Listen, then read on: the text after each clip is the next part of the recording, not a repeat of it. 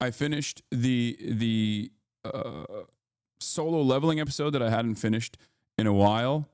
I've been meaning to watch that one, and it was really good. I watched the solo leveling app, and also delete Twitter off your phone. I probably should, but yeah. I'm gonna get into Severance eventually. It's just like it's too heavy, I think, for the time being for me to get into. But in any case,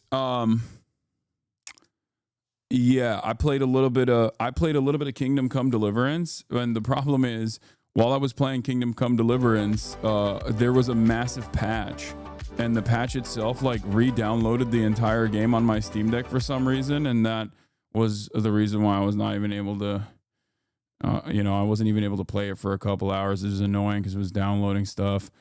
But, other than that, not much else. Not much else going on in the world of HasanAbi Piker. Woke up in the morning, took Kaya to the gym. She worked out. I worked out. That's how it is, you know. We got our lift in. But yeah, I've just been angrily looking at the state of affairs and flailing my arms over and over again like an old man, thinking that things are not going to change for the better, you know? It's just things are not looking too great. Yeah, posted this morning, basically Twitter. Here's me lifting a little bit, or at least doing some push-ups. I will be watching the Joe Rogan Experience later today, by the way. I'm very excited to see what the hell is going on there, because apparently he's just been going on a tear of anti-Semitism in general. He's very excited to see what new metas Joe Rogan is inventing. Every other Elon week, Musk bought. Every other week, if he doesn't have like a billionaire that he's glazing up, a billionaire that's like Joe Rogan, seemingly every other week either has a billionaire who's like, I invented a new way for a computer to kill a child by using my mind powers, and here is why I am anti-establishment. Or he'll just have a guy who's like, Hitler was the most misunderstood leader of all time. It's just like, those are the two different guests that he has. Podcast guy that says like, Hitler had some great ideas, or podcast guest that's like a billionaire that invented a new murder machine, who is simultaneously anti-establishment. Like, he's against the establishment liberal elites, even though they're on the Jeffrey Epstein list. And have a direct line to Mossad. That's also funny because both of these guys are also directly connected to the intelligence community and sometimes even the Israeli intelligence community. That's what's so beautiful about Joe Rogan's guests, is that they have they do this. They do the handshake emoji with the global network of espionage facilities, and they are all anti-deep state simultaneously, interestingly enough. So that's the cool thing. That's the cool thing that's going on. But it's just a very frustrating state of affairs overall. But what are you gonna do? I do unironically enjoy Rogan's talks on UAPs and UFOs. I think the UAP stuff is so dead. But most people do not know who Joe Rogan is, thank God. You are wrong. You are wrong. People definitely know who Joe Rogan is. He is a figure of tremendous notoriety. I wish that was the case, but you are so wrong. Oh my God. Normies, he's Mr. Normie. He's number one for normies. But yeah, anyway, on that note, let's blast off. Let's talk about it.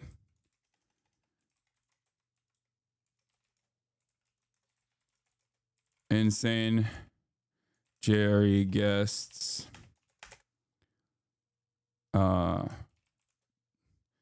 DEMS buckle against Trump. Schumer does the worst defense for complicity. Drama slop tubers keep pivoting center right, going through the last round of Insane Jerry guests, and more. Oh, Trump also in the midst of all of this, Columbia DHS raids. Trump is also doing the American Foreign Enemies Act or whatever, the one that was used in World War II against the Japanese. Isn't that what he said he was going to do that? Some crazy nonsense. Just great stuff overall, man. Hold on. Yeah, the Alien Sedition Act. The Alien Enemies Act. And Donald Trump is considering it. The Alien Enemies Act. Great. Yeah, that's where we're at, man. That's where we're at with the American Burger Reich. Every damn day, it's just getting worse and worse. All right. But I'll find some silver linings in it all, okay? I'll find some silver linings in it all. Trust. We'll do it. Columbia DHS raid. Dems buckle against Trump. Schumer does the worst defense for complicity. Drama slop tuber keeps pivoting center right. Going through the last round of Insane Jerry gets some more. Get in now. What is this? No politics streamer is immune to the bit. Hasan, it's time for another pod collab. Oh, with Charlemagne? Charlemagne is a big fan of my unk. So, maybe. I'd go on Charlemagne's radio show.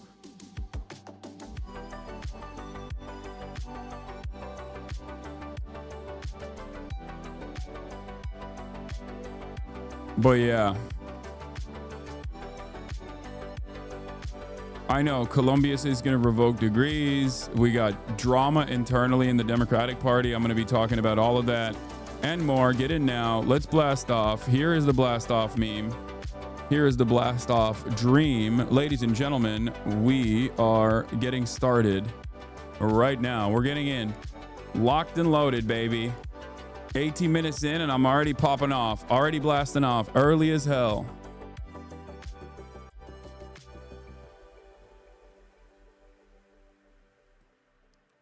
My man, Return to the Balkans, at least our corruption is not fascist. Come on, dude. How come when you don't outwardly praise and glaze Kamala and Biden, that means you're pro-Trump, voting for Trump, and when the bad man gold glazes Trump, he isn't outwardly pro-Trump?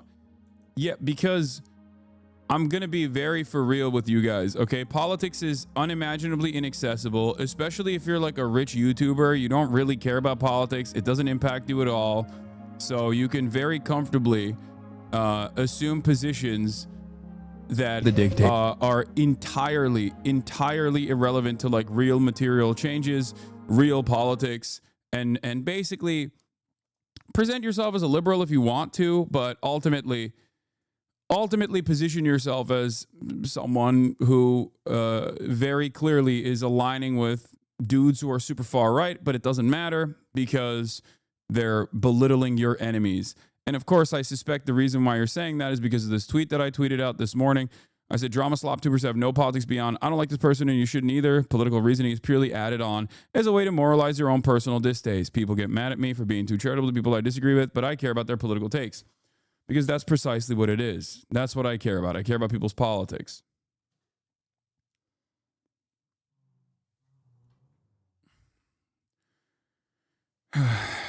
I think for a lot of people, politics is just a weapon to wield to just simply do drama against people that you don't like or people that you feel have embarrassed you or something. You know what I mean? That's what it is. And that's precisely why he's over here saying, Asmongold might not be pro-Trump. The reason why is because there's like this weird allegiance, again, united around the distaste that they have against one person. And he does pretty literal titles. What about Asman? Because he's juicing hard on Trump. But he's like pro-Trump, isn't he? Oh my God, is he? I wouldn't say I have to imagine, right? I don't think he's like pro-Trump no? explicitly, overtly. I know people try to say that. I think he definitely leans more conservative, but I don't think he's as conservative as people try to paint him out to be. Well, let's Okay. Asman is Trump killed it. He's Trump coded. That's No, a good. Trump killed. If I said I'm 99% sure the Holocaust happened, how many episodes would Ethan dedicate to that, you think? Like calling me a Holocaust denier?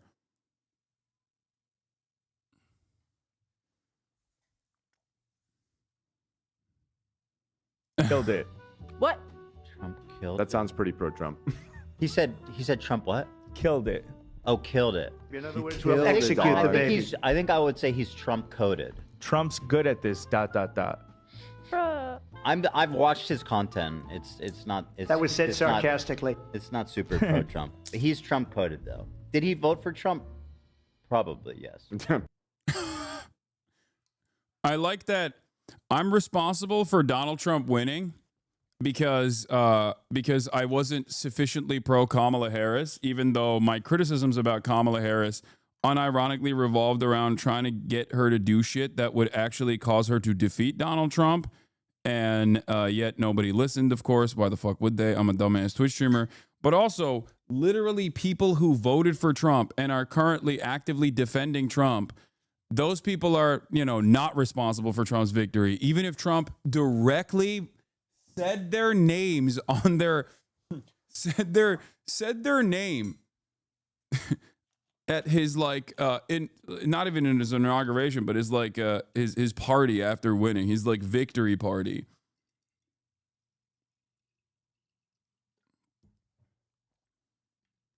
Also, I don't even care if someone voted for Trump or not. What I care about is their output. I don't care if someone is literally secretly a Trump voter in their own personal life, okay? If they're content creators. If they're content creators, what I care about is their output.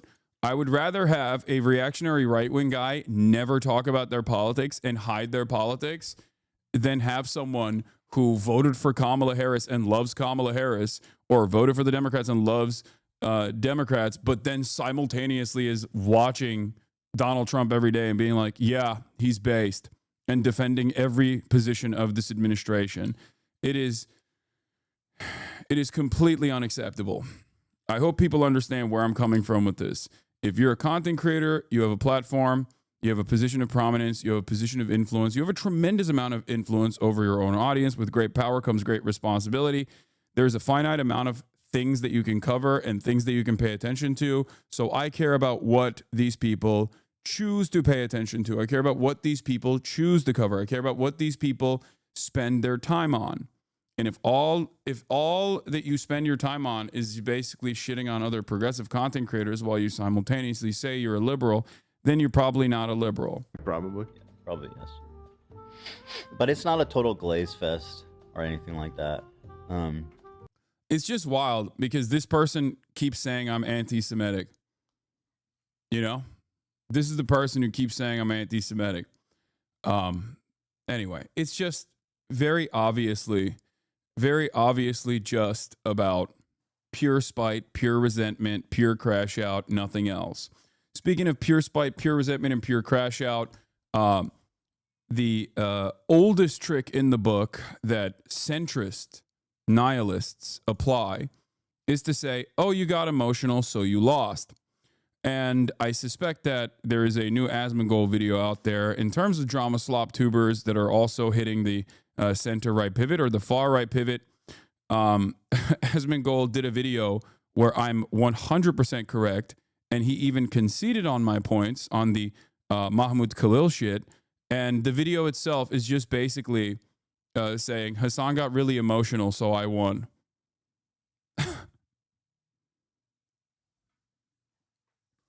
Which is wild. But at the end of the day, as long as Asmongold changes his mind and then actively criticizes the Trump administration for violating First Amendment principles against non-citizens, then it's fine. I don't really give a shit. We don't care about Asmin. I know, but it doesn't matter. Okay, you might not care about it, but he is currently the largest political content creator, and therefore, whether you care about him or not, or whether we care about him in this community or not, doesn't change that reality. He is currently one of the largest political content creators on the internet. He is bigger than the Daily fucking Wire.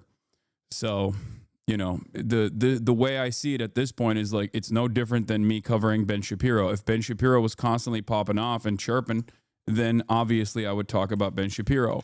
I get it. It's easy to factor it as though it's just like pure drama because who gives a shit? Because it's Asmongold is easy to say.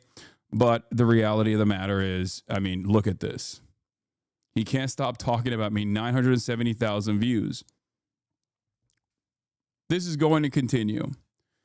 And it does seem like a lot of centrists are going to lend their support to this person because of their own personal distaste towards me. It is what it is, but I will. Yeah, we used to fact check Ben to provide an alternative. Now he is Ben. Exactly. So that's the way I see it. No, anything. No, it does not. What are you talking about? I don't really. This is it. Know exactly how the law works. This is what I've heard. Then why did you spend 48 hours worth of content saying, oh my God. That's it. And I certainly don't know all of the confines of like, I don't know everything about the fucking immigration law either. Having said that, then why did you spend 48 fucking hours worth of content saying? Anyway, he spent way more than 48, by the way. No, it does not. I did spend way more than this because this is, this is an issue that I am knowledgeable on. And this is an issue that I do have a well-established position on. This is an issue that I consider to be completely unconscionable. Also, how does no one in his audience recognize that this is like deliberately cut this way? Is it you reacting to Asma reacting to you? No, I'm not going to do that. I just wanted to show you. And not only that, but also the brigades have happened. The brigades have started again. I love that. I love that the LSF mods have finally been able to cull the entire masses who would constantly bring up the fact that Destiny is, a sex criminal.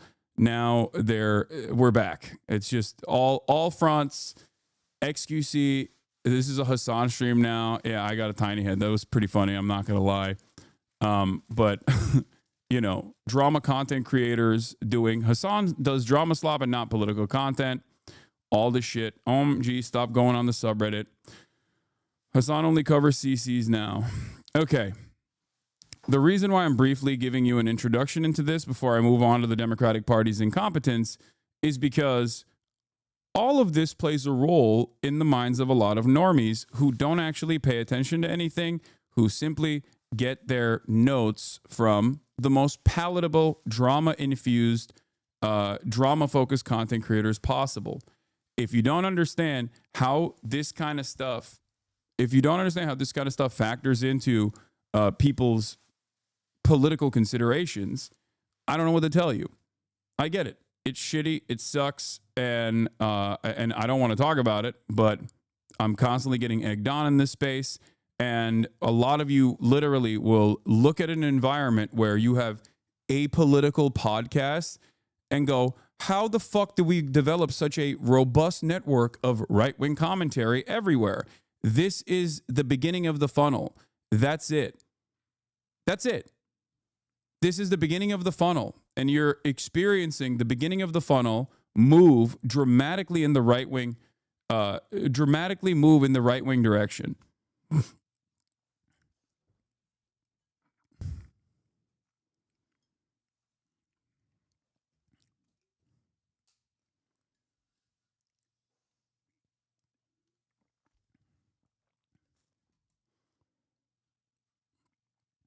That's it. The XCC one was funny though. Yes, I do have a. I know. I have a tiny head.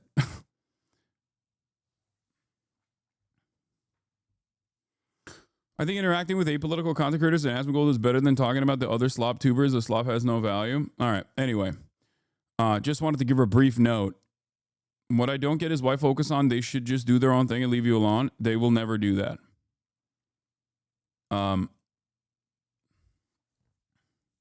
Yeah. My drama is in every single circumstance. The drama that I find myself in is when other people are actively being like, you fucking suck, your opinions are wrong, and then it's usually the least informed person of all time establishing a political position by posturing against me, and that's pretty much it. So it comes across like I'm defending myself, and it's fucking annoying, and I hate doing it, and I don't want to do it, and I'm moving on from it. But just understand that everything is getting more and more right-wing. Okay? Everything is getting more and more right-wing. There's a reason for it, and it's going to continue happening. And I hope you recognize it. I hope that we can build a counter to all of this. I hope that we can build a counter to all of this in independent media spaces, because the reality of the matter is we're just in the beginning. Things are going to get fucking worse. You know? Things are going to get worse and worse overall as the Trump administration puts the clamps on and continues to ruin the administrative state, continues to implement austerity measures. You know, I think you have to stop admitting you don't know everything. When you are stupid and people you watch act like they know everything, it makes you look vulnerable when you don't need to. Yeah, I'm going to keep being honest. I think that it's insane to act like you know everything. I don't know everything. And I think not knowing everything is what puts me at and admitting that I don't know everything puts me at a higher position in terms of intellect than the average person or the average commentator who acts like they fucking know what the hell they're talking about.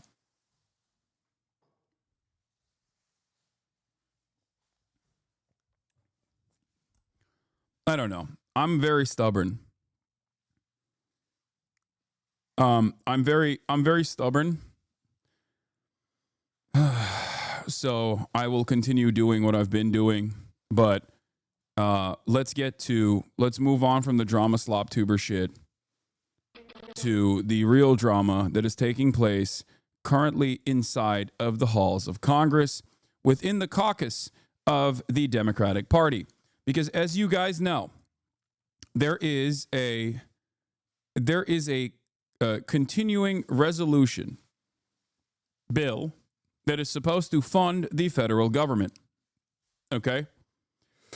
There's a continuing resolution bill that's supposed to be funding the federal government, and the Republicans have whipped up votes for it and passed through the House, and it actually landed in the Senate.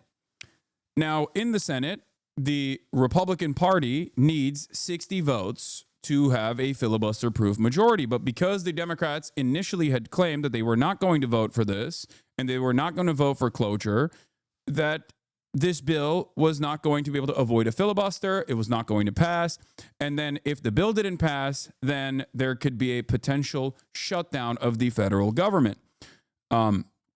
If there was a shutdown of the federal government, obviously the Republican Party would have to come back to the table and negotiate with the Democrats. This is what the minority party does. The minority party, historically, will always use the filibuster and also will always use the continuing resolution and budget bills specifically to stop the Republican Party from, or the majority party, whichever it is, from advancing their dangerous agendas.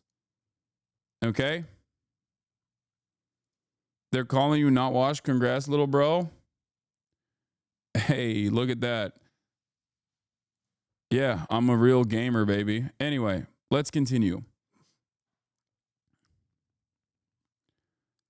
So, this is super basic, bare minimum politics, okay? Super basic, bare minimum politics. The minority party is supposed to use any and every advantage that they have, any and every instance that they have where they have a seat at the table, where they have a voice in the process, to stop the most dangerous aspects, the most nefarious aspects of the agenda of the administration. And the Democrats said that they were going to do this in the Senate. The Democrats, as a majority with the exception of one person, the Democrats in the House all voted against this bill. Now, you might say it's because they were powerless, because the House was going to pass, the House of Representatives was going to pass this bill, whether or not any Democrats said yes or no. So many of them could stand courageously and vote against it. But the reality is there are plenty of Democrats, even in Trump districts, that won Trump districts, that have re-elections coming up in the House of Representatives, that also unironically voted against this. The reason why they did so is because they, at least, it seems to me, understood the assignment a little bit better than the likes of Chuck Schumer and Kirsten Gillibrand and numerous other high-profile Democrats in the Senate who are terrified of a government shutdown and its potential implications for the market. Okay? There's a list of senators out there on the Democratic Party. We still don't know who's going to go which way. Okay? Some of them have come out and spoke on this. We have John Fetterman saying yes on cloture, Schumer saying yes on cloture, likely yes with Kirsten Gillibrand. And there's obviously a bunch in the problem solvers, Blue Dog Democrat Caucus, with the likes of even Dick Durbin, Maggie Hasan, Shaheen, and numerous others that are possibly on the yes category, and you have the open nose on cloture. So what they currently need, I think I've described the process so far, right? You guys understand the process, right? You understand what's going on. It's not confusing, I hope. I'm trying to do my very best here to explain to you this process, because this is very boring procedural shit that is happening, okay? This is very boring procedural shit. Yeah, Catherine Cortez Masto from Nevada is a yes.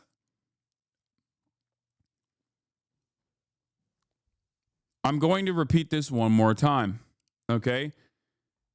The continuing resolution bill is a way to fund the federal government, okay? It happens multiple times throughout the administration, and it needs to pass the Senate.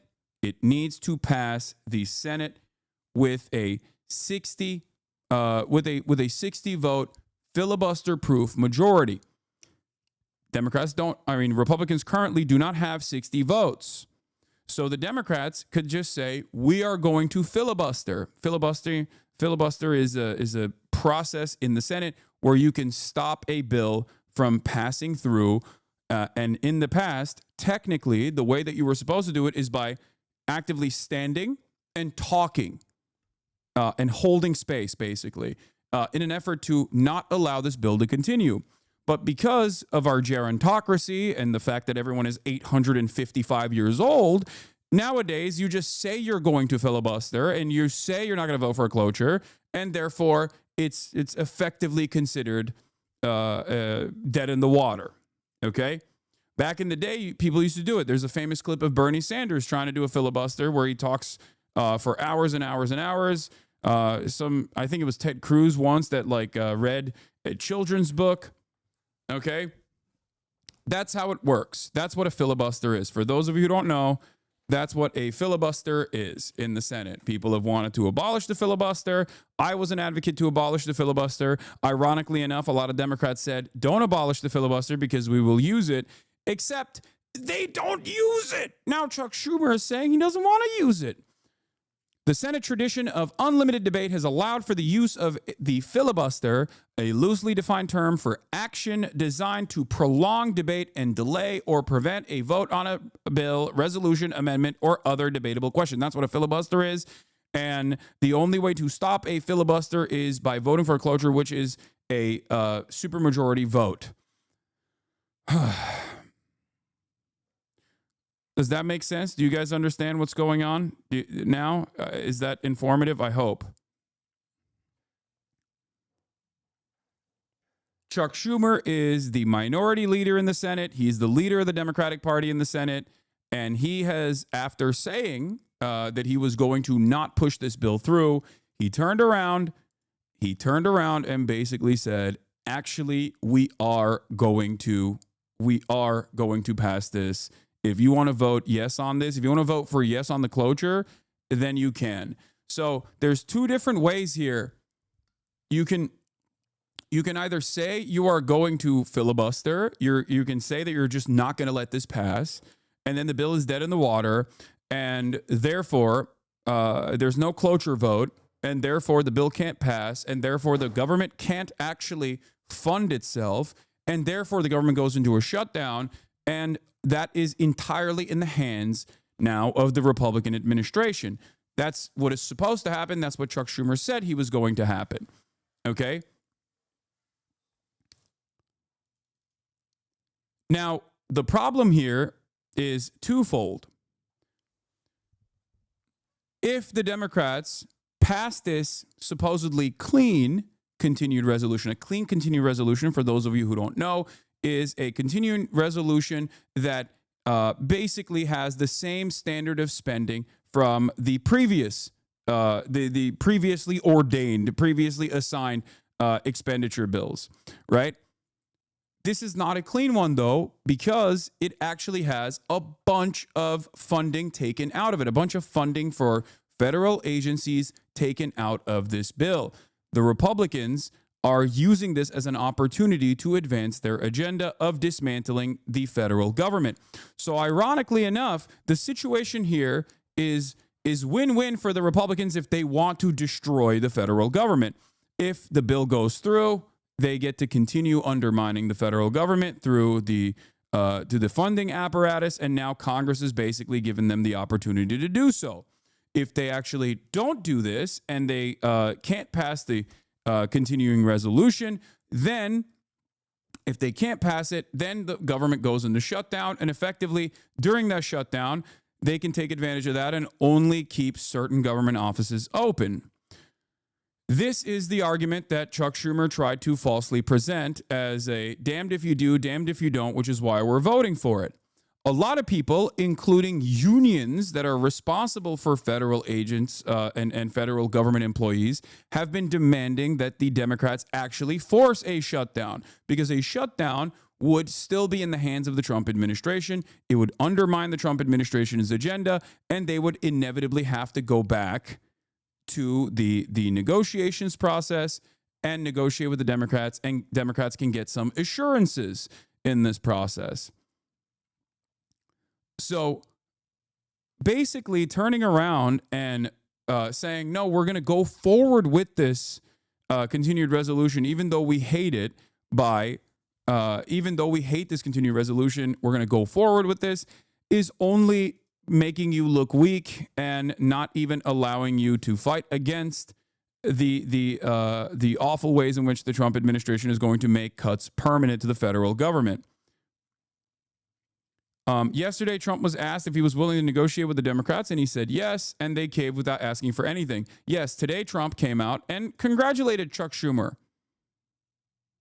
Democrats, on the other hand, and not just people like myself, not just radical people like myself, I'm talking centrist Democrats are losing their minds right now.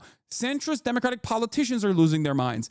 Centrist neoliberals who are famously dick riders of the Democratic Party are losing their minds. They're all finally seeing it in the way that I've been seeing it and yelling about for years.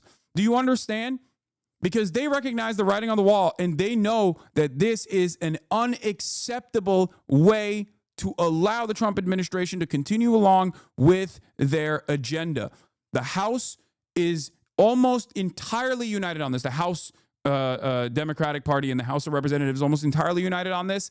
It is a select number of centrist Democratic senators who are not abiding by the Democratic wishes to resist against the Trump administration's nefarious agenda.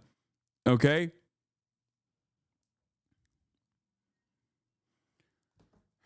It is crazy. The audience, the base of support, wants Chuck Schumer to fight back.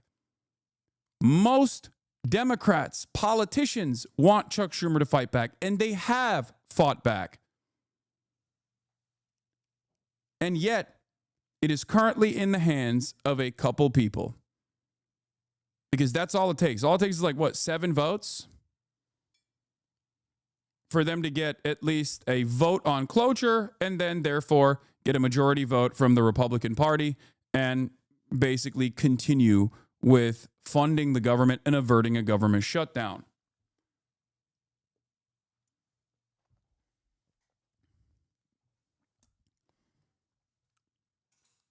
So there's 2 votes here, one for cloture and one for the actual bill. Democrats think that if they vote no on the actual bill but vote yes on cloture, that they can get away with saying, well, we tried to resist, but actually what's happening here is, they still had the votes. What can we do? It is a fucking cowardly procedural way to get out of it. A vote for cloture in this process is basically a yes vote. It does not matter. And everybody, all the losers such as ourselves who follow politics fairly closely, understand that reality. We all understand what the fuck's going on. And to the average person who doesn't pay a lot of attention to what the fuck is going on, they still see the Democrats as basically caving. They don't know about the process between cloture and cloture votes and yay votes or nay votes. They basically see it as the Democrats caving without putting up a single fucking fight against the Trump administration. And those people are right. Okay? Anyone who thinks that there is a reason for this is absolutely out of their minds. Okay? I've talked to the Podjons privately about this. I've talked to other prominent liberals about this. I've read prominent liberals and their opinions on this. There's like 4 people that still think this is adequate. There's 4 people that think that this is the appropriate thing to do. Most people, including centrists, are completely on board with, fighting against the Republican Party. And the only reason why I think they're doing that, the Dems are caving on this, is, I suspect, because they do not want more market volatility. That's what I think. I think they're worried about market volatility at a time when the markets are already deep red. And I think that they're throwing away what remains of their base of support because they just don't want to. They lost Olivia Giuliana.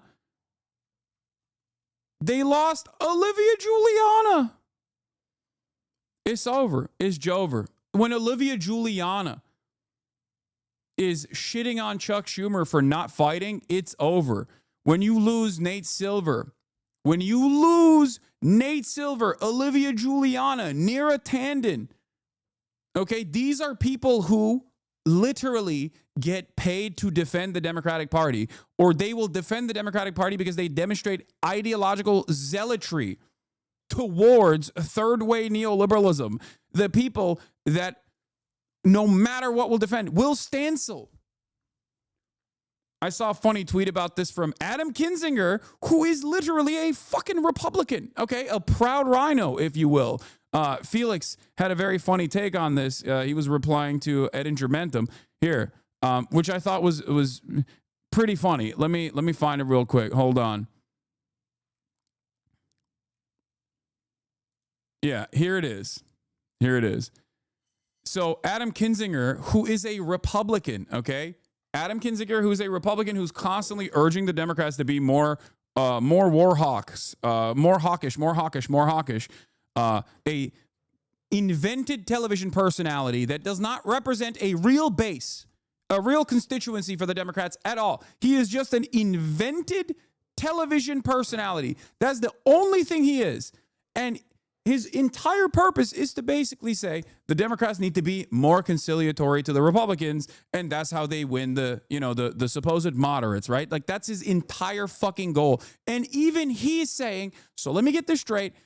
Gavin Newsom, desperate to platform MAGA. Chuck Schumer's de facto supporting the the continuing resolution. What's the point of an opposition party again? To which Felix replied, any shitty ostensibly left or center party can actively recruit one-time adversaries from their right in an extremely tedious display that moves 0 voters. That's the base. That is the reason as to why Adam Kinzinger is a Democrat, right? But only true masters can misread things so badly that those same conservatives go, can you guys please lib out more? It's official. We're now at a place where the Democratic Party,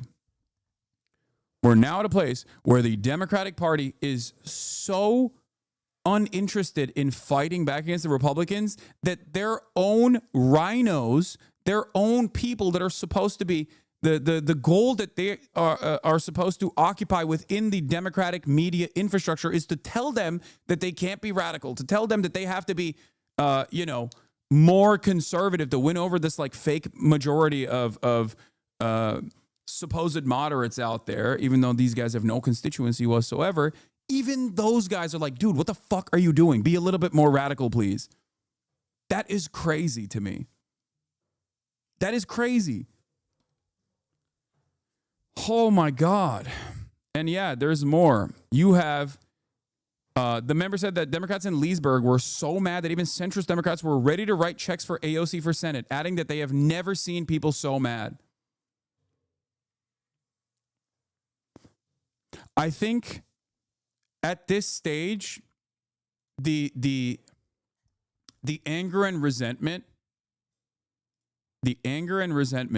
is not because these people are card-carrying commies. They're certainly not. They want to maintain neoliberalism foolishly and with a lot of naivete, or because it benefits their pockets, right? There are voters, petite bourgeois voters, small business owners, people that work for the State Department, yada, yada, yada, that want to continue to a certain degree, maybe expanding marginally the social safety nets while simultaneously continuing the previous the previous democratic regime, the neoliberal regime. Even those guys understand what Trump is doing is psychotic, and they want the Dems to fucking fight back. This current situation in front of us and the anger and resentment that people feel towards Chuck Schumer has nothing to do with ideological conviction. Many of these people who are seemingly on our side, speaking like me, okay? Think about it. I've never heard Will Stancil or Neera Tanden or any number of these different liberal commentators. I've never heard them talk the way I talk about the Democratic Party. They're basically about to do the classic Hasan whisper rant post DNC last night of the DNC, where I was like, you want to fuck the Republicans, you want to be Republicans, you want to suck the Republicans. Like they're literally one step removed from fucking doing the classic bit of just like, you love the Republicans, Democrats love Republicans, what the hell's going on? That is where we're at right now. That is where we're at. And the reason why that is where we're at is because these guys do not want to do anything. They don't want to do anything. I think that there's a select few Democrats at the tippy top that basically got their notes from Wall Street, who was just like, don't fucking do this, because if you push and refuse to vote on the cloture and this bill goes through and the government is or the bill doesn't go through and the government is not funded and there's a government shutdown, there's going to be too much instability and the market will dip dramatically. You have to protect the market. You don't care about protecting the people. We don't care about protecting the people. We are Wall Street. We care about protecting the market. We care about protecting corporate interests and corporate profits. You have to do what is right. And I think that is precisely what happened here. And that's the reason why Chuck Schumer and all these other people are making the worst excuses I have ever heard in my entire life. Yesterday, we reacted to it live, where Chuck Schumer talked to Chris Hayes. And I want to go back to that video and rewatch it because it was unacceptable. It was insane. It was some of the worst defenses I've ever seen.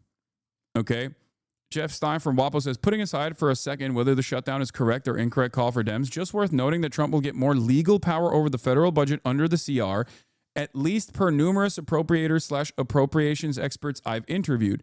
Senator Pat Murray from Washington published a list of dozens of examples of programs that the House-passed measure could allow Trump to change without Congress.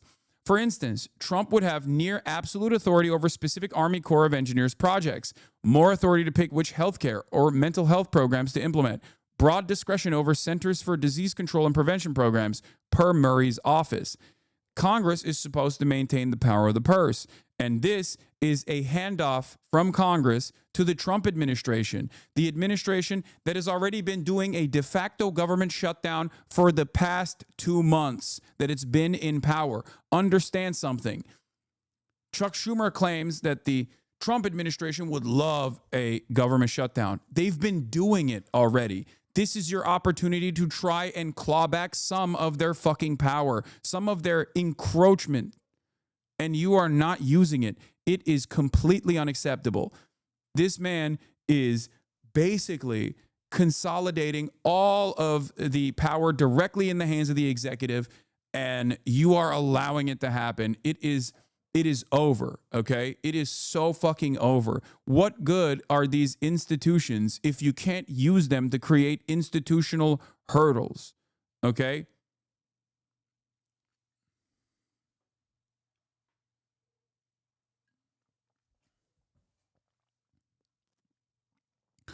I'd probably oppose a continuing resolution if, for some extremely misguided reason, you appointed me to be a Democrat senator. Both sides would get blamed for a shutdown, but it would put Trump in the awkward position of having to defend government services he's trying to dismantle. Also, voters might notice that there's still an increasing amount of chaos even when the government opens back up. Trump probably gets blamed for that both by low info voters, because people usually blame the POTUS, by high info ones because they're correct on the merits. Exactly. Nate Silver is right. I can't believe I'm saying this, but Nate Silver is 100% correct. This is exactly what I've been saying.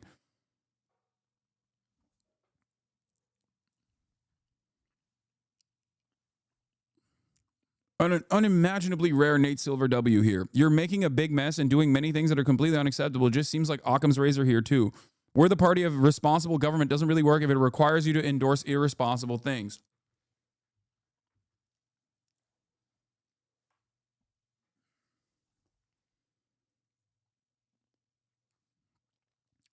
There is always two sides to the negotiation, whether we're talking about labor disputes and a work stoppage, a strike, or whether we're talking about the government shutdown. There's two sides to the story. It's not just going to be people shifting the finger of blame at the Democrats entirely. Also, even if they did, you can't be lower. You're in the mud already. Part of the reason why they could most likely successfully blame the Democratic Party for this, if the shutdown were to go through, is because the Democrats haven't been actively talking about the dangerous agenda of Donald Trump in terms of dismantling the administrative state.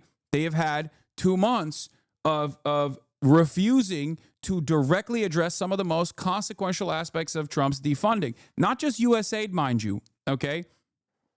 USAID funding is not the most significant aspect of Trump's executive orders and his agenda, okay? It's not. It's the mass layoffs of federal administrative workers. That is effectively a government shutdown. That is a permanent government shutdown. He's basically moving the needle in the direction of a permanent government shutdown by slowly but surely tuning up the dials. And if your entire role here is to basically sit around, and expect people to come up with the real villains on their own, you're delusional. Okay? You are delusional. You're fucking wrong. People need to understand who's at fault here.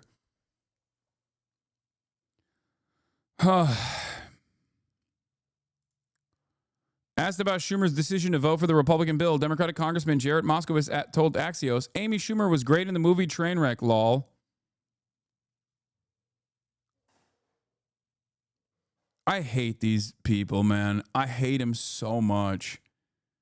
They suck so fucking bad. They suck so much dick and ass, dude. Holy shit, they are so awful. Like, this is such a callous.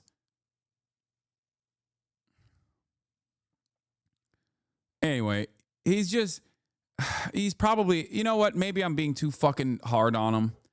I wish he would perhaps come out and boldly declare if he truly believes that what Chuck Schumer is doing is wrong. I hope that he would come out and say it instead of just like taking this weird attitude. Amy Schumer was great in the movie Trainwreck is basically, I think what he's trying to say is like, oh, this is a real train wreck. Maybe that's what he's trying to say. I think the reason why he takes this cowardly fucking stance as a joke is because he doesn't want to actively be like, yeah, Chuck Schumer, what the fuck are you doing? It's just cowardly.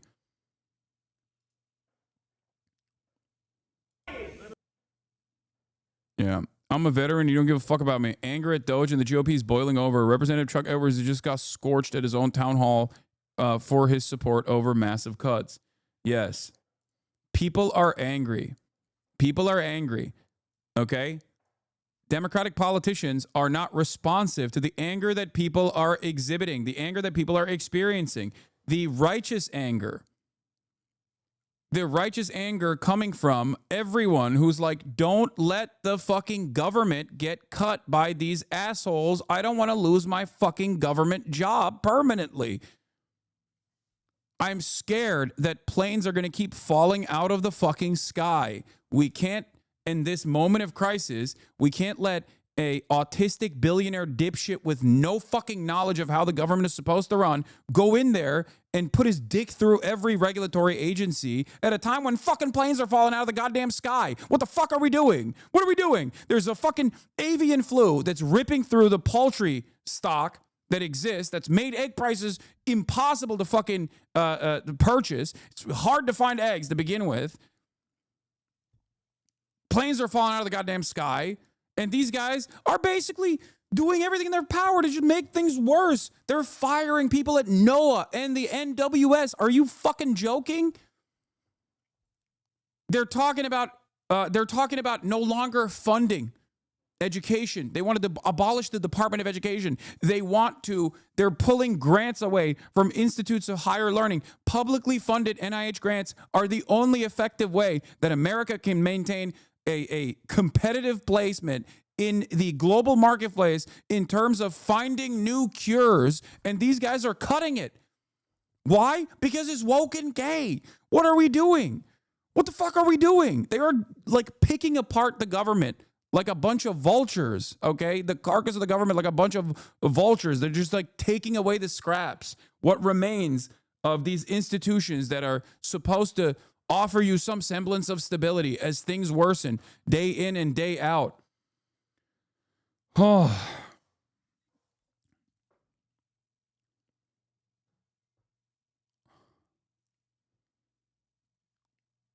It's over. Chuck Schumer is done.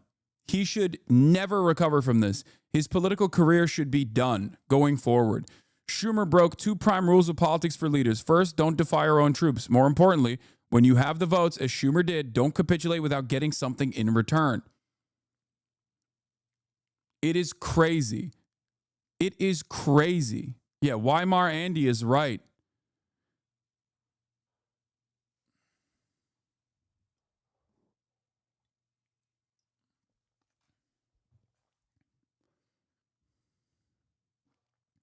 You are a collaborator at this point, okay? You are a collaborator. For 3 days, Senate Democrats privately debated whether to support a House-passed continuing resolution keeping the government funded through September 30th or block it with a filibuster, thus letting the government temporarily shut down. At midweek, it looked as if Chuck Schumer had devised a deaf plan, propose an alternative resolution to keep the government open for 30 days and send that back to the Republican House. That's what he was supposed to do. That way, if the House did not go along, the shutdown would be on the Republicans. On Wednesday, Schumer emerged from 2 days of meetings to declare that the caucus was unified against the Republican 6-month resolution and supporting the 30-day plan instead. But it turned out that he was simply floating the idea to keep Senate progressives happy. He was confident that the more centrist Democrats would reject the idea and vote cloture to end a filibuster and end the 6-month continuing resolution to President Trump. In a more sinister maneuver, he would allow Republicans to end debate on their CR in exchange for a vote on the 30-day resolution, a vote that would fail, leaving Republicans to pass their bill by majority vote.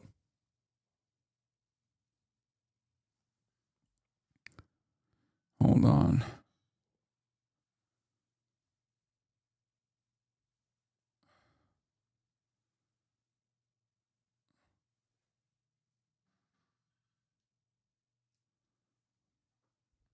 Okay. Oh, has the vote happened? It's about to. Anyway, let's continue. I just want to do an up close and personal shot on this one. I do have to move here though in order for the camera to be centered here. So why, oh why did Chuck Schumer sabotage his own plan?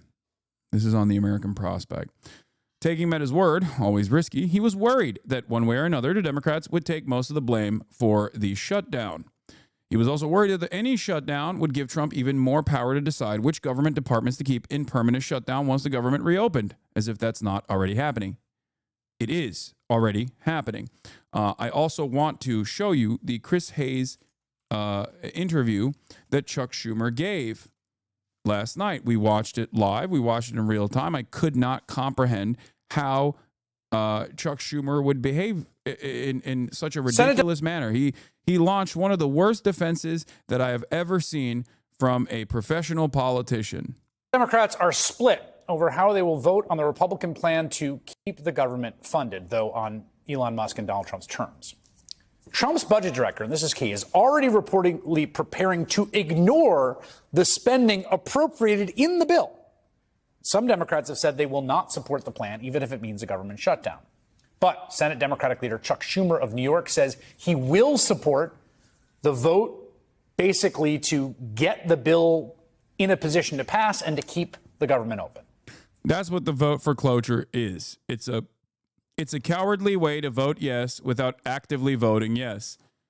That's what Chuck Schumer is going for, which is weird because who is this for at that point? Like, if you're getting a yes vote on the cloture to pass it through and a no vote on the bill itself, you're doing that to say, well, we stood proudly against this bill, even though we stood idly by and allowed it to pass, right? But that is for process nerds. And process nerds obviously look at the situation and go, what the fuck do you mean? You're voting yes. If you vote for cloture, you're voting yes. It doesn't matter if you end up voting no at the end. You're allowing it to pass through because there's enough votes. Incredible. So it's basically for no one. Like, there is not a single person here that is on board with this idea, with the ways in which Chuck Schumer is trying to go through with this. Like, there's no defense of what he's doing. For sure, the Republican bill is a terrible option. It is not a clean CR. It is deeply partisan. It doesn't address far too many of this country's needs. But I believe allowing Donald Trump to take even much more power via a government shutdown is a far worse option. And Senator Chuck Schumer joins me now. Senator, thank you for joining us. Yeah, he's like, oh, this is the worst bill of all time. And that's why we are going to not do anything. We're just going to let it pass.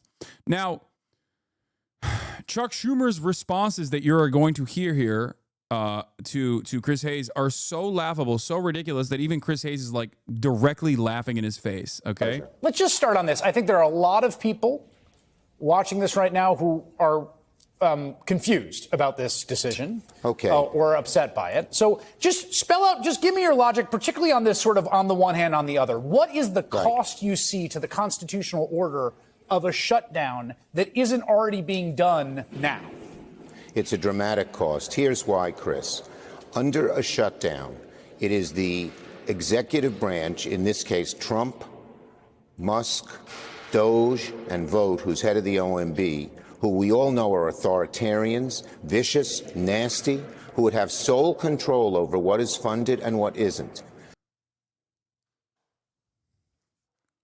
He's doing the meme. He's doing the meme. He's like, these guys are Nazis, and that's why we're just going to lay on the train tracks and allow them to roll us over.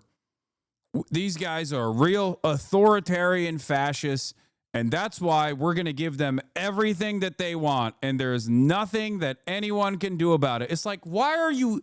Like, what are you doing? You're undermining your own position. You have a position here. The position is these guys are horrifying monsters that want to destroy the administrative state. Why are you letting it happen? You are letting it happen.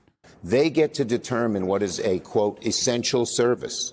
And they will just cut to smithereens, far greater than in the CR bill, which is a lousy bill, far greater than that, what could be funded and what couldn't. And there's no recourse. You can't go to court. Is he wrong, though, about them taking advantage during a shutdown? No, but it doesn't matter because the bill, once passed, is giving legal authority to Trump to do permanent shutdowns. Because what is a shutdown? When a government shuts down, they go on furlough, okay? So they have to cut back on payments for certain administrative agency employees, okay? The bill itself directly refuses to fund some of these agencies and gives Trump awesome power over the administrative state. Now it's congressional power that has been handed off to him. Do you understand? So technically, if you don't fight against this CR, then you're giving him a permanent shutdown capability. It's ridiculous. It's completely unacceptable. A shutdown, at least while causing some harm in the interim, would force the Republicans to concede on all of the things that the Democrats want them to not do, because they would end up owning the shutdown. The administration always will own the shutdown. Okay?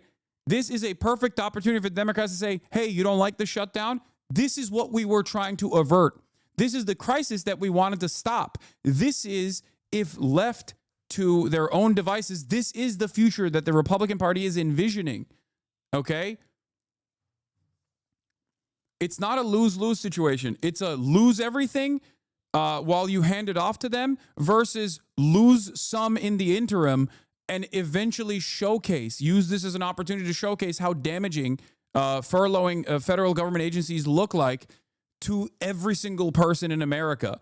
So no, it's not a lose-lose situation. It's a which situation do you lose less moment here. And Chuck Schumer is choosing to hand off this W without a fight. It is completely unacceptable. You're not recognizing what he's saying. If the shutdown happens, the executive takes the power of the purse. Do you think I don't know what he's trying to say?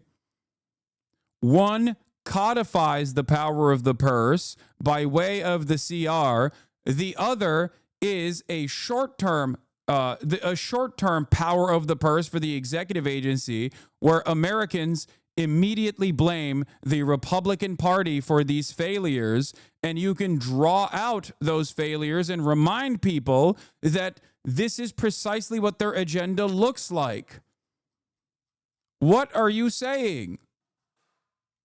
Are you guys not listening to a single thing that's coming out of my mouth here? What is happening? Republicans can blame Democrats no matter what, and they will always blame Democrats no matter what, but it does not matter because in this circumstance, a competent opposition party is supposed to say, hey, this furlough, this shutdown is entirely in the hands of the Republican administration. And guess what? All they need to do is come to the table with us and bargain with us. All they need to do is protect the federal government. That's all we wanted out of this, because if passed, this bill is going to codify permanent cuts to the federal government, which is in effect a permanent shutdown that is now legal. Okay? Permanent furlough that is now legal. That's the goal for the Republican Party.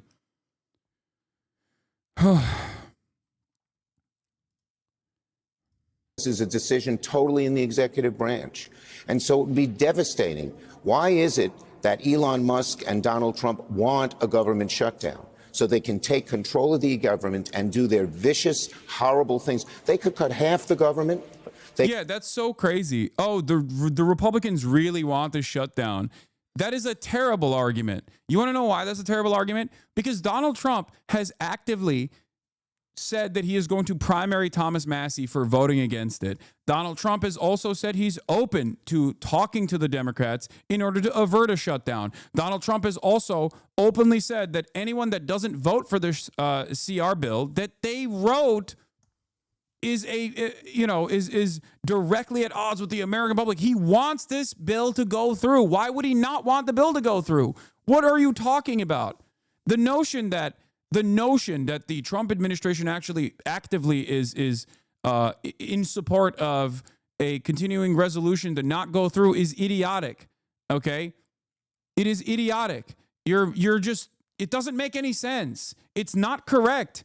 And it's also incorrect in the most laughable ways possible, because anyone with 3 brain cells can recognize that, yes, of course the Trump admin wants this CR to go through, so they don't have to actually fight at all. They could tell employees you're not essential and never bring them back, permanently firing them. It's a disaster. And in a few weeks, if there was a shutdown, everyone would be complaining and howling. Why did they eliminate SNAP? Why did they cut so much of Medicaid? But they could do all that on their own. That's the problem. There is no check on them with a shutdown. That's not. Yeah. Trump definitely doesn't want the bill to pass so they can force a shutdown. That's why this morning he congratulated Chuck Schumer for being a ginormous coward. It's real 5D chess from Donald Trump. It's not even, you don't even have to be brilliant, because these guys constantly, every step of the way, are desperate to lose to the dumbest people you've ever seen, the most incompetent people you've ever seen. They have no smoke. They have no interest whatsoever in fighting back. And therefore, they allow some of the dumbest people you have ever encountered in your whole fucking life to ruin the skeleton of what remains of the federal government, dude. They're tanking it. They're tanking it. They're just throwing. It's crazy. To say this CR bill is a good bill, it isn't. It didn't have any safeguards in it.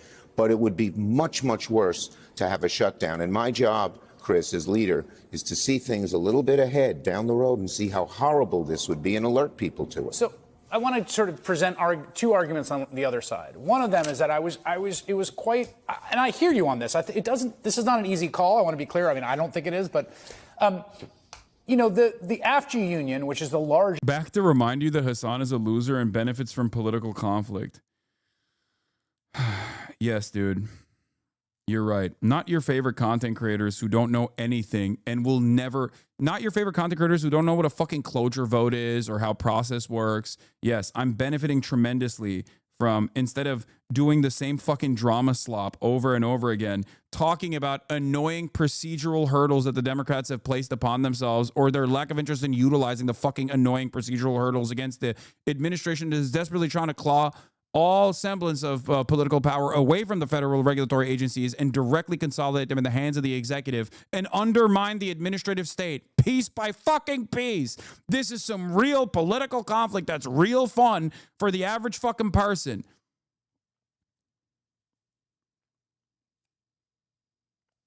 It's just not the shit that gets clipped out.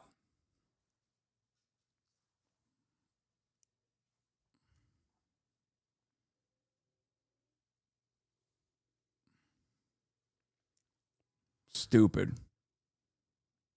Largest union representing federal workers. They won a big victory today in federal court about those probationary employees who were fired. Yeah, the union representing federal workers wants the Democrats to fight back. Here's what the issue is. Are you ready? Chuck Schumer foolishly thought that the centrist Democrats would vote for the cloture quietly. And he miscalculated, because he is the worst leader of all time. Nancy Pelosi, whom I have tremendous amounts of disagreements with, was a vicious whip, okay? She knew every aspect of her caucus. She knew how to whip votes. Chuck Schumer is a horribly incompetent dumbass and miscalculated. And when the centrist Democrats in the Senate that he thought would quietly abide and quietly vote for the closure said, no, we're not going to do that, him and Kirsten Gillibrand lost their fucking minds. Okay? Nancy Pelosi has also come out against Chuck Schumer. Nancy Pelosi urges senators to oppose key spending bill, risking shutdown. Okay? Understand something here. This is yet another, like, Joe Biden has to drop out moment where basically the old hat centrist Democrats, establishment Democrats, the likes of David Dayen, myself, Sam Cedar, AOC, and like centrist Democrats all around the country and the entirety of the base are aligned against like a handful of Democrats who just want to keep things going. It is crazy. It does not make any sense. It is yet another moment for people to recognize that the goal here is to cave, concede, capitulate, allow the Republicans to do whatever they want, okay, with the hopes that there will be some semblance of stability in the short term and then inevitable collapse in the long term that will be seen as the Republican Party's incompetence, and that will allow the Democrats to not really do much and still win a marginal victory over the Republicans. It is incredibly short term. This thinking is unimaginably short term. So on social media, you've been urging people to... Is short-term thinking, is So foolish, on social media, it's you've been stupid. urging people... It is going to cause so much harm, especially when the Republicans will just not go away. They're just not going to go away. There's no assurances that Trump is just not going to run again. You know what I mean? Like even simple shit like that. And why should they? If this is the leader of the opposition on the Democratic Party side, why should they? Anyway, I'm going to get back to the Democrats being stupid in a second, but Donald Trump is now speaking live at the Department of Justice. Representative Guy Reschenthaler, one of the toughest names to say, but I got it perfectly, I think. And State Attorney General Ken Paxton, thank you very much. Thank you very much. By the way, in this meeting before Donald Trump, there was a DOJ person that spoke and said that they would be trying student protesters as terrorists, okay? That once, I repeat, this is not, I'm not joking. They straight up said that they would be examining, the U.S. Department of Justice is examining whether student protests at Columbia University over the genocide in Gaza violated federal terrorism laws. Deputy Attorney General Todd Blanche said today. Blanche's department previously said the investigation is also looking into civil rights violations stemming from the administration's expanded definition of anti-Semitism to include criticisms of Israel. Holy shit. Very special. For generations, the Federal Department of Justice was one of America's most revered institutions. The men and women of brought down the mafia, hunted down the killers, kingpins, and spies, tracked down terrorists and traitors, and tore down corrupt political machines all across America. This department commanded the respect and admiration of the entire world. And with Pam and Cash and all of the people I introduced and far more, big numbers, and all of you sitting back there, I recognize so many of you. But with you leading the way, it'll soon be the most admired and most respected of all. You're going to be more respected, and I really believe that there's also a lot of things to solve, a lot of problems to solve. But that's going to put you in the upper tier and maybe the top tier, and I believe that's going to happen. I'm so proud of the people in this room. But first, we must be honest about the lies and abuses that have occurred within these walls. Unfortunately, in recent years, a corrupt group of hacks and radicals within the ranks of the American government obliterated the trust and goodwill built up over generations. They weaponized the vast powers of our intelligence and law enforcement agencies to try and thwart the will of the American people. You remember the 51 intelligence agents that said, as an example, that Hunter Biden's laptop from hell came from Russia. Oh, God. When they knew it came right from his bedroom. They knew that. It was a big lie, and they knew it so well. They spied on my campaign. launched one hoax and disinformation operation after another, broke the law on a colossal scale, persecuted my family, staff, and supporters, raided my home, Mar-a-Lago, and did everything within their power to prevent me from becoming the President of the United States. With the help of radicals like Mark Elias, Mark Pomerantz, and these are people that nobody's ever seen anything like it. So many others, but these are people that are bad people, really bad people. They tried to turn America into a corrupt, communist, and third world country. But in the end, the thugs failed and the truth won. Freedom won, justice won, democracy won, and above all, the American people won. There could be no more heinous betrayal of American values than to use the law to terrorize the innocent and reward the wicked. And that's what they were doing at a level that's never been seen before. And it's exactly what you saw with Joe Biden, Merrick Garland, and their cronies to do the building of the last 4 years. They ripped, what they've ripped down is incalculable. But what you're going to build up is likewise something that will be breaking all sorts of records. They set loose violent criminals while targeting patriotic parents at school board meetings. They dropped charges against Antifa and Hamas supporters while labeling traditional Catholics as domestic terrorists. The Catholics, we did very well with the Catholic vote, so I want to thank them for that. They really did record numbers. I would say, what's with the Catholics? They're really after the Catholics, so I don't know. They were after a lot of people. Maybe they didn't even know why.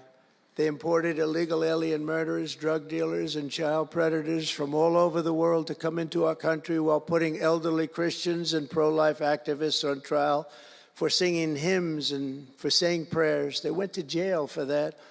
Our predecessors turned this Department of Justice into the Department of Injustice. But I stand before you today to declare that those days are over, and they are never going to come back. They're never coming back. More consolidation of power, utilizing the Department of Justice for his own personal goals, for his own personal agenda. So now, Straight as up. the chief law enforcement officer, Straightforward in our country, fascism, folks. That's what this I will is. insist upon and demand full and complete accountability for the wrongs and abuses that have occurred. The American people have given us a mandate like few people thought possible. We won every single swing state. We won the popular vote by millions and millions of people. We won districts, 2,750. Think of that, 2,750 districts compared to 505. So we won it at levels that have, I don't believe, ever seen before. That's the one where you see the map of the United States and it's all red. Red for Republican, not for communist. Red for Republican. They would like it to turn red for communist, but it didn't work out that way.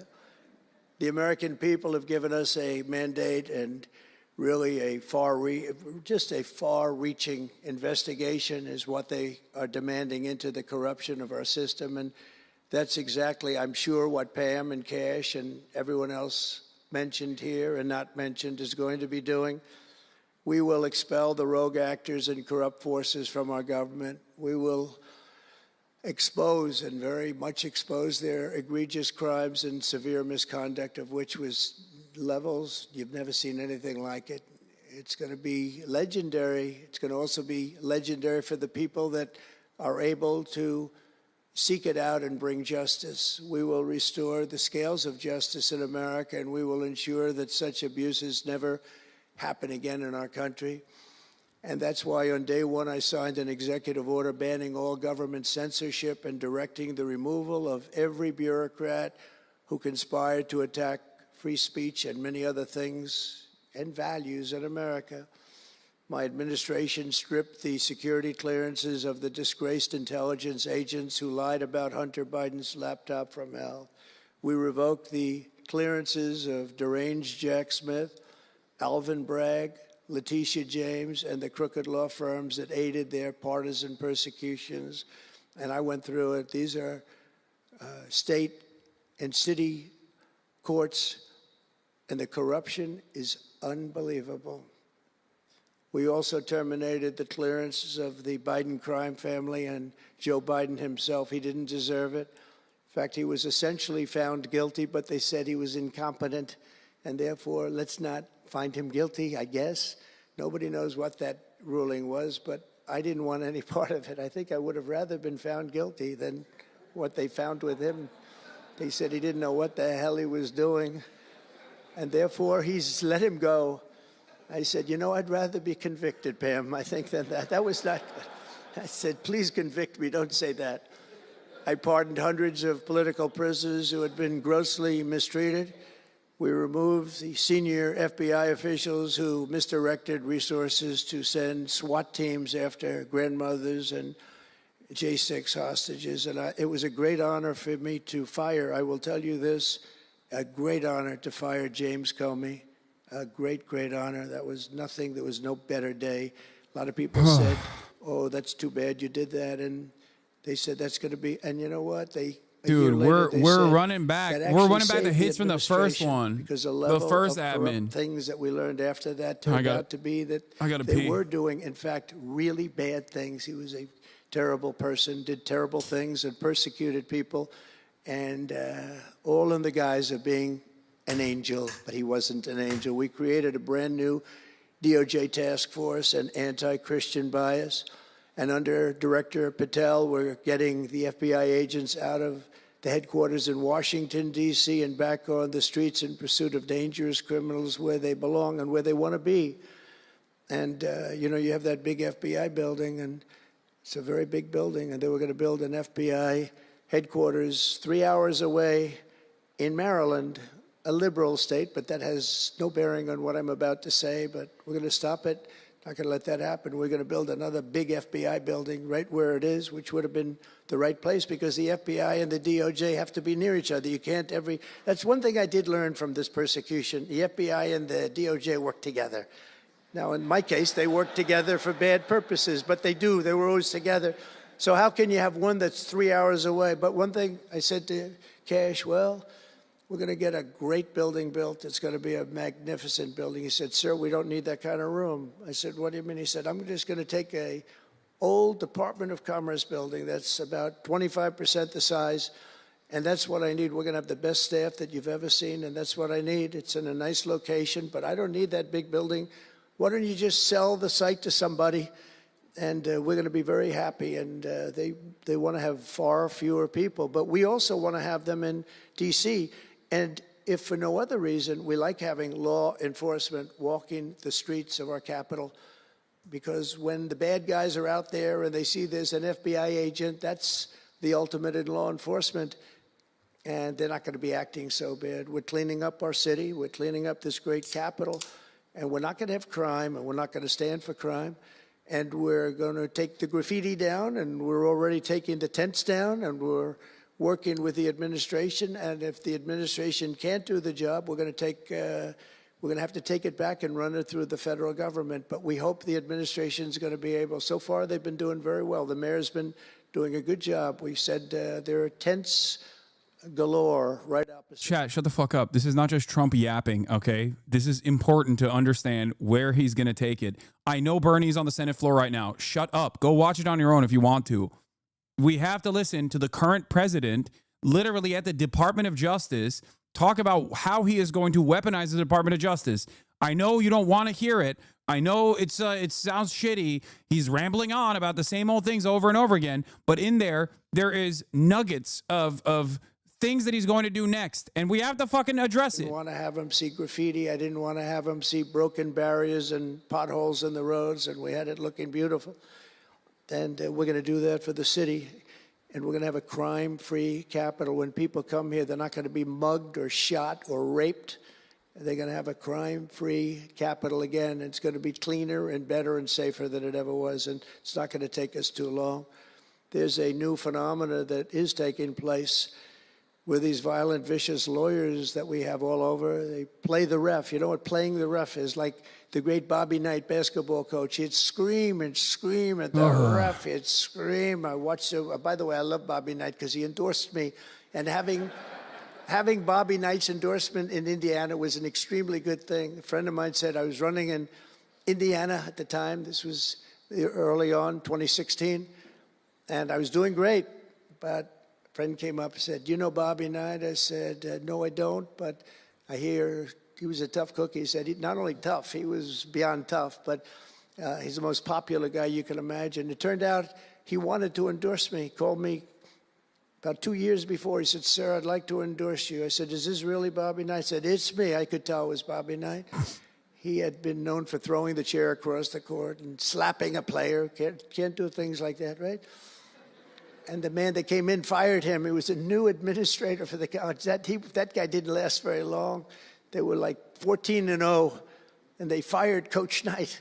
That was not good, but he had a little chip in his shoulder. But he loved Trump, and he came in, and he said, "I'd love to endorse you." He said, "If you ever run, please call me." So he said, "You know Bobby Knight?" I said, "Well, I don't know, but he called me a couple of years ago." It was an amazing phenomenon. I took his number, and on each side of my desk in New York, I had stacks of paper, like nice and neat, but about 2 feet high each.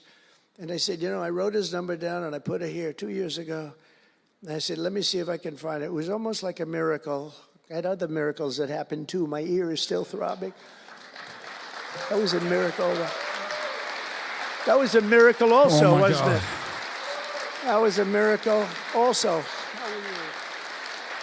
Is this a policy speech? Yes and no. Trump never actually has a pure policy speech, but it doesn't matter because this is where he will tell you what he's going to do next.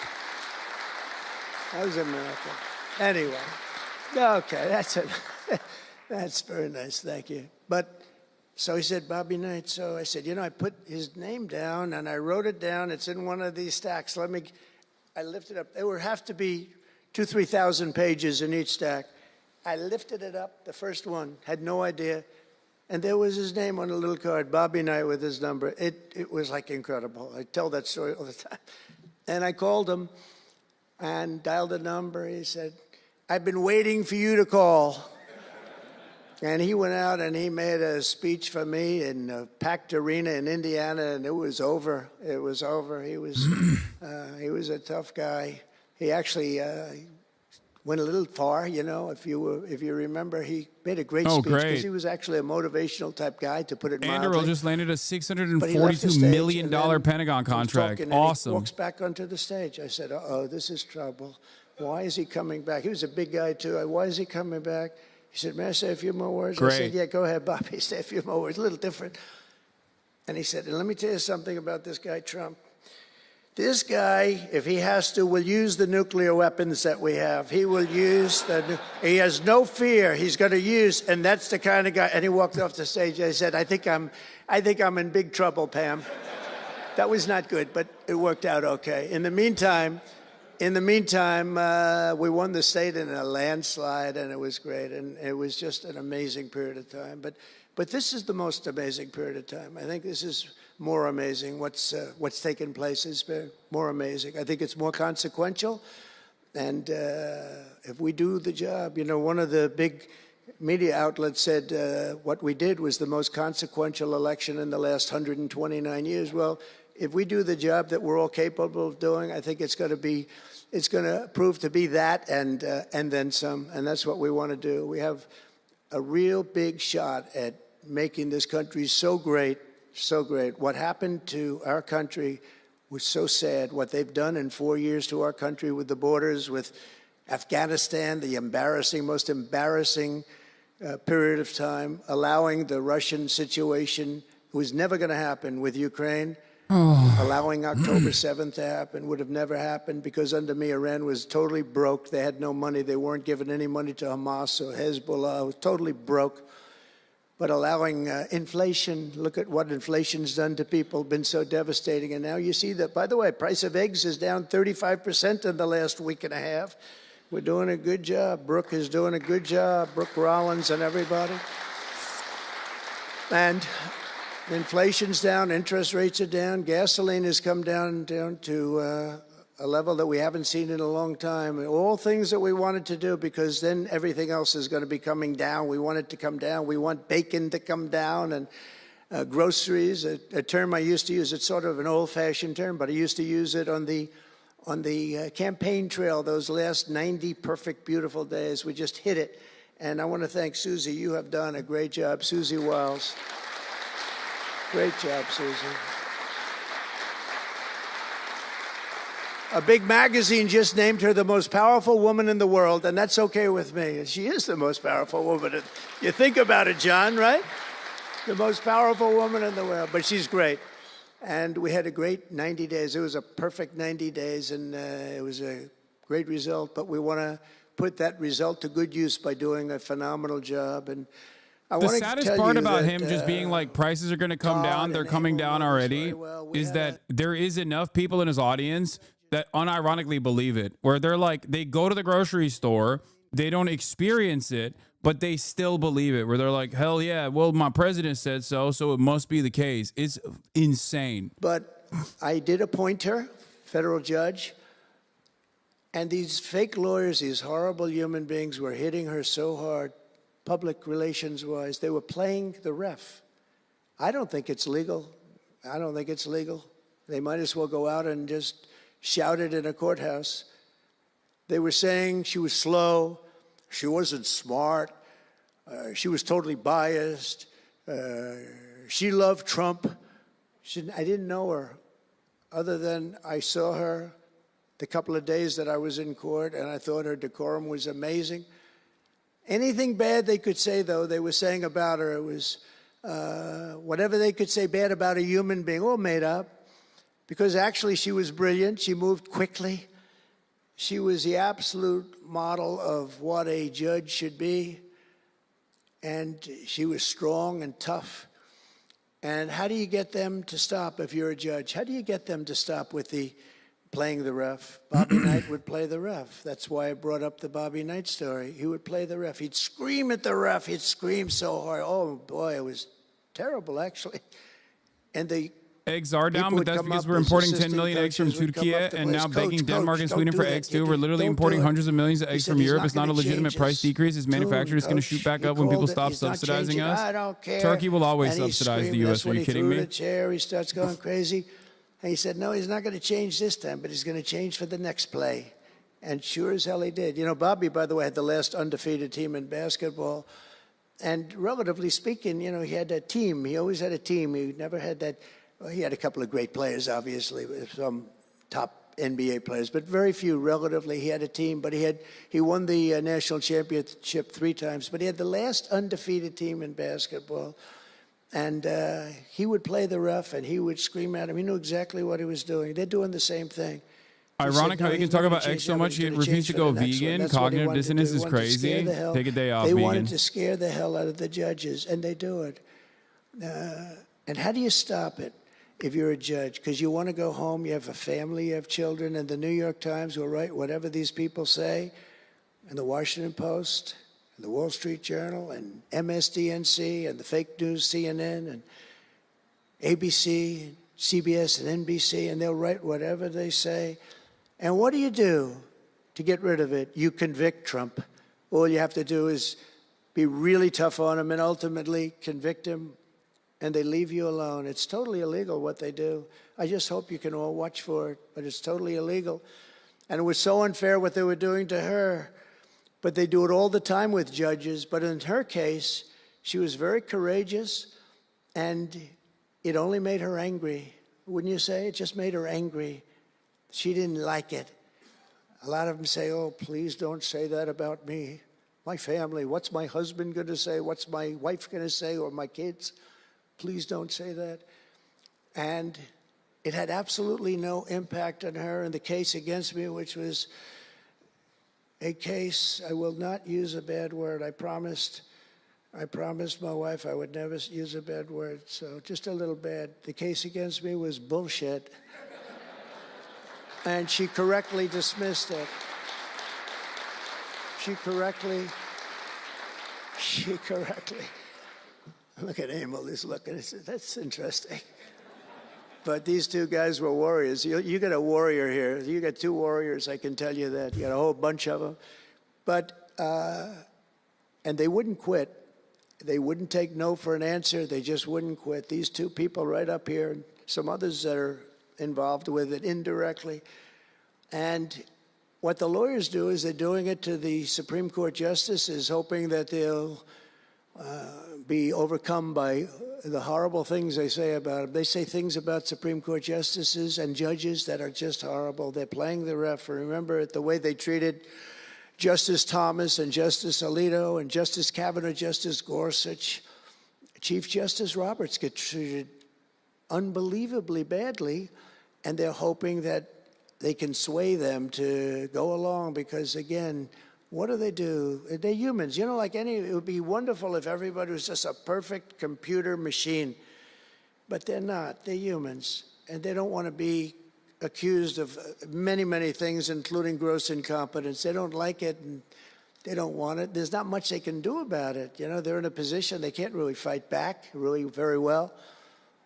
And so what they do is sometimes going to replace SCOTUS with Grok. I would say a majority, maybe, of the time. He would never do that because SCOTUS works for him. Judge Cannon in Florida. How the moment that strong it she doesn't, was, though, is a wrap. It actually made her more resolute than anything I've seen. I mean, it was amazing because they were hitting her so hard. It was so sad to watch this. But it's sad what they do to other judges. It's very sad what they do to the Supreme Court. And a lot of the judges that I had, if you look at them, they take tremendous abuse in the New York Times and the Washington Post, all of the different networks. They take such abuse. And honestly, very simply, they're afraid of bad publicity. They don't want bad publicity. And it's truly interference, in my opinion, and it should be illegal, and it probably is illegal in some form. There's no difference than speaking to a judge or shouting to a judge or doing whatever you have to do in a courthouse. They're doing it behind the back. They're usually doing it anonymously. They're saying anonymously, off the record, the judge is no good, but everybody knows where it's coming from. And it's totally coordinated. It's a campaign, and it's by the same scum that you have been dealing with for years, like guys like Andrew Weissman, deranged Jack Smith. There's a guy named Norm Eisen. I don't even know what he looks like. His name is Norm Eisen of Crew. He's been after me for 9 years. Now, Crew is a charitable organization. And the reason I'm saying this, Todd, is I'm only going to get one chance to say this. But these are bad people. I don't know who he is. I don't know what he looks like. He's like, I'm coming after him. Charitable organizations, it's time for you to go to jail. Coming after me is illegal. That's a political thing. That's what's happening, yeah. If you come after the president and you're a part of a charitable organization, I will revoke your 501c3 status and I will jail you. Probably had pretty good success over the years. That's terrorism too. But with me, well, fuck it. Why not? Why not? Why not? Because I'm president. Coming after the president is terrorism. How dare you? I'm the president. Tremendous abuse, like these wonderful guys. They're not legitimate people. They're horrible people. They're scum, and you have to know that. And you're going to have these cases where you can't allow yourselves to be deflected. You just can't let it happen. You have such a higher calling. And I believe that CNN and MSDNC, who literally write 97.6% bad about me, are political arms of the Democrat Party. And in my opinion, they're really corrupt and they're illegal. What they do is illegal. It makes no difference how big a victory I had. I can have the biggest victory in history. It makes no difference what kind of a failure the other side has. These people are going to go after me. And I said it during the big speech on Tuesday night. I said about Democrats, and I don't like that. I have great respect, by the way, for what Schumer did today. He went out and he said that I'm going to have to vote with the Republicans because it's the right thing to do. I couldn't believe what I heard. But, I think he's going to get some credit for it. I think. Let's see what happens tonight with the big vote as it comes. But these networks and these newspapers are really no different than a highly paid political operative. And it has to stop. It has to be illegal. It's influencing judges. And it's really changing law, and it just cannot be legal. I don't believe it's legal. And they do it in total coordination with each other. And everything we do, we're restoring law, restoring order, and restoring public safety in America. That's what we want to do. And we're bringing honor and integrity and accountability back to the highest levels of the FBI, DOJ, and throughout our government. We're bringing our country back faster than anyone ever thought possible. We're working so hard at doing it, and we want fairness in the courts. The courts are a big factor. The elections, which were totally rigged, are a big factor. We have to have honest elections. We have to have borders, and we have to have courts and law that's fair. Well, we're not going to have a country. Crooked Joe Biden got us into a real mess with Russia and everything else he did, frankly, but he didn't know about it, and he, generally speaking, signed it with auto pen. So how would he know? That auto pen is a big deal. I don't know. You know, they're having who's doing this? So when my people come up, Will and all of the people, Steve, they come Chatter up say and he's going to say, go "This after is the press, but executive order." They honestly, explain it to me, I don't and, know who we would go 90% of the after in time I mainstream sign, media, because 99% most of of the mainstream time I say, media "Do is it." like fairly come up and I sign compliant But with the demands the that Trump is argument's put on making. that. It's, In number terms one, of it's like disrespectful to the who office. we would Number go two, after, maybe it'd be it's people not like even valid in because independent media, people like who's getting myself, him most to sign? He likely, had no idea what because the hell he was there's doing. not He did much, all there's these not bad much things real that like happened motion. Like right Rachel now. Maddow is angry at Trump, but not in a way We're that gonna get actually you back harms into him. a You know great what I mean? position. We've already started. They say that we had the most successful first month of presidency. Not a long time, Because but those it's still guys a are lot. not gonna, those guys are not gonna come out and sinking a boldly 3-foot declare puddle, Israel to be a first of all, genocidal apartheid state or whatever. to sink Because something on it's the clear second that that hole, is but the we weapon that they're understand wielding. The pre-existing like like to have anti-Semitism, on the second the hole, the the third pre-existing hole. It could be a anti-Semitism very bad statutes that they've experience. greatly expanded on, Nice to get that and first month, and now we have decided that another like month criticism of going Israel on is now like that. anti-Semitism is what And they're it's going going with. really, That's the really weapon they're well. I wielding. can tell you MSNBC those is little never going to say something that comes across as even Amazing remotely conversations anti-Zionist. but I think we're doing So well. I think Steve, in the they've been short hearing term, about the people that Ukraine. they I will think go we're doing after, now well the with, administration will go after in the press or in media or student activists are all going to be anti-Zionist. maybe 350 That will open up the million floodgates tours to expanding on terrorism charges. The utilization of the vague definition of terrorism will be all encompassing and will move further and further into different territories, like maybe vandalizing a Tesla, maybe operating a NGO or operating a 501c3 that criticizes Donald Trump. They're from nowhere close to here, but they're young people. That's where we're They're at. human beings, and they have parents. They have sisters and brothers, the mothers and fathers, the friends and the families and the towns where they grew up. And they're losing, on average, 2,000, even 2,500 a week. And I want to get it stopped. And we've had some very good calls today with Russia. And with Ukraine, they've agreed for a ceasefire if we can get it with Russia. And it's not easy. It's a tough one. But I think we're doing it. And as the Secretary General said yesterday of NATO, a terrific guy, he said without Trump, we wouldn't be talking about it. It would just go on for years and millions of people have been killed, but millions more people would be killed. And he said it was a great honor. Without me, it would just keep going on. We're looking for the ceasefire now with Russia. Yeah, foreign press that reports stuff he doesn't like will self-censor before they get deported. So it's kind of getting what he wants anyway. True, that too. I can tell you that there was a case where there would have been no war if I were president. And it's just 100% would not have happened, would never have happened. I used to speak to President Putin a lot about it. I said, don't do it. Don't do it. I won't tell you what the consequence was. I won't tell you what he's, but if he believed even 5% of what I said, then he would say, I'm not going to do it. And I think he did. But we had a good relationship and we had a professional relationship and his respect for this country. And I think we've had some very good results. So, I haven't been able to say that to anybody else. I haven't wanted to say it until just before I came here. I got some pretty good news. So, but we have to see what happens. It's still a long way to go. The fighting is unbelievable. Russia has a large group of Ukrainian soldiers, as we speak, surrounded. and in grave danger. They've been able to surround them. They're in grave danger. Biden should have never let this war happen. First of all, you don't want to pick on somebody that's a lot larger than you, even with the money. There's a lot of money that we gave them and a lot of equipment. We make the best military equipment in the world, but even with all of that, it's unbelievable. Right now, you have a lot of Ukrainian soldiers that are encircled and in grave danger, and I've asked them not to kill those soldiers, please, not to kill those soldiers. We don't want them killed. It's such a shame to see what's happened. A thing like that would have never happened. Inflation would have never happened. October 7th would have never happened. Oh, my God. Iran had no money. They were totally broke. Think of it. They had no money to give to anybody. So why is it happening now? It's happening still. Why haven't you put an end to it? This makes no sense. In China and everybody else that This wasn't makes no buying oil sense. from Iran was You're buying president it at right levels now. that they never spent before.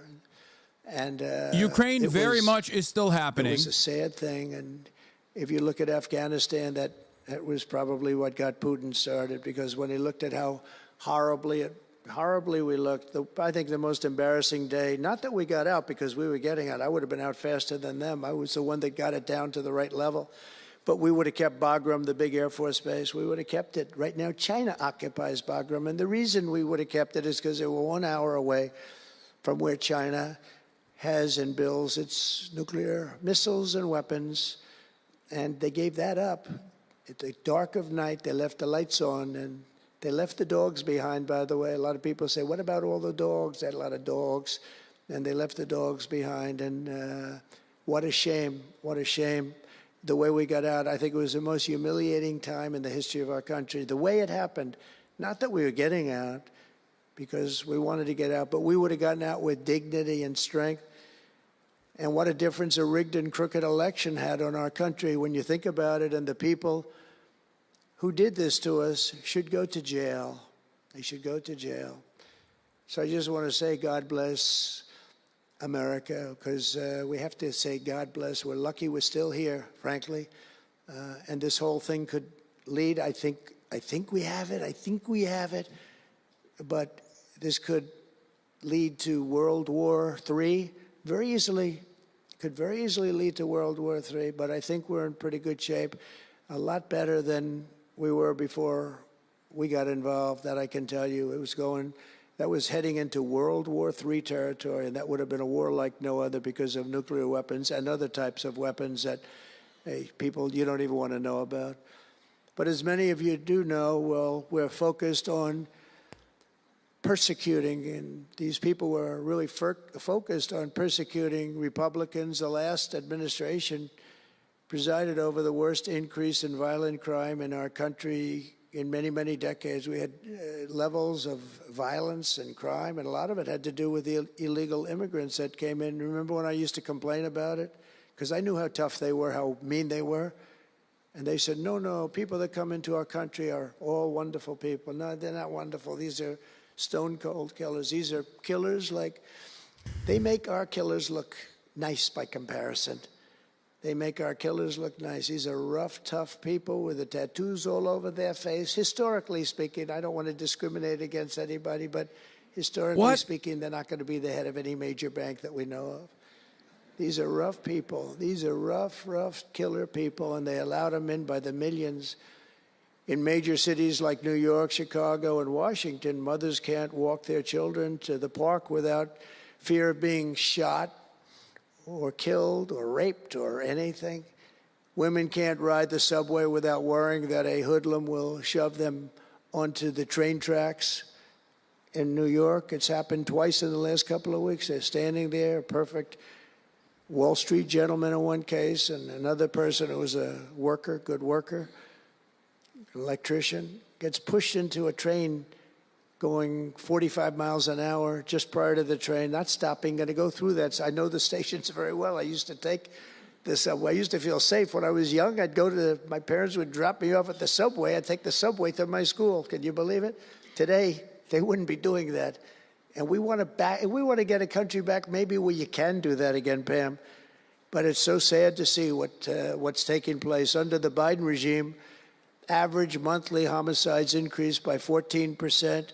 Property crime rose tremendously. Violent crime went up at least 37% that they know of. Rape soared by 42%. Car theft rose by 48%. And robberies surged to 63 to 100%. They don't even know what the number is. And I have no higher mission as President of the United States than to end this killing and stop this law-breaking and to making America safe again. And that's what you're all about in this room. We want to protect Americans, and we protect everybody that's in our country, American or not American. We want to have a safe and proud country. We're joined today by dozens of police officers, sheriffs and sheriff's deputies from all across the country. My message to these law enforcement heroes is simple. With me in the White House, you once again have a president who will always have your back, will always have your back. Yeah, no, they're definitely doing a great job. That's why they're coming after student protesters and calling them terrorists. Thank you. That's Trump's crime and punishment. That's a lot of good-looking people. I will Trump's tell you, crime I and feel punishment safe. attitude I'm glad is you're in the room. I feel even criminalizing safer. dissent. It's a lot of great people. On day one, I signed an executive order directing Attorney General to ensure that anyone who murders a police officer immediately, with as fast a trial as we can have, gets the death penalty. Robbery went up 100%, like every single person is getting robbed. Yeah, I mean, it wouldn't be every single person getting robbed, but he's lying about all of that, of course. And last month, I fired all the radical left pro-crime U.S. attorneys appointed by Joe Biden. It's kind of funny to also fucking do this at the Department of Justice after pardoning every single January 6th insurrectionist. Half of them have been killed by now, by the way. Not half of them, but like a weird number of January 6th insurrectionists have been shot by cops at traffic stops. Okay? Some of them have gone back to prison because they were pedophiles. And this guy pardoned all of them. Gave a blanket pardon to all of them. And now he's over here being like, I love my cops. I love my cops. My cops, my law enforcement. Okay? It's insane. And I remember Obama wouldn't. It's very clear. It's just like you are not in violation of the law if you do anything for me. If you do something for me, it doesn't matter. I will protect you. If you do something against me, I will punish you with the long dick of the law. I want to do it with Biden. And Biden didn't know why. I didn't, if they would have asked him, he wouldn't have been able to answer the question. He could never answer a question. They said my press conference yesterday was longer than all of Biden's press conferences put together for the last 4 years. And I don't know if that's true, but it was close. And perhaps most importantly, we're securing our border and repelling the invasion of America. We have, you see the numbers have come down. So, and Tom Homan and Christie have been incredible. Christy Noem, secretary, she's done great. And Tom Homan is, I don't know if Tom Homan's here. She's been, not a dog is safe around Christy. People out of our country. She keeps going on these raids to kill all of the dogs. But he's a fantastic guy. And he's a brave guy.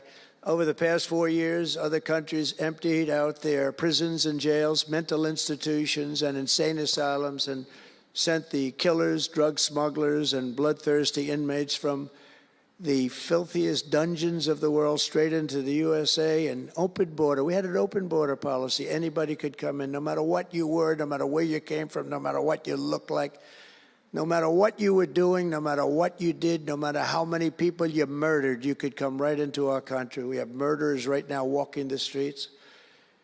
We're joined today by Tammy Nobles, whose 20-year-old daughter, Kayla, was attacked in her home 3 years ago, horrifically assaulted and strangled to death by an illegal alien MS-13 monster set loose into our country under the open border Biden regime.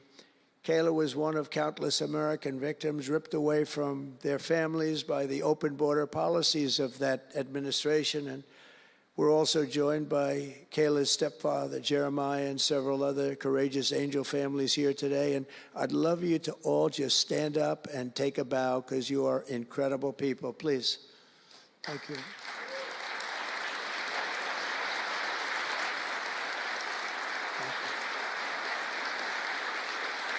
Thank you.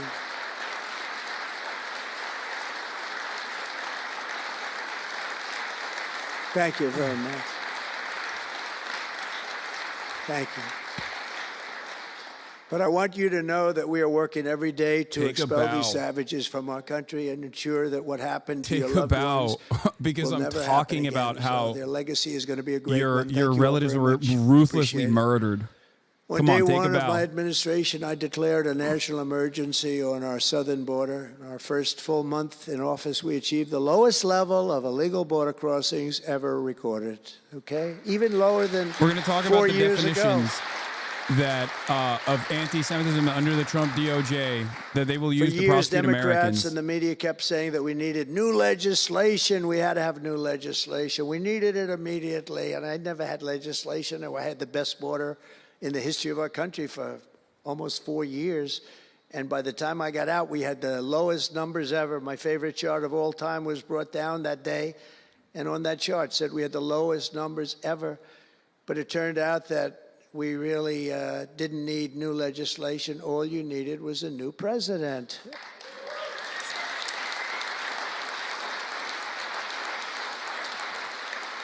And I said that the other night. That's all you needed was a new president saying, close the borders, because the Border Patrol is unbelievable, ICE is unbelievable, and all of our law enforcement is just incredible. All of you guys are amazing, and the people of our country respect you and they love you. And a lot of times you don't hear that because you have to listen to the fake news back there, but they have great respect for you. So I just want you to know that. And you know, that includes our fire departments too. They don't get spoken about enough. You know, they go into some of the areas I read where they're shooting them off ladders. Can you believe it? They go up to put out a fire, Leo, and they go and they shoot them off a ladder. It's just unbelievable. These firemen and women are incredible. So I want to put them in the same category because they're just incredible. I also like that the fact they voted for me like at 94%. So I have to mention them. I have no choice, right? But the truth is they're phenomenal people. The law enforcement, fire, everybody, they're phenomenal. Basically first responders, because that's what they are. They're first responders.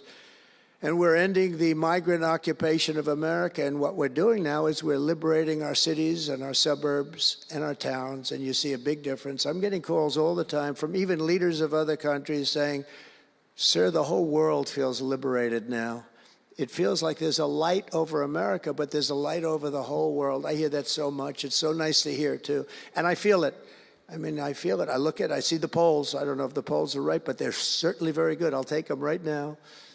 It's amazing what's taken place in such a short period of time, really 6 weeks, but it's longer than that. It's really November 5th. I think that hopefully will go down, if you do your job great, it'll go down as the most important day, one of them at least in the history of our country. You know, July 4th was pretty, 1776, it was pretty important too.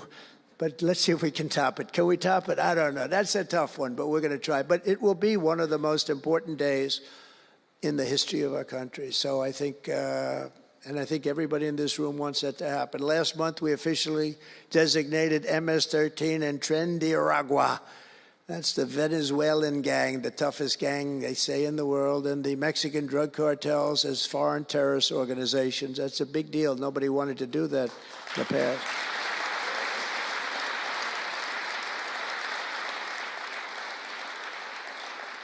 And by the way, we've caught hundreds of them, the Venezuelan gang, which is as bad as it gets. And you'll be reading a lot of stories tomorrow about what we've done with them. And you'll be very impressed, and you'll feel a lot safer, too, because they are a vicious group. He's filibustering until the Senate debates are over. I don't think he cares. Areas of Colorado. They sort of were like me. They it's were already in the real a given, estate it seems, business, but they right? didn't He's go already out got and them get all. financing. They just took over a building and kept it. And they said to the tenants, get the hell out of here. One man called the police, and they cut off his fingers. And they say, you call again, your other fingers, and you call a third time, and you're dead. These are tough people and bad people, and we're getting them out of our country. And some are so bad, we don't want to get them out. We have to put them in jail because we don't want to even take a chance that they can come back. Thanks to our efforts, Mexico recently handed over 29 of the biggest cartel leaders, including the depraved kingpin charged with the 1985 murder of DE agent Kiki Camarena. And that was a big deal, if you know. They've been looking for this person for years, many years. I'm not going to watch the roll call vote. Once we know what the final vote is, then we'll watch the final vote. You know what? Fuck it. All right. Yeah.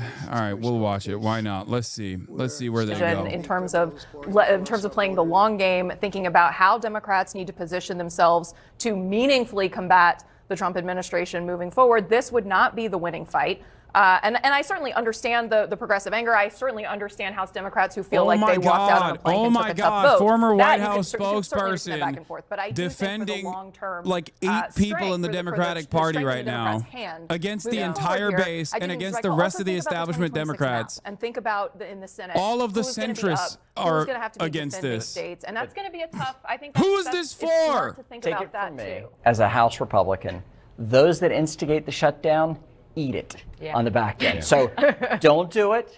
Great. Don't do it. So you have on CNN a Republican who doesn't want the Democrats to vote against the continuing resolution. You have a former White House spokesperson also criticizing Democrats. Where is like a representative for the voters, like normal voters? Younger Democrats are chafing at and increasingly complaining about what they see as the feebleness of the old guard's efforts to push back. It's not just young Democrats, Chad. It's not. Nancy Pelosi is not a young Democrat. Nancy Pelosi is the oldest Democrat. She might be one of the oldest people around. Town square. How does this potentially, this emerging dynamic, it's this as though this is a battle between establishment Democrats and progressives. This, in my opinion, would only force Americans to recognize that the progressive wing of the Democratic Party is correct, and these guys are completely delusional. Fight. They need to actually have an internal fight. It's benefited the Republicans, I would argue. You know, there's always been this, the old conventional wisdom was a divided party is the one that gets hurt. But in sometimes it actually, you show life. This, you know, going ahead and having this debate, having this fight, sort of where should the party be? Now, both things can be true in what the Times said, in that I think Schumer tactically is looking at the land, realized he had there was no end game here. If you shut down the government, how are you going to reopen it? And it was only going to put them in a worse position.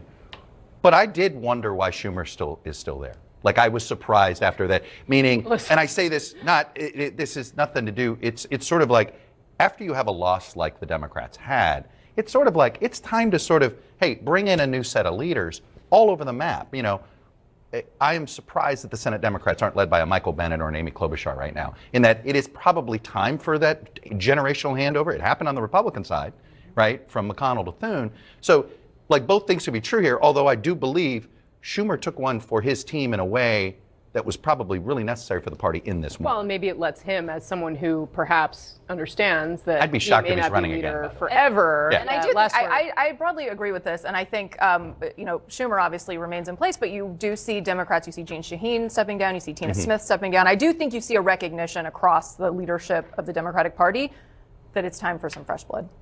All right, we're going to keep watching this critical vote in the Senate. We're going to talk shortly with Senator Chris Coons. He'll be live in the...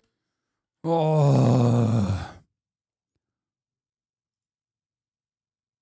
What is this? Price on human life. And so I feel like I can speak for the entire fentanyl fighting community when I say thank you to President Trump, and thank you. Thank you for the tariffs, President Trump. You're really doing a great job combating the fentanyl crisis. God bless America.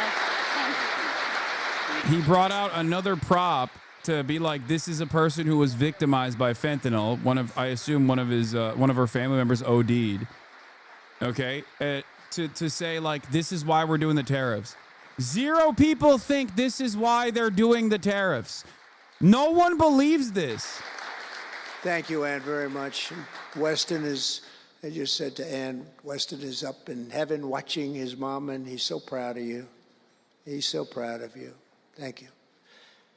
We're also joined today by a number of other American families who have lost loved ones to fentanyl, and I'd love you to just stand up for a second, and we want to acknowledge you, and also your daughters, your sons. They're looking down on you, and they're loving you like crazy. So thank you very much.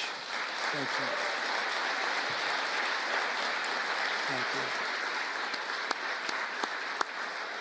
Thank you. This department will not rest until we have ended the fentanyl epidemic in America once and for all. In less than 2 months since I took office, the DEA and FBI have seized nearly 1 million deadly doses of fentanyl, and that's just the beginning. At my direction and working with Pam and everybody else, we've launched an all-out war on fentanyl traffickers, and it's a war that we're going to win. We're going to win this war. I spoke with the president of Mexico, very nice woman, very fine woman, and I said, let me ask you, you're sending a lot of drugs into our country. We're not liking it at all. Can't do that. But I said, is Mexico, does it have much of a drug? She said, no, we're not a consuming nation. I thought it was an interesting term. And I said, why? In pure form, and which I've heard also, by the way, they're not a consuming nation. They distribute, but they don't consume.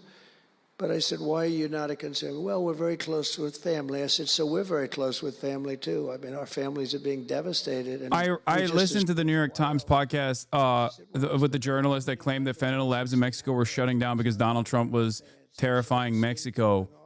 Yeah, I know. I talked about how the New York Times was also manufacturing consent for Trump's policies. The notion that Mexico is applying additional, like the notion that like the Mexican government is like doing additional crackdowns more than they have already is ridiculous. They've been actively combating this stuff.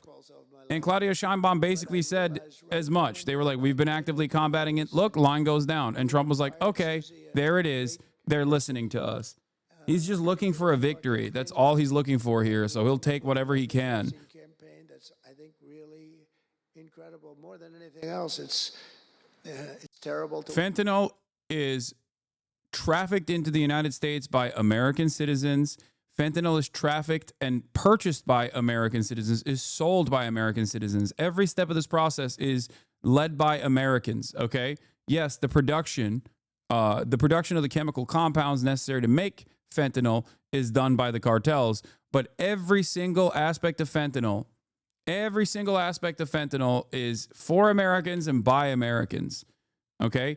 You cannot, I repeat, you cannot try to target the drug trade by thinking that you can just like stop, thinking that you can do additional enforcement. The only way to stop the drug trade is by focusing on rehabilitation. As a matter of fact, the Biden administration successfully lowered the number of overdoses due to opiates for the first time in decades. And the reason for why they did that was because that happened was because they actually targeted, they did mass Narcan distribution, and they had a more progressive approach to dealing with people who were addicted. Now, it wasn't the best approach. It certainly wasn't the greatest approach of all time. But yeah, deadliest phase of the fentanyl crisis eases. All states see recovery. The peak was 2022 to 2023. The drug overdose deaths have lowered for the first time in decades due to Biden's safe use locations and all the stuff that the Republicans constantly chirped at him over. Many of those programs are still in action.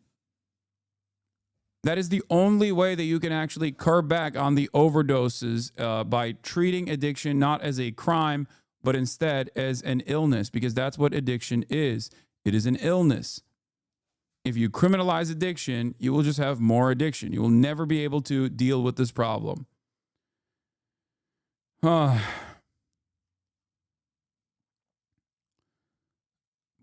it ultimately doesn't matter because it's not like the tariffs are for dealing with the fentanyl crisis. I mean, really? Canada?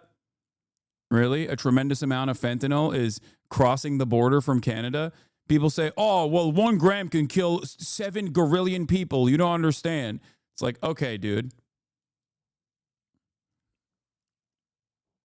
That's the reason why we're putting tariffs on Canada? That's the reason why we're putting tariffs on China? That's the reason why we're putting tariffs on EU? Because of fentanyl? No. It's just the only enforcement mechanism that he has.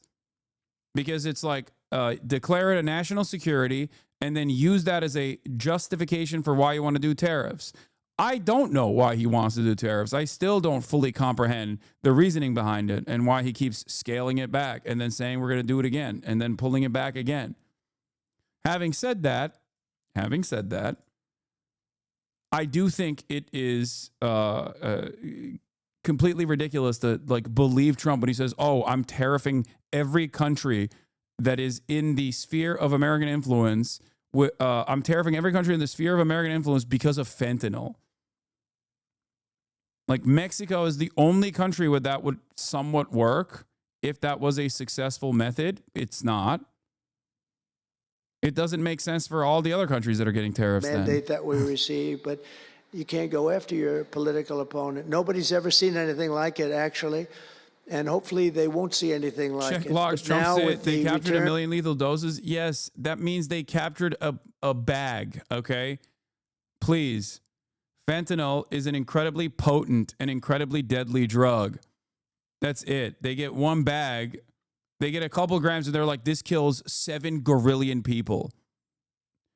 Everything about fentanyl, it's so ironic. It's like everything about fentanyl, the way people talk about it in the media is just completely, it's lies.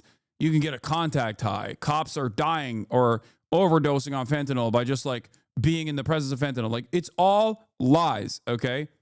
Liberal media has played into these lies as well.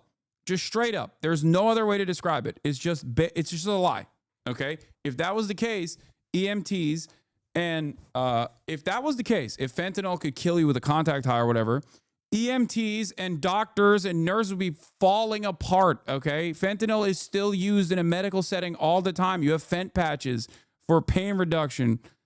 Like, it's so stupid. Yeah, 2 milligrams of fentanyl is considered the lethal dose. So when he talks about like apprehending 1 million lethal doses, they're talking about not that much fentanyl, okay? It's just a baggie. The toughest people I know, and they're going to do an incredible job. And it's an honor for me to have won this election so that I can appoint these people to do their job, and they're going to do it like you have never seen. So I just want to wish all of you good luck. It's going to be an interesting journey. Not going to be easy, but you're going to win. You're going to win, win, win, and fight, fight, fight. And it's going to end up being a tremendous result for this country. So far, so thank you all very King, much. God Schatz, bless and America. Durbin have God voted bless yes you on all. Thank cloture, you. which is crazy. The fact that Durbin voted yes on cloture is insane. Okay? I can't believe he's doing like a straight up campaign rally. He's playing YMCA at the DOJ. Fund the government. I mean, Dick Durbin that is hard. voting yes on cloture is so stupid. Johnson, the Republican leadership team, putting that together. One thing I want to kind of bring into this conversation, just because it's kind of related to, you mentioned Elon Musk and how it might show if there were a shutdown, employees in the government. There is a lot of anger out there in the country that we've seen on display in town halls. And there was this moment with Chuck Edwards in North Carolina. I just want to play it and kind of talk about it as we think about the big picture of where the country's going. Watch. This is scale. To be clear, I was proud to vote recently for the House budget resolution, which provides the framework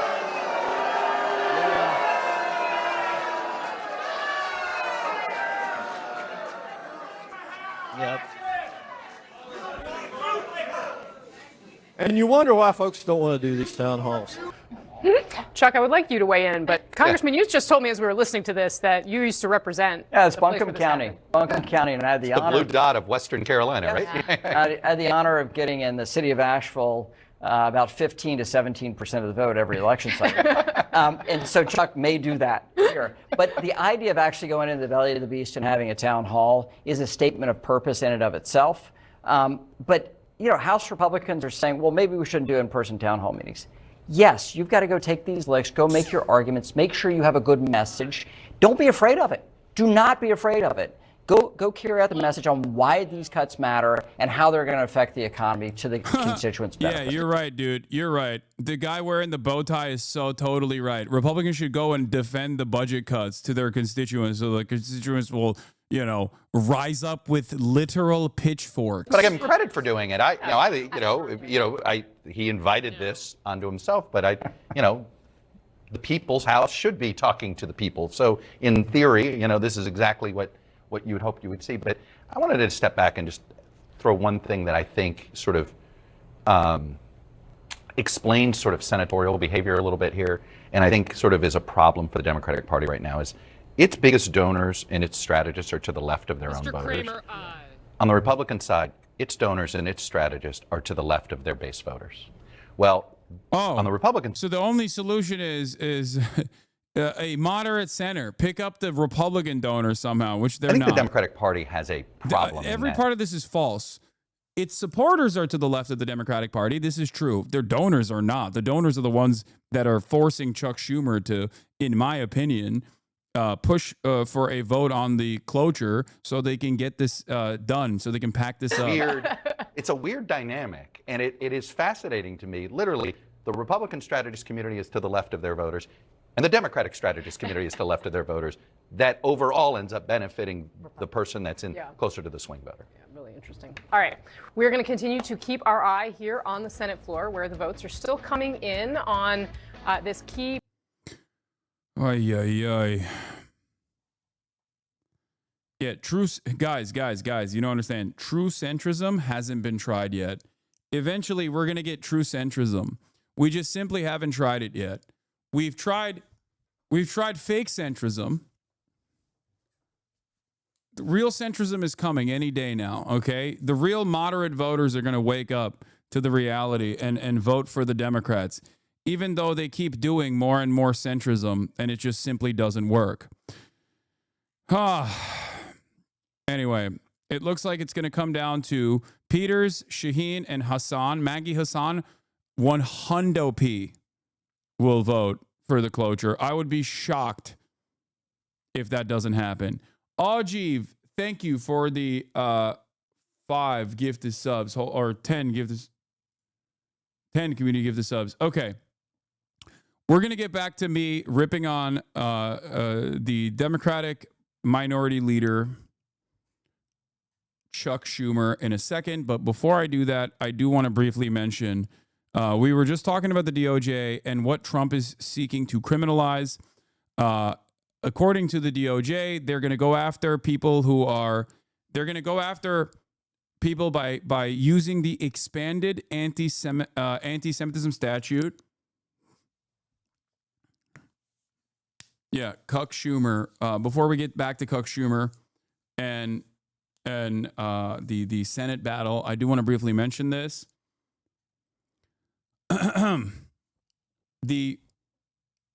The Trump admin, or Trump and his Department of Justice, came out and said that they are going to consider anyone. They're going to consider all of the student protesters anti-Semitic terrorists. Okay, and they're going to prosecute people on civil rights statutes. Here are some of the examples under the definition of Trump's DOJ that the Trump DOJ will use to prosecute Americans. Accusing Jewish citizens of being more loyal to Israel or to alleged priorities of Jews worldwide than to the interests of their own nations. Denying Jewish people their right to self-determination, e.g. by claiming that the existence of a state of Israel is a racist endeavor. Oh, Maggie Hasan voted yes. Yeah, there you go. Yes to the cloture, as I called it. Yeah.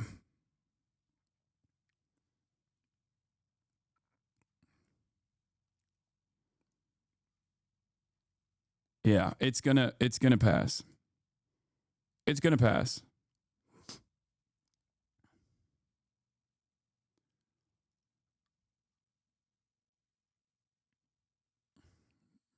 I think. I hope it doesn't, but please ban me so I never have to see this terrorist lover again. We're not gonna ban you, brother, but you can have some. Wait, you just followed me 16 minutes ago just to say, please ban me so I never have to see this terrorist lover again. You can still watch even if you get banned, right? Why don't you just stop watching? I don't understand.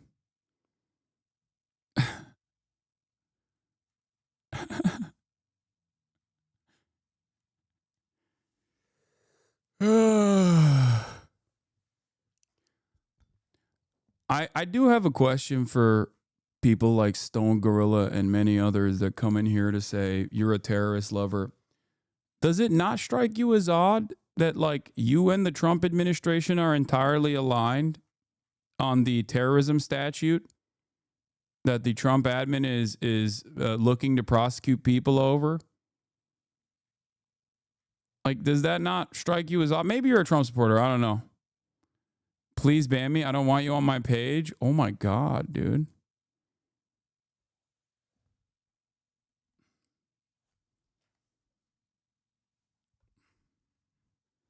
I'm not banning you.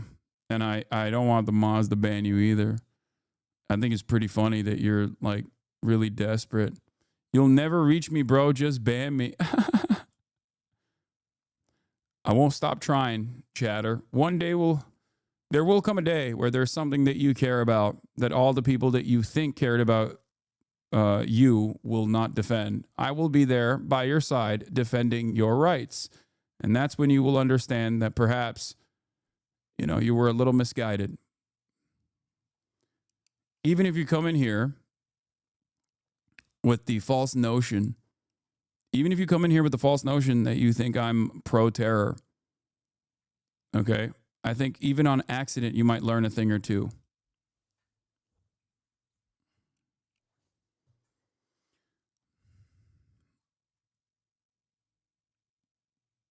So, no, I won't be banning you unless you violate like the rules in the chat by saying something heinous and racist or whatever. But if you had a heart and cared, you would ban me? No. Yup, you're the good guy. We get it. Anyway, let's continue. Denying the Jewish people their right to self-determination, e.g., by claiming that the existence of a state of Israel is a racist endeavor. This is an objectively true fact. So now, this is anti-Semitic. Applying double standards by requiring of it a behavior not expected or demanded of any other democratic nation. Using the symbol, well, I don't think it's a double standard to expect Israel to not be fascist. This is my standard for America as well. Using the symbols and images associated with classic anti-Semitism, e.g. claims of Jews killing Jesus or blood libel to characterize Israel or Israelis. This is also funny because this is like mostly done by Trump supporters. Like Trump supporting anti-Semites are going to would be falling under this definition quite frequently. Drawing comparisons to contemporary Israeli policy, that of the Nazis, that's literally what the Israeli government itself is doing. I think that looking at historical comparisons is quite appropriate. I would say, okay, I am hitting the terrorism statute, not here, I wouldn't say. But Jake Tapper would be getting hit with this because he does dual loyalty, but wokely. This definitely makes me an anti-Semite, an anti-Semitic terrorist, denying Jewish people their right to self-determination by claiming that the existence of a state of Israel is a racist endeavor. It's true.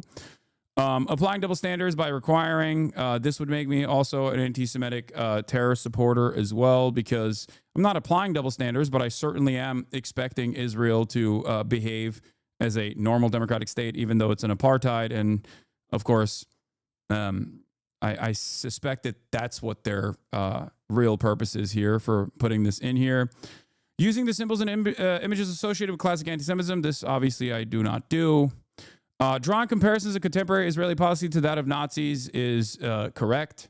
There is definitely an apt comparison there, so I hit that one as well. Holding Jews collectively responsible for the actions of the state of Israel, I do not do that, but I assume that this would also harm a lot of Trump supporters because they definitely do that. Ironically enough, I hit 1, 2, and 3 out of the 1, 2, 3, 4, 5, 6 statutes. I hit 50%. 50%. Yes, these standards would make Albert Einstein an anti-Semitic radical terrorist as well, of course. But, you know.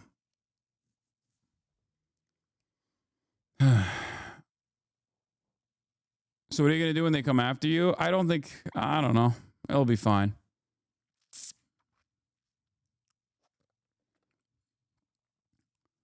But thank God for hitting free speech. Thank God for finally doing some free speech, baby. Do you hold the people of Israel responsible for the actions of the state of Israel? To the same degree, I hold Americans responsible for the actions of the state of America. This does not mean that like every single American is responsible across the board. I am an American. I'm an American citizen who actively tries to change. What? When did we get a lolcow emote? I tried to say racist shit and it auto-filtered my comment. I can't say racist or sexist shit because your chat filters it out. You're fake, bro.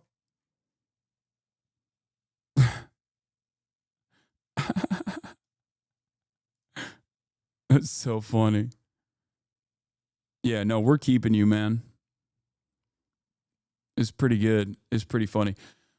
So yeah, that's the situation right now. The examples of anti-Semitism that the Department of Justice is considering a gross expansion on the pre-existing pre-existing anti-Semitism statute. Watch. We will no longer. It is directly the IHRA definition, and the guy who came up with that definition said that it should never be used for legislation. That's crazy, and yet.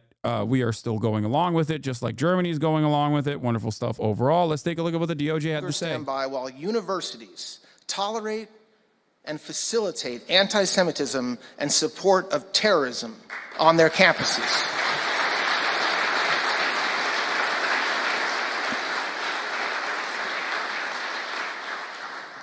The department's recent actions, which hopefully you've seen at Columbia University. Yes, the cloture motion will pass.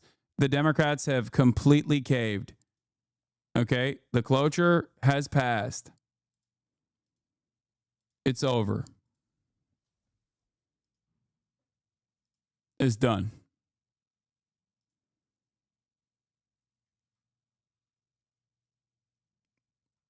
It's done.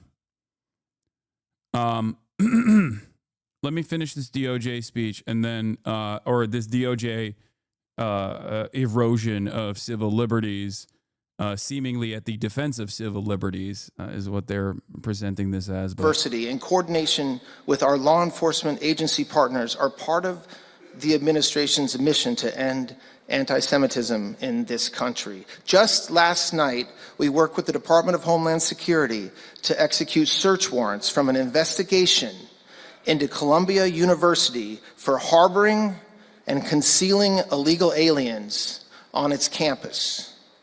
That investigation is ongoing, and we are also looking at whether Columbia's handling of earlier incidents violated civil rights laws and included terrorism crimes. This is long overdue.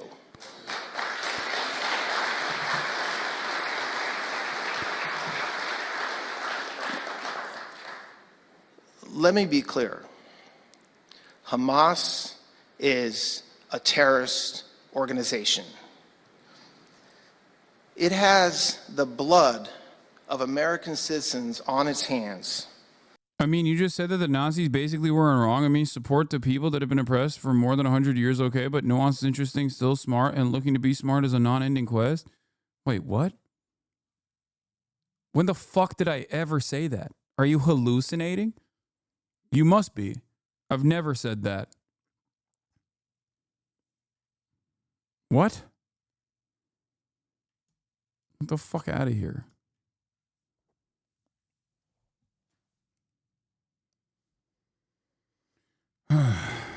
Dude wants a clip? Yeah. I guess this is the new meta. It's just like watching the stream on mute and then imagining things that I would never say and have not said. Going after education educators. The U.S. is on their 1933 arc now. Yeah, you do know, Shrooms, that comparison right there is now officially designated as an anti-Semitic hate crime. It quite literally says, according to the DOJ, comparisons literally comparing Israel with like what Israel is doing or what America is doing at the behest of Israel to Nazi Germany is anti-Semitic. Only for Israel, though? If you think that that doesn't extend to America and criticisms against America, you are not paying attention, especially because criticizing Israel is criticizing America. When you said that's right, correct about Israel being compared to Nazis, that dumbass probably thought you said Nazis were right. No, I'm saying that a comparison between contemporary Israeli actions against Palestinians versus Nazi Germany's actions against socialists, Jews, trade unionists, communists, disabled, gay people is an apt comparison. Okay, 100% an apt comparison. Saying that this apt comparison actually is deeply anti-Semitic and a prosecutable offense is ridiculous. There is no purpose to learn about history if we cannot apply those lessons that we've learned from history to contemporary society. The entire purpose of learning about the Holocaust is so that we don't repeat those mistakes again. We understand how that moral rot sets in to a society that can look the other way as mass atrocities are ongoing. That's the entire reason.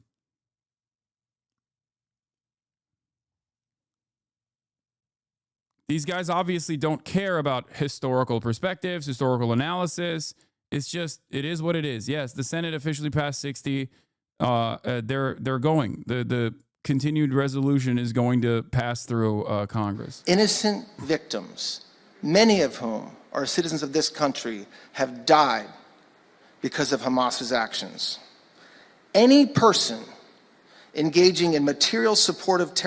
Yeah, we also have a Madagascar plan, Hitler style. AP exclusive, U.S. and Israel look to Africa for moving Palestinians uprooted from Gaza. Israel's doing its own Madagascar plan, which is, again, a Nazi plan. Nazi Germany's plan on what to do with the Jews initially was this, okay? It is quite literally a one-to-one comparison. Saying this is not anti-Semitic. Israel is a Nazi country. That's it.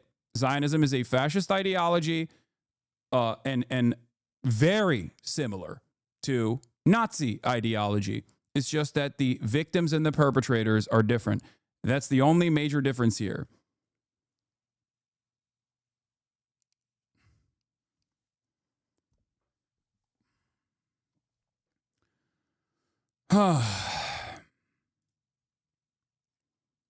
How many people will get locked up before casuals get aware? I don't think casuals are ever going to get aware of it. I think that they're going to be oblivious to these realities. Also, the family of Mahmoud Halil released the footage of his arrest. If you want to see what it looked like, the horrifying nature of Gestapo kicking in your door, coming into your house, violating your law, violating your constitutionally protected rights.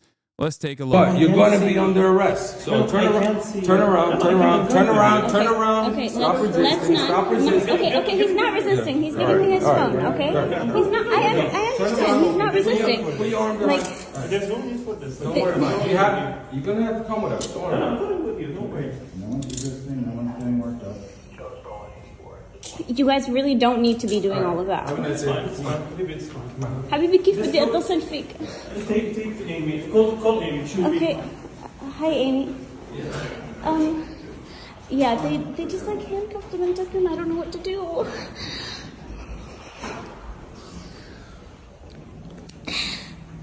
Okay. And what should I do? I don't know.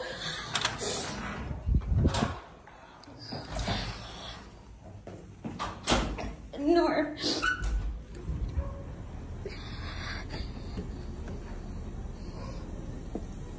Let me ask. Can we get a name, please? Can we get your name? I understand the lawyer is asking for your name. Over there.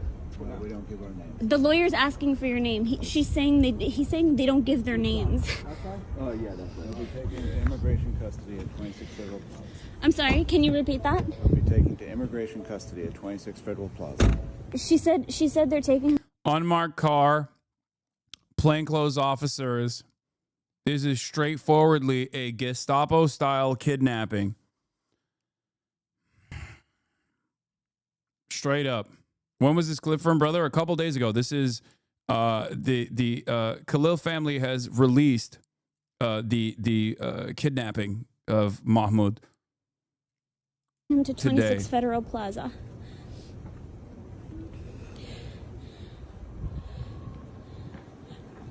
Can you please specify what agency? Interesting. They're some of the ICE agents are also covering their faces. I thought they didn't want any sort of. I thought they wanted to do a face mask ban. Wonder why they're covering their faces. They should be proud. They're just operating at the behest of the federal government. Is taking him, please. Excuse me. They're not talking to me. I don't know. I don't know. Excuse me. The lawyer would like to speak to somebody. Oh my God, they're literally like running away from me.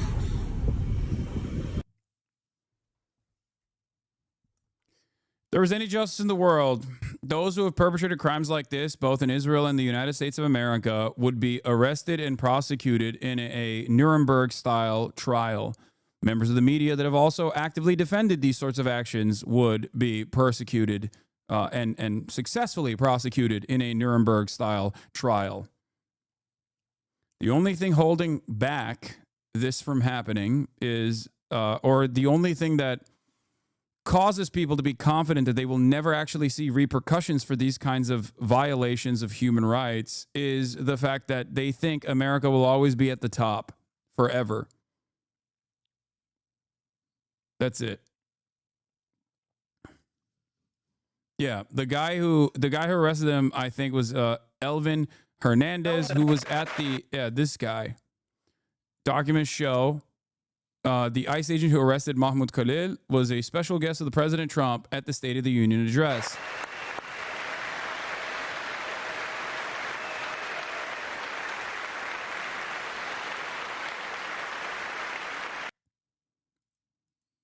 Shiny-headed freak. Yeah. Listen, I'm sure leading up to like 1939, Germans probably thought that Germany was going to stay on top too. Things change.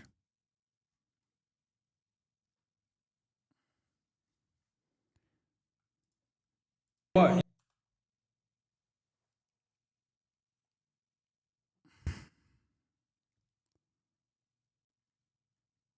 I don't know. I don't know what else to say other than to showcase to you the depravity. That's it.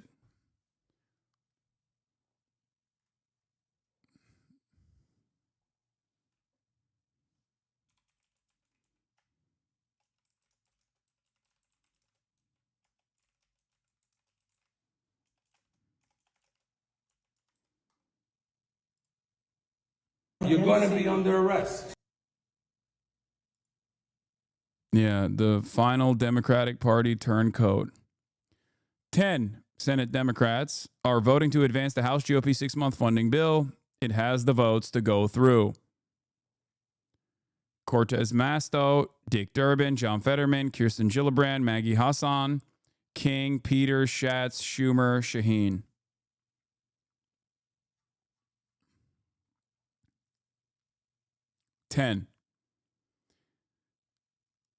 These guys are going to turn around and vote no, most of them, with the exception of John Fetterman. They're going to vote no on the bill, on the passage of the bill, and act like they actually stood against it the entire time. But voting for cloture in this way is to vote for the bill. Make no mistake. It's a cowardly way to do so, but it is precisely what this is. When are you going to speak out about Nancy Pelosi? What? Nancy Pelosi?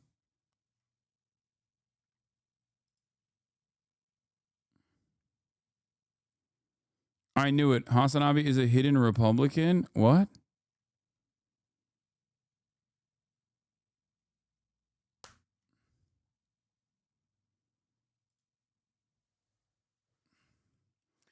Sorry to ask, but what are the implications of this bill passing? I want to give a summary to my centrist dad.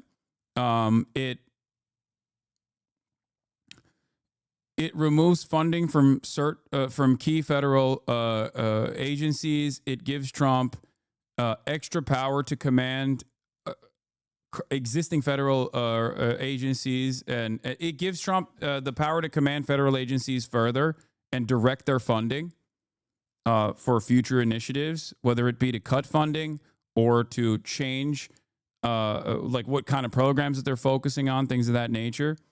It basically is a legal defense of a lot of the Doge actions.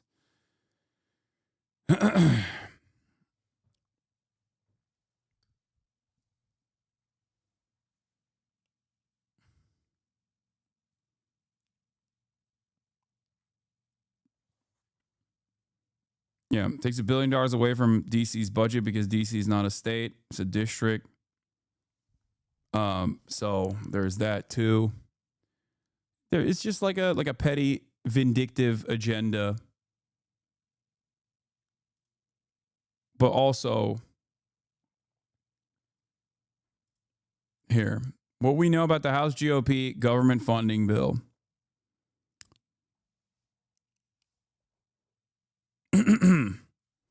The bill will fully fund core federal services and maintain operations without increasing spending, according to the GOP-led House Appropriations Committee. With no poison pills or unrelated riders, the bill is simple.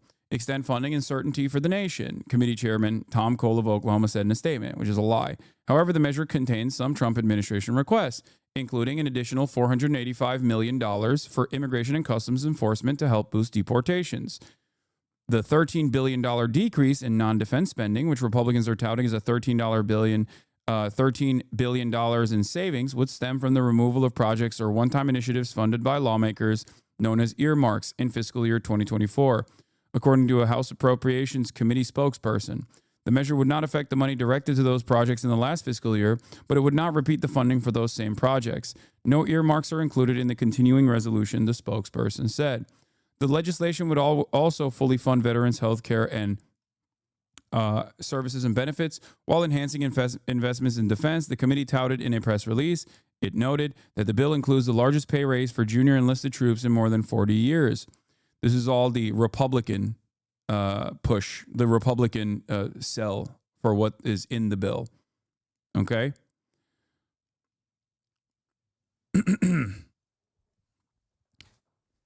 Democrats are taking issue with the GOP's move to fund the government through the end of the fiscal year with a continuing resolution, arguing that the package does not provide the specific funding directives for many programs and priorities that would be laid out in a negotiated full-year spending bill.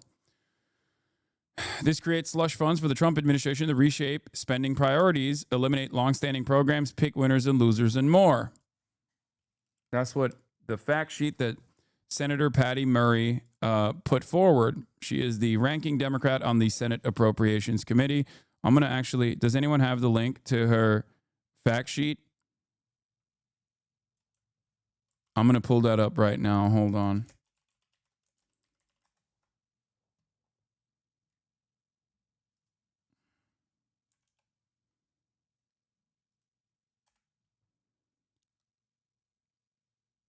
Where is it?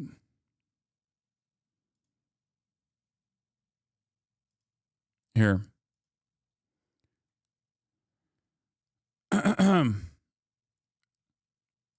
Trump and Elon's layoffs jeopardize essential services Americans rely on, threaten critical agency objectives, keeping Americans safe and healthy. I don't think this is the one, is it? This is just about the mass firings.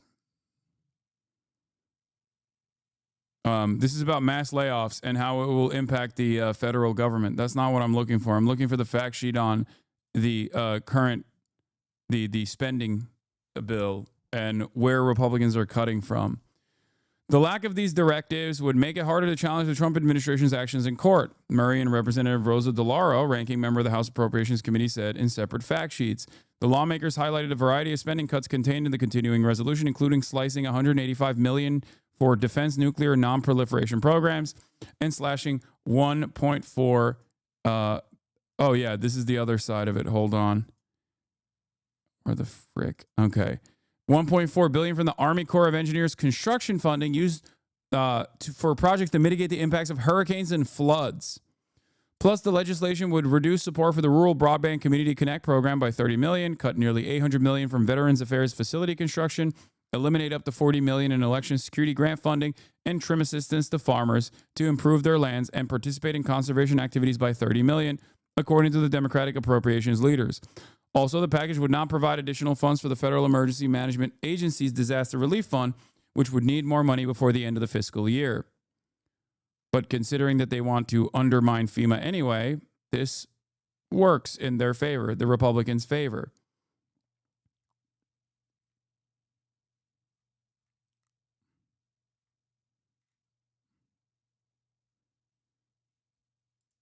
Okay, that's not the right one. I think this is the right one. Okay.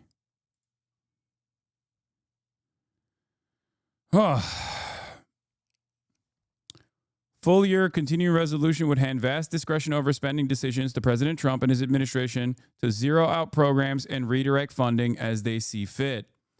Okay? Normally, Congress typically provides scores of specific funding directives for key programs and priorities. This would basically consolidate power in the hands of Donald Trump and Elon Musk as well, if they choose to do so. There will be no, this undermines the power of the purse that Congress is supposed to have. All the congressional directives go away, and it's done entirely in the hands, or given, it legitimizes Doge. It basically makes it legal, right? It undermines all the court cases against Doge layoffs and Doge cuts. Doge is already a legitimate agency, but it's currently doing a bunch of stuff that it's not supposed to. There's numerous legal avenues that that many people have taken in an effort to stop some of these layoffs. You can't unjustly lay off, tens of thousands of employees from federal governments, from the federal government by saying you're not doing, your performance is subpar out of nowhere, right? You can't do that. Having said that, they can now cut funding to key agencies in whichever way they see fit, and then they will have to enforce austerity and layoffs. This creates slush funds for Trump administration to reshape the spending priorities, eliminate longstanding programs, pick winners and losers, and more. Failing to provide specific funding directives from Congress means the Trump administration has fewer legal constraints in what it can do. That's what I meant. So, the House Republicans could have addressed this glaring problem, but chose not to. Their year-long CR includes plenty of unnecessary anomalies, but doesn't address this fundamental issue because they prefer slush funds for this administration to cut the programs it wants to in order to fund Trump's priorities instead. Myriad members' priorities are at risk of significant reductions in funding or elimination under the full-year CR. Under the CR, the Trump administration could, for example, decide not to spend funding previously allocated for combating fentanyl, the Support Act, or other substance abuse and mental health programs, or specific NIH priorities like Alzheimer's disease and vaccine research. We've already seen this administration obviously behave in this manner. We've already seen this administration decide not to continue with NIH funding for one reason or another. The latest round of NIH funding cuts and grant cuts came against the Columbia University because they said that they weren't combating anti-Semitism sufficiently. Okay. Instead of steer funding to other priorities of his choosing, he could also pick and choose which military construction, Army Corps, or transit improvement and expansion projects to fund without direction from Congress, leaving Democratic states and priorities in the lurch. This is particularly risky for Democratic cities and states that may have to beg for their priorities to be funded from an administration that has already cut out vast swaths of funding and threatened retaliation. It's like giving a drunk person the keys to the car. Yes. After the drunk person has already crashed the car before and says he's going to do it again.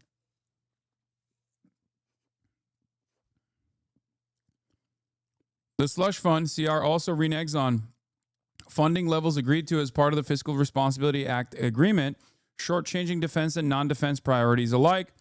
This will not be like the last time full CRs for some funding bills were in effect after a bipartisan process. President Trump has endorsed this full year CR because he understands what it's in for him. More power over federal spending to pick winners and losers and devastate Democratic states and priorities. The Appropriations Committees have been extremely close on a top-line agreement, and Democrats remain ready to get subcommittees to work to finalize and pass full-year funding bills. The Republicans have said they don't care, that they're not going to do it, and the Democrats basically, instead of pushing for a normal bipartisan spending bill to go through because it is necessary, have caved and decided that they can pass this with a simple majority with the with the Republican votes necessary in the Senate.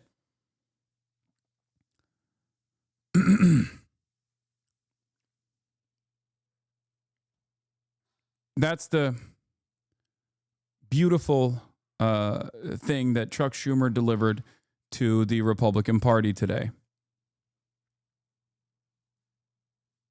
K through 12 education, higher education, grants the administration broad discretion such that it could eliminate or significantly cut funding for federal work-study and supplemental educational opportunity programs that provide funding to thousands of institutions of higher education to award need-based financial aid to students.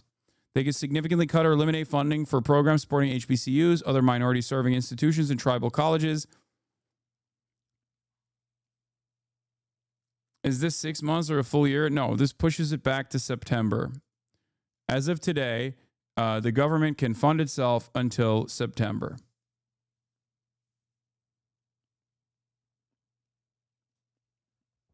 From this point on, until September 30th,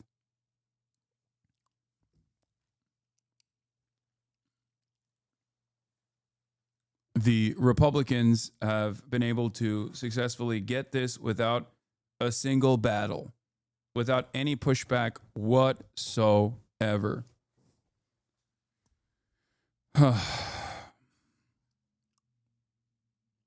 This is the lightest version of events, by the way, being told by a, relatively centrist Democrat, like a somewhat centrist Washington Democrat. It's not like this person is aggressive. The bill also limits the District of Columbia spending to its fiscal year 2024 level for the rest of the year, obviously. So there's that aspect of it as well. So it basically slashes $1.1 billion of its approved budget from Washington, D.C., which Trump obviously hates.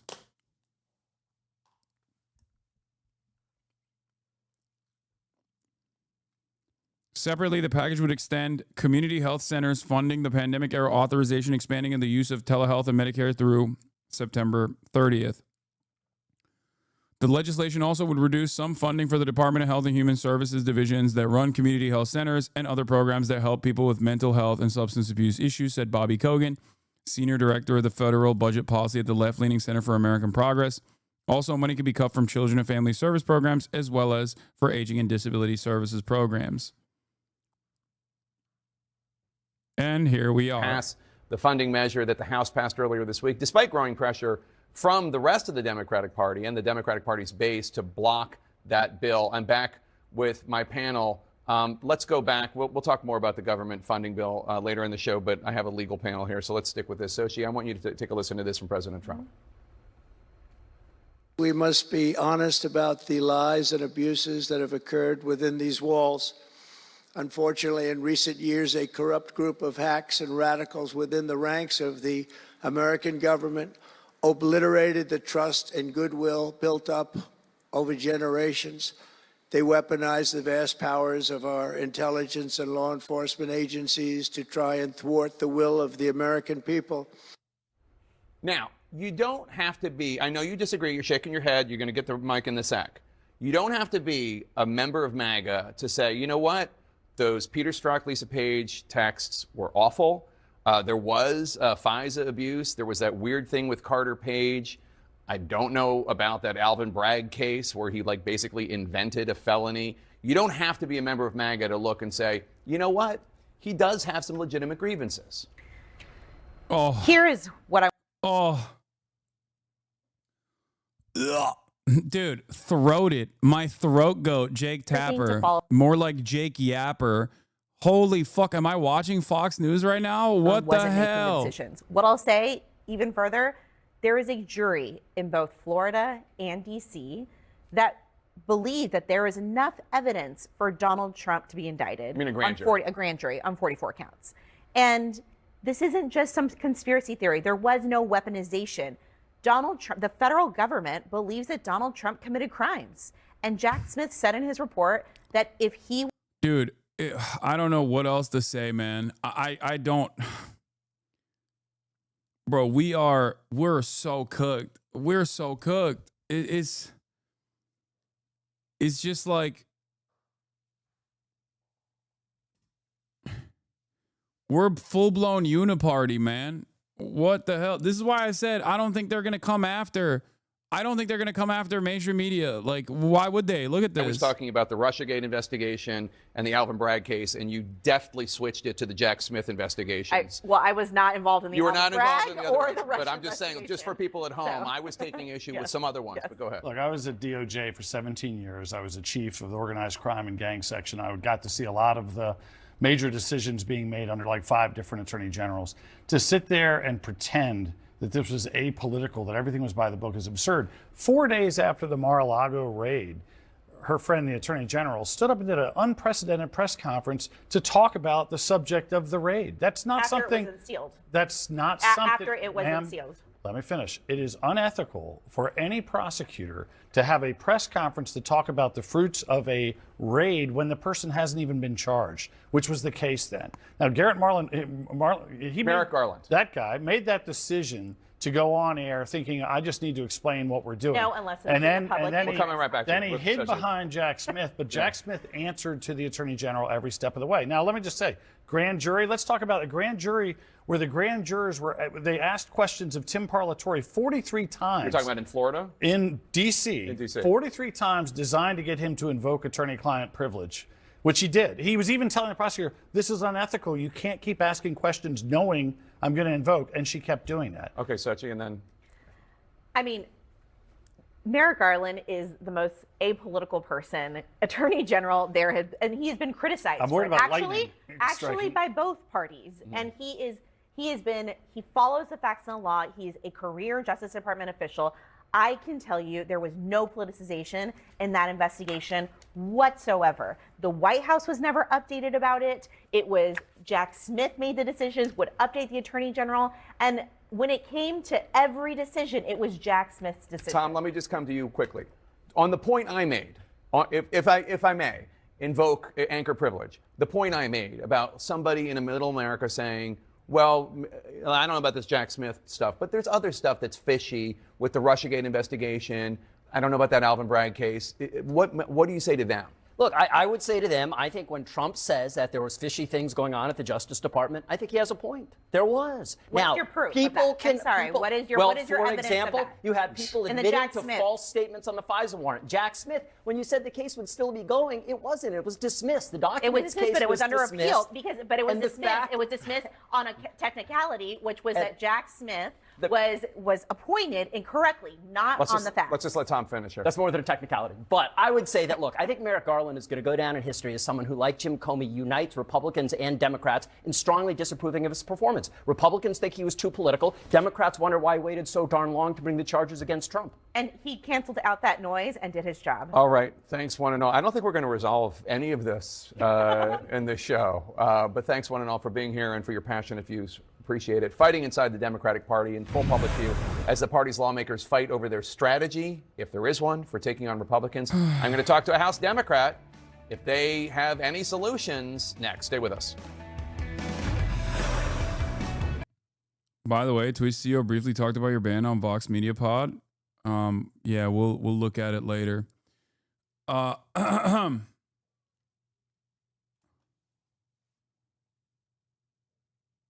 This is just pure insanity.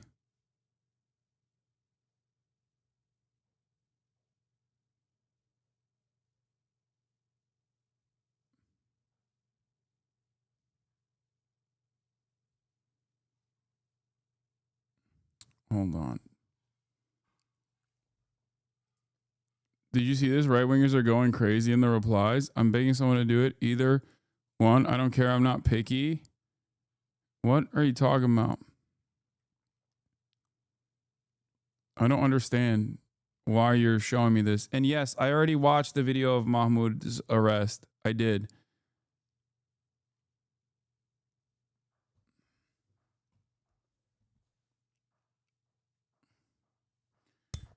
Oh.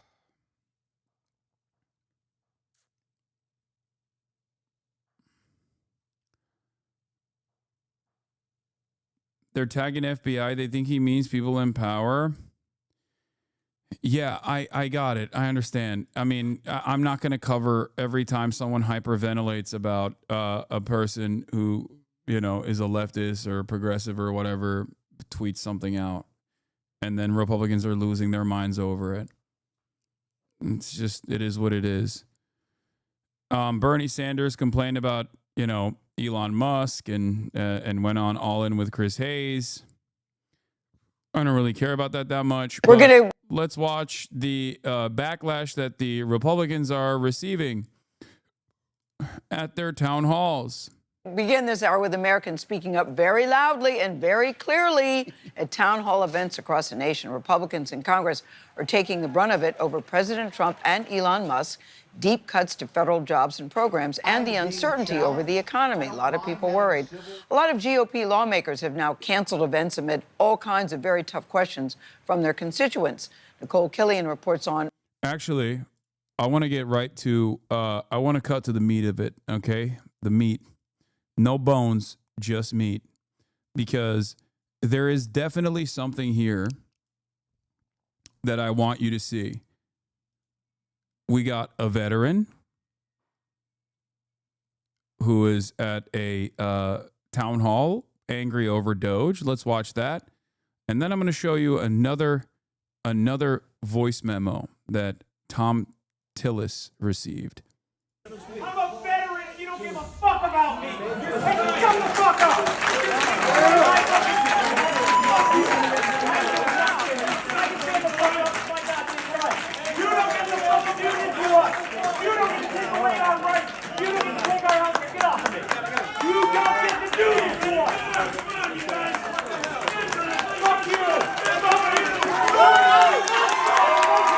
I was at this town hall. It was full of conservatives. Yeah, I think that older conservatives are going to get angrier and angrier.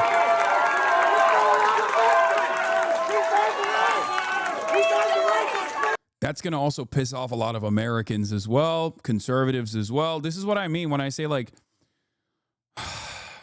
Americans are relatively servile people, but that's because they're relatively comfortable people, okay? And the government making decisions like this in the short term might not be seen by many Americans, but I think, or might not get broad reception from CNN or maybe other outlets or whatever. But I do think that this is going to piss off people. Like, the example I will give you is like Colombia, right? Mahmoud Khalil. Arab name, scary guy. They're saying he's a terrorist. A lot of Americans can turn the other cheek at that. They'll go, oh, it's probably good. He's probably scary. I'm conditioned to feel like this is a bad guy. But this is not going to stop there. Inevitably, the government is going to nab someone who will have a higher media profile. There will be a Luigi Mangione situation, not Luigi Mangione in the sense that like someone will allegedly assassinate a CEO, a healthcare CEO. I mean, like, Luigi Mangione got broad positive reception, not simply because everybody understood why he did what he did, allegedly, but also because his background, the way he looks, the way he carried himself, the way his friends talked about him. These are the types of optics that Americans respond to and will very quickly turn into a folk hero. The unfortunate reality is that Americans broadly don't think about Muslims as humans and think about them as scary terrorists. But this will, the stress will increase. We will, of course, continue applying pressure. But having said that, inevitably that pressure will cause the dam to break. Because when there's more pressure, there's going to be more countermeasures, more prosecutions, more arrests, scarier enforcement tactics, and eventually you're going to arrest someone that is even more of a perfect victim in the eyes of Americans. Not saying that Mahmoud wasn't. Not saying that you even have to be a perfect victim, right? I hope people understand. And when that happens, or as things continue to worsen, people will absolutely put more teeth in their resistance.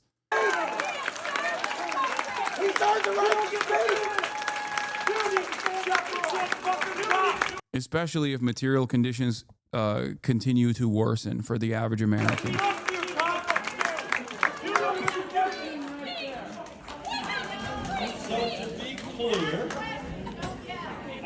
Like, I'll give you some. I'll give you an example. Republicans are currently discussing inside of their party to no longer have in-person town halls. This was reported by the New York Times. Republican House members told to stop holding in-person town halls. Okay. Let's say you don't do that. People still want to respond to you, though. Okay. Your constituents are going to want to respond to you. So if you don't hold in-person town halls, they'll respond to you in public. You just won't like it, because in-person town halls are certainly a more managed way to address the public. Because if you don't do town halls, people are inevitably going to find out where you are, because you're going to do a fucking, a book tour, or you're going to go to an event where you're fundraising. They're going to be outside of that event. They're going to fuck your day up. You don't want that. They'll go out to your houses. You don't want that. So Hasan, stop right there, Holy. I'm not saying that this is what I want people to do, dumbasses. I'm saying that there needs to be a pressure valve. That is what the town halls are supposed to do.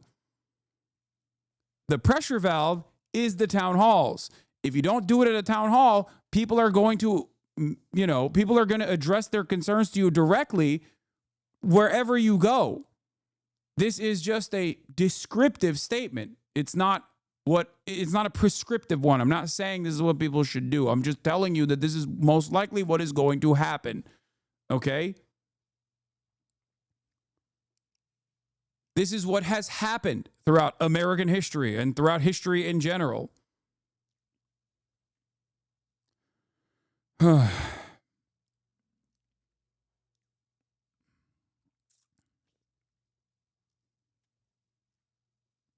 Yeah, remember what people did with Kyrsten Sinema as the Democratic Party actively tried to protect her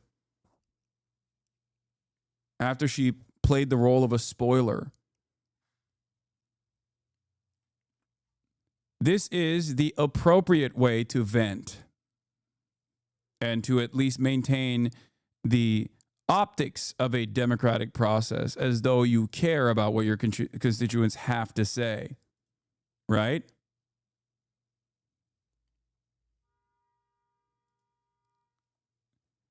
If they shut off the appropriate venues, people will find inappropriate venues. That's all I'm stating. Now, we watched this video. Just to be clear, bullshit, and you're not telling the truth. Let him speak. Let him speak. For example, folks at the National Weather Service are fired. Stop conceding that Luigi is guilty of the crime. Public perception is important. I said allegedly. What are you talking about? Every single time I mentioned it, I said allegedly. Dude, chatters, please lock in, dude. I don't know why chatters have a tendency to focus on dumb shit. Okay. Here. Now that I gave you the potatoes, let me show you the meat. Okay.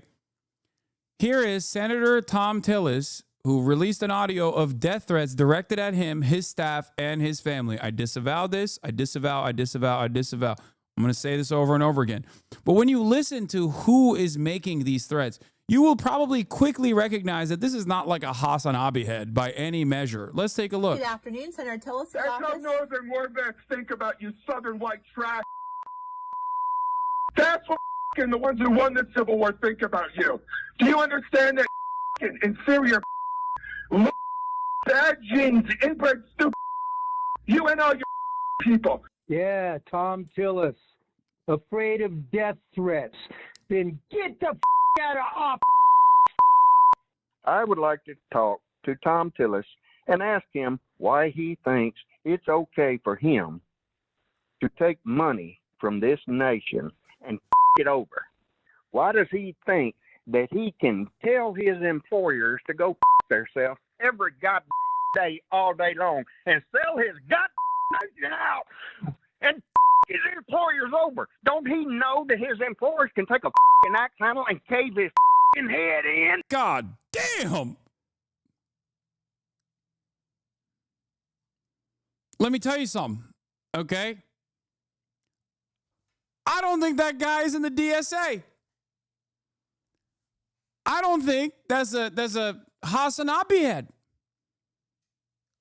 I think that dude is probably a voter. That's the average, I would say that's the average Republican voter, as a matter of fact. Okay?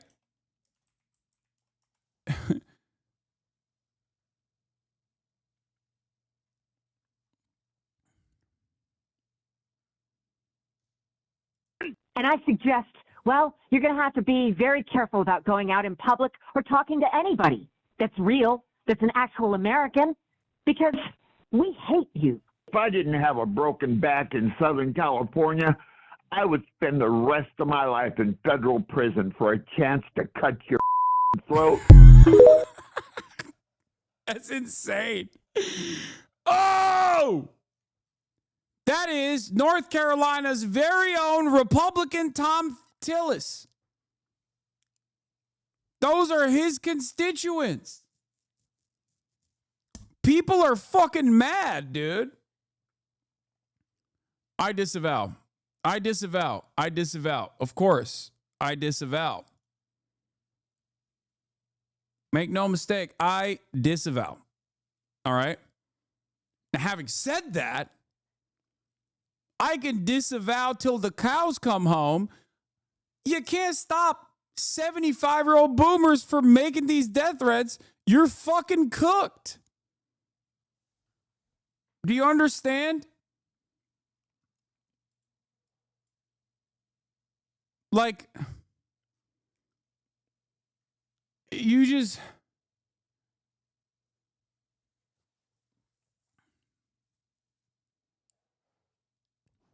You're cooked. Yeah, these are dudes who are using a landline to make a death threat to a congressperson. I saw a funny reaction to this, which was like someone reacting to Ed Mentum's post, which was like, yeah, Zoomers, hee. I think it'd be funny if something a little bad happened to this politician. In Minecraft, though, haha, boomers using their full names and address, I am going to kill you. Like, boomers do not fuck around, dude. Now, I'm not saying they're going to actually follow through on these promises, but I'm just simply stating that, like, if you got boomers saying shit like this, yeah, you got to change the trajectory. You know, you got to change course.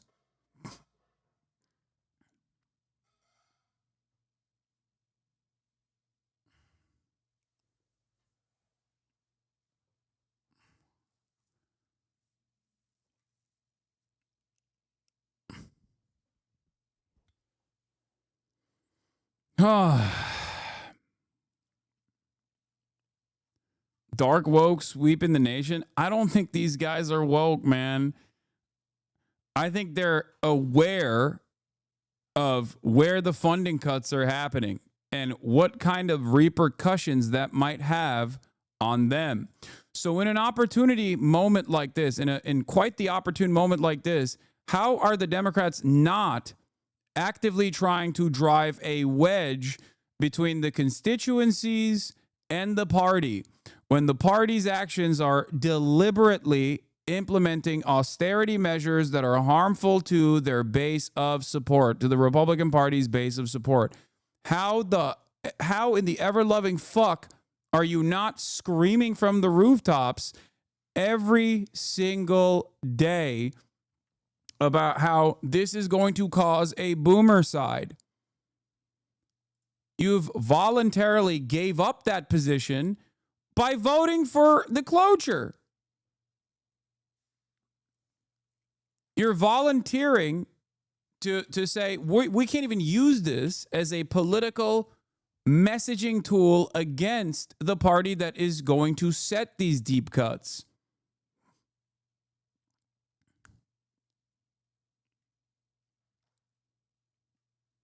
I don't believe that every single card-carrying Democratic politician is this oblivious or this awful. And I don't know where we go from here. But I do see anger and resentment. One gathering in North Carolina that did go ahead, and it got, how shall we say, very heated. Yeah, Ro Khanna, when the Senate minority leader sells you out, the only option is to take back the party and country with grassroots activists in blue and red districts to stand up for the Constitution and our democracy. It's interesting to see Ro Khanna say this while he's, in between tweeting about how Elon Musk is a great American entrepreneur who should be defended at all costs. That's the Ro Khanna cycle, baby. For every 3 things that he does that you're like, what are you doing with the limited amount of time and space that you have to speak about issues? How did you choose to do this? And then the next day he'll be like, the American revolutionary sentiment is ripe. Rise up, proletarians. He's like, America is ripe for revolution. We must seize the means of production away from the parasitic capital owners and deliver it back to the working class now. Also, I love Elon Musk.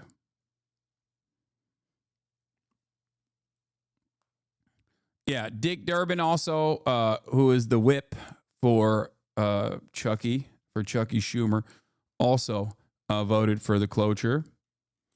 Just so you know, just so you understand, it's a ridiculous fucking state of affairs when you got the minority leader and his second in command both voting for the cloture. At Thursday's town hall in Asheville, the lines began early, snaking outside the building with some who oppose President Trump. America has never been like this. We've had disputes, we've had disagreements, we've had protests, but I've never seen it this angry before. And others who support him. The government has to cut because it is in trouble. And Elon Musk is not voted in, I get it, but neither was Anthony Fauci. As the event got underway, frustrations towards the administration bubbled over. Attendees sounded off. Like a non-elected person running our government. And shouted down GOP Congressman Chuck Edwards, who represents Asheville, a blue city in an otherwise red district. You're lying! I'm a veteran! You don't give a about me! At least one man was hauled out by police. You don't get to take away our rights! You don't get to take our health care! Get off of it! You don't get to do this! Yeah, Trump's base already kept trying to kill him during the election because they were bored. Imagine what they would do when they're pissed at him and Musk is a really funny, really funny question to ask. They literally did do that, by the way. That was the first, like, hey, Anthony Fantano, the needle dropped. Thank you for the raid. Hope you had a good stream. We are, instead of watching Playboi Carti, instead of reacting to Playboi Carti's new album, we are reacting to the collapse of the administrative state and the collapse of American empire. But, of course, the collapse of American empire will not happen quietly. It will happen with disaster after disaster. Oh.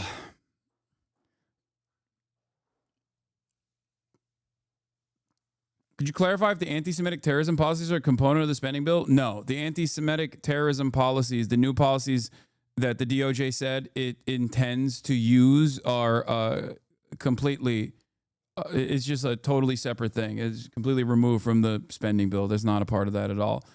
Pete the Artist, thank you for the 20 gifted subs. I will be reacting to the new Carti album later. It follows a series of similar town halls nationwide, where members of Congress have faced off with angry constituents. Edwards received a steady stream of questions about Elon Musk, tariffs, the Ukraine-Russia war, and massive cuts to the federal government, from the VA to the Department of Education. Many in the room are still recovering from Hurricane Helene. We don't need to hear you tell us what we lived through. Crowds surrounded Edwards as he left. Bro, you can't but trans people your way out of this, by the way. That's the other side of it. Like, when you impact people materially in a tangible way that they can immediately recognize, if you impact people and their lives in a meaningful way, okay, and they can feel that impact, you can't just cast a dispersion cloud or whatever. You can't just throw a smoke grenade and just escape by saying, but what about trans people? DEI. You can't do that. They're going to be like, I don't give a fuck, okay? I don't care who's processing my paperwork as long as I still got health care, as long as I still got Social Security. That's it. These guys think that they could just deploy the trans grenade over and over again to be like, but we're doing these cuts because they're going to trans people, when you got a 78-year-old veteran being like, I ain't trans. You're stealing my money, damn it. I'm the least trans person on the planet. How dare you?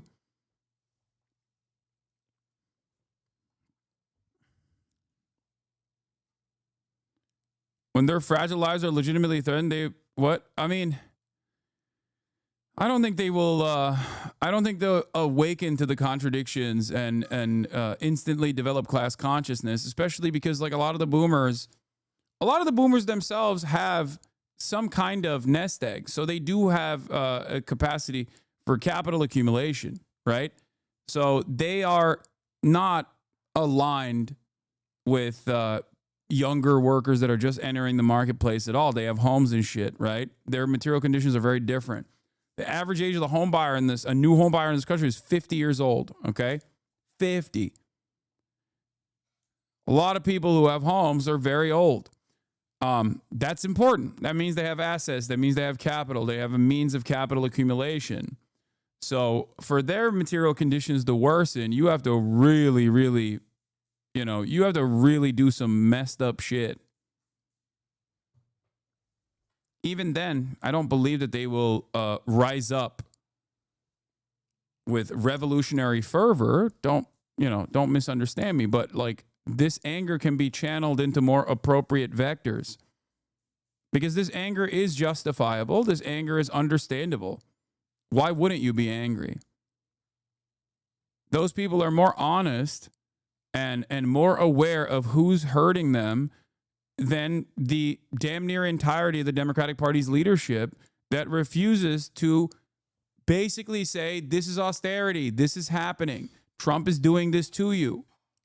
They're recognizing it on their own.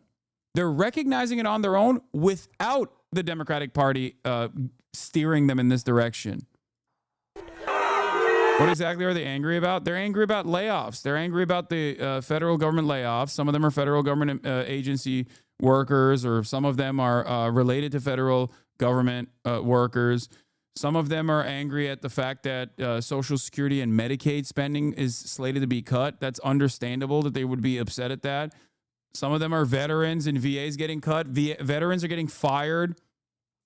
I saw a stat that it was this administration has fired more veterans than any administration prior, something insane like that. But the GOP lawmaker has vowed to keep holding in-person town hall. Folks certainly have the right to protest and share their concerns. That's part of the process with democracy. For CBS Mornings, I'm Nicole Killian in Asheville, North Carolina. Yep. To President Trump and Elon Musk's drive to slash the federal workforce. Our senior political correspondent, Rachel Scott, has the latest on that story in the anger over the cuts. Good morning, Rachel. Michael, good morning to you. And these sweeping cuts by the Trump administration and mass firings not only prompting legal pushback in the courts, but also from voters across the country, too, who are now confronting their Republican representatives at town halls. Is this good? Is this good? I can't tell. Are we winning yet, guys? Are we winning so much that we will say, Mr. President, please let us not win any longer. We have won far too much. We are winning more than we have ever won. It feels like it don't feel too good. I don't know. It doesn't feel like we're winning a lot.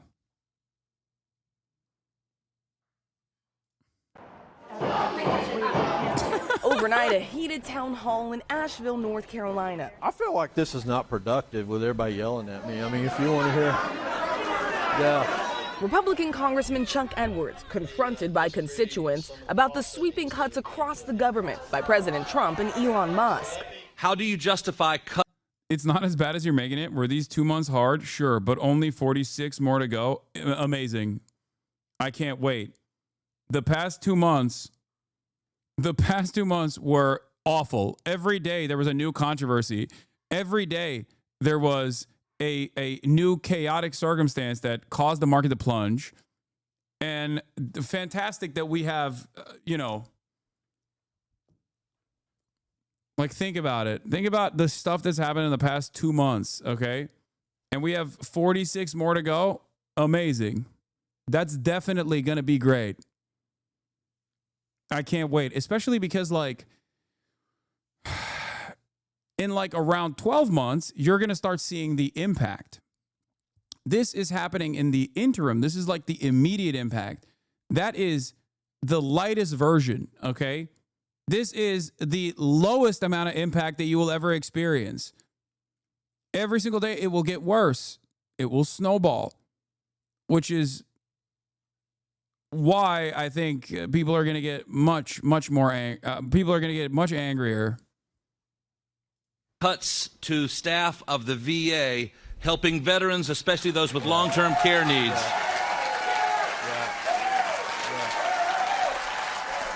So first of all, there have been no cuts to the staff as in this.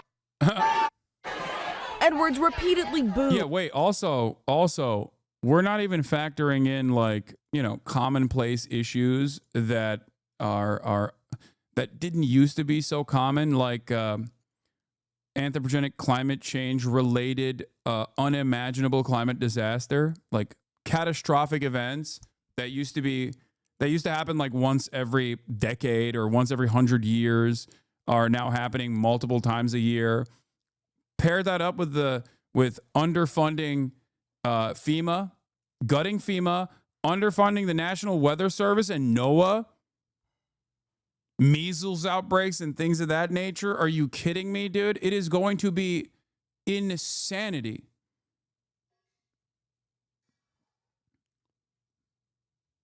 We're going to be out with our dicks out in the wind, pissing directly against the wind. As he took questions for 90 minutes. Like him or not, Elon Musk has brought a lot of really smart people to Doge. One interaction turning so contentious, this man had to be escorted out. You don't get to do this to us! The Trump administration is pushing forward with those cuts. Thousands of workers have already been fired across the federal workforce. In the middle of tax season, sources say the IRS is now expected to cut 18,000 jobs by May 15th. And the U.S. Postal Service announcing it will trim its workforce by 10,000 with voluntary buyouts after striking an agreement with the Department of Government Efficiency. Musk this week splitting with the White House, suggesting entitlement programs like Medicare and Social Security could be next. The way it's important in entitlement spending, which is most of the federal spending is entitlements. That's like the big one to eliminate. Those words leaving some voters concerned. What are you doing to ensure the protection of our Social Security benefits? Yeah. Good question. I'm not going to vote to dissolve your Social Security. I'm not looking to disrupt Social Security at all. And overnight, a federal judge ordering 18 agencies to hire back 20,000 federal workers the administration fired. The judge saying the mass firings didn't follow certain rules or give advance notice, causing the impacted states irreparable harm by having to assist thousands of unemployed workers. And when it comes to the administration's argument that federal employees were fired for poor performance, the judge writes, this isn't true. There were no individualized assessments of employees. They were all just fired collectively. So hours earlier, a different federal judge issued a very similar ruling. The White House responding to that, calling it absurd, saying they will be fighting back, George. Rich, it looks like no government shutdown? Yeah, it's always down to the wire, George, but it does look like Congress will avert this. Senate Democrats reversing course. They were trying to block a Republican proposal in protest of President Trump, Elon Musk, and those sweeping cuts. But Senate Minority Leader Chuck Schumer says he will now vote to keep the government open, insisting that while these policies are bad, a government shutdown is worse, he says. George. Okay, Rich.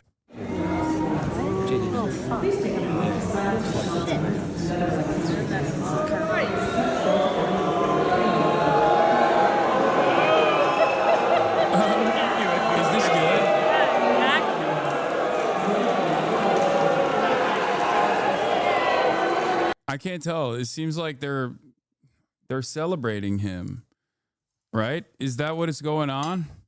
Yeah, they're saying Burns.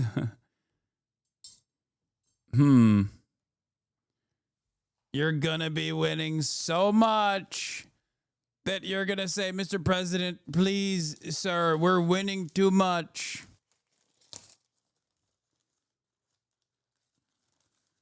We're winning too much, Mr. President. That's what they're going to say. You're going to say, never again, Mr. President. It's because they're booing because they're tired of the victories. I think that's what it is. They're tired of too much winning. That's why they're booing him. That's what Trump meant when he said, we're going to win so much. You're going to say, please, we're winning too much, sir. This is the we're winning too much, sir moment. That's what it is. That's why they're booing him. They're like, please, sir. We're tired. We're tired of constantly pumping our fists in celebration of all the wonderful things that you've done so far. Please make the winning stop.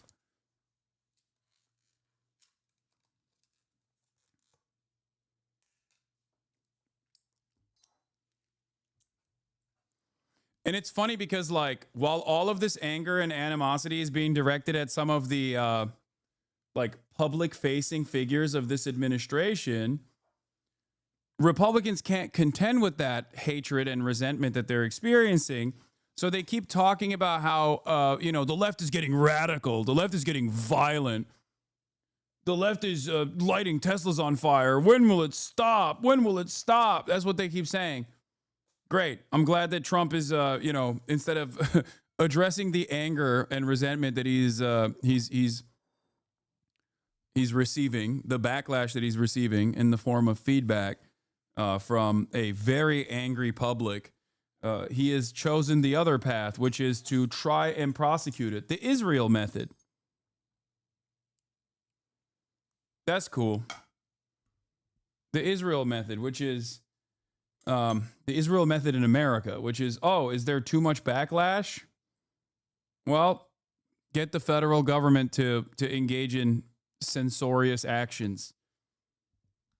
That'll surely put an end to it.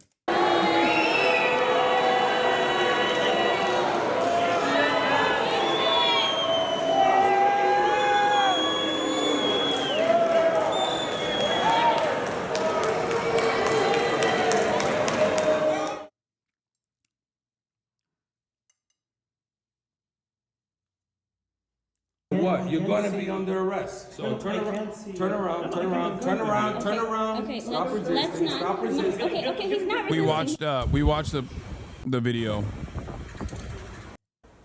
Like, we watched most of this video. It just came out, but ACLU has released the full video.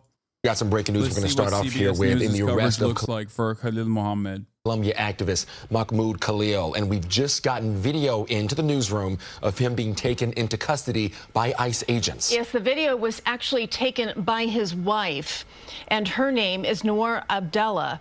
And you hear in this video that we're going to play for you. She is 8 months pregnant, and the arrest happened Saturday night at their on-campus home. If we can take a look at that video here, this is her videotaping the arrest of her husband.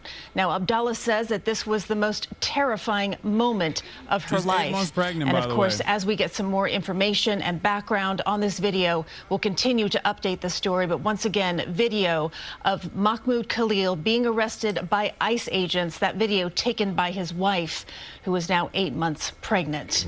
And today we've learned a second person who participated in pro-Palestinian demonstrations at Columbia University has been arrested. And this comes as we get some more details about the Department of Homeland Security agents searching residents on campus. Tonight, students are not backing down from making their voices heard with demonstrations on campus and also throughout the city. Masa Saidi is live outside the campus there with more. Masa.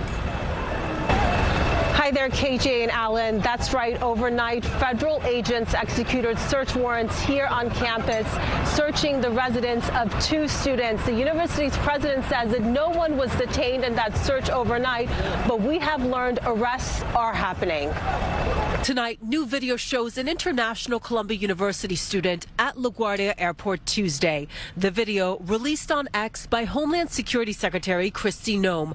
Noem says the PhD student from India self-deported after her visa was revoked for allegedly supporting Hamas. On Friday, multiple rallies for Mahmoud Khalil, a student leader in last year's pro-Palestinian demonstrations on campus. Fuck this country, The dog. Trump administration claims he led activities aligned with Hamas.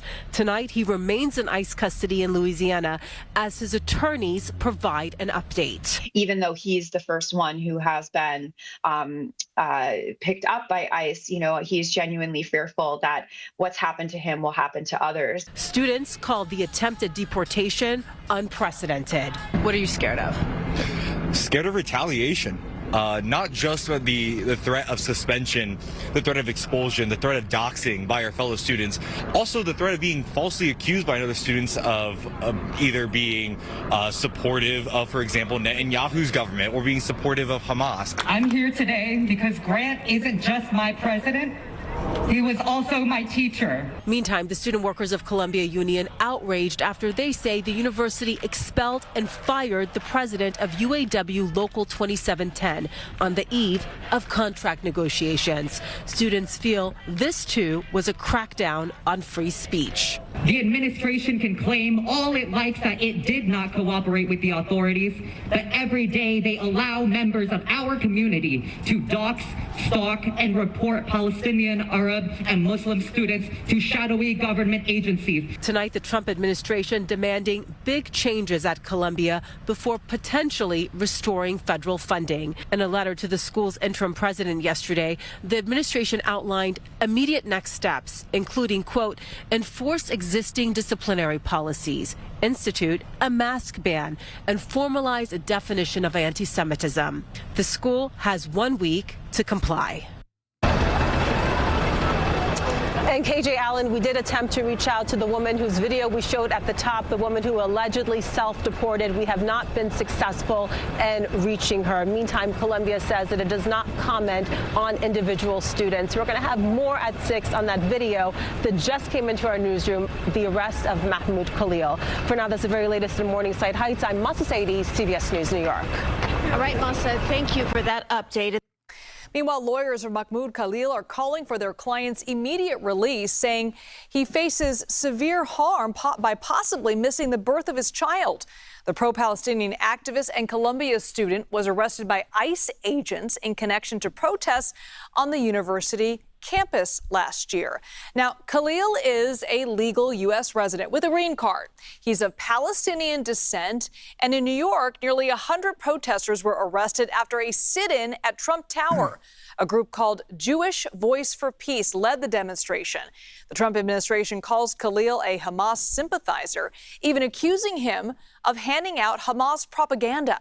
The government is basing their attempt to deport him on the Immigration and Nationality Act, which allows the Secretary of State to deport someone they believe could harm U.S. foreign policy interests. This is not about free speech. This is about people that don't have a right to be in the United States to begin with. No one has a right to a student visa. No one has a right to a green card, by the way. So when you apply for a student visa, or any visa to enter the United States, we have a right to deny you for virtually any reason. But I think being a supporter of Hamas and coming into our universities and turning them upside down and being complicit in what are clearly crimes of vandalization, complicit in shutting down learning institutions. If you told us that's what you intended to do when you came to America, we would have. You guys understand that this is like the scary legal precedent that they're trying to set here is basically to expand on denial of entry restrictions and retroactively treat you as a legal permanent resident as though you are simply entering the country. There are obviously, understandably, and sometimes stupidly, higher restrictions when you are applying for a visa as opposed to once you are in the States. If they can do that and revoke someone's legal permanent residency by trying to apply retroactively visa application restrictions standards, they can revoke your citizenship and denaturalize you as well under that exact same principle. There's nothing stopping them from revoking citizenship and denaturalizing people. Never let you in. And if you do it once you get in, we're going to revoke it and kick you out. All right, let's get right to CBS News correspondent Lilia Luciano. She's outside Columbia University. Lilia, what's the scene like there now? Are there more protesters? There are a few hundred protesters who you can't really see right behind me because they're over there further down the street. There's a lot of police presence. They're barricaded within the sidewalk with a great deal of NYPD officers all around. We heard them chanting earlier. There's really only one counter protester who I can see from here. We are awaiting this protest was scheduled for about 1:30. So, I mean, East Coast time. So it's really kind of the beginning of it. So we expect that it will continue and it might grow in the coming hours. There's also a 3 p.m. press conference from Khalil's attorneys who we're hoping that they will update us on the latest in that case that they're presenting, where they're alleging that it was unconstitutional, the arrest at first, and fighting back against this notion that Mahmoud Khalil was a supporter of Hamas. They have challenged the government to provide any evidence that he in any way supported Hamas. They're saying that he's being punished for speaking out and for protesting, for pro-Palestinian protests that happened here and that we covered last year. They're also asking for him to be brought to New York. What the government is saying is they're trying to move the case, the jurisdiction of the case, to either New Jersey or Louisiana. So we're waiting to hear what's the latest on those developments. But here on campus, we are feeling the tensions rising from faculty members that I've talked to, students that I've talked to, because last night DHS federal agents came into student housing looking for students to arrest. What we learned this morning was that one student self-deported, according to Secretary of Homeland Security Kristi Noem, using an app from CPB. And another one was arrested. It's a student who is a Palestinian and a student who they're saying, according to the government, was part of the protest, and they're saying that in a similar way of the accusations against Khalil, that she also supported Hamas. But self-deporting is not a real term. That just means that like that person left the country. Okay, that's it. and I guess like informed the government that they were leaving the country on their own volition. That's what it is. And they revoked her visa in the process. Which is another part of the campaign. Like, that is the goal here. The goal is to scare people shitless into not coming here or leaving here on their own. Either you leave here on your own. Well, the major goal here is to just like get people to shut the fuck up.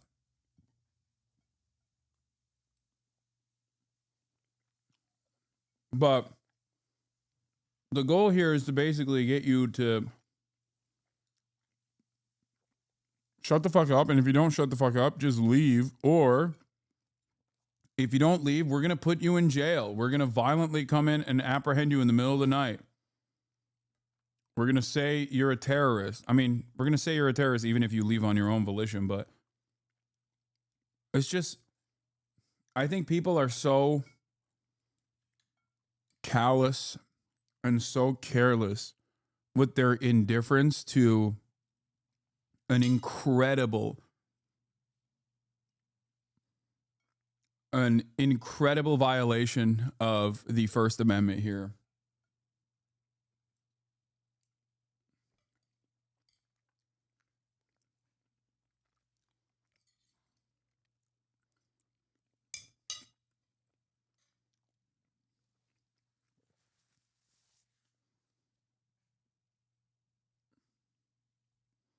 This is a student very different from Khalil. In Khalil's Department of Homeland Security announced a Colombia student from India had her visa revoked and self-deported. That ICE arrested another Palestinian student who participated in the protest. Alleges both supported Hamas or terrorism without evidence. case, he is a green card holder, a permanent legal resident of the United States, married to an American citizen.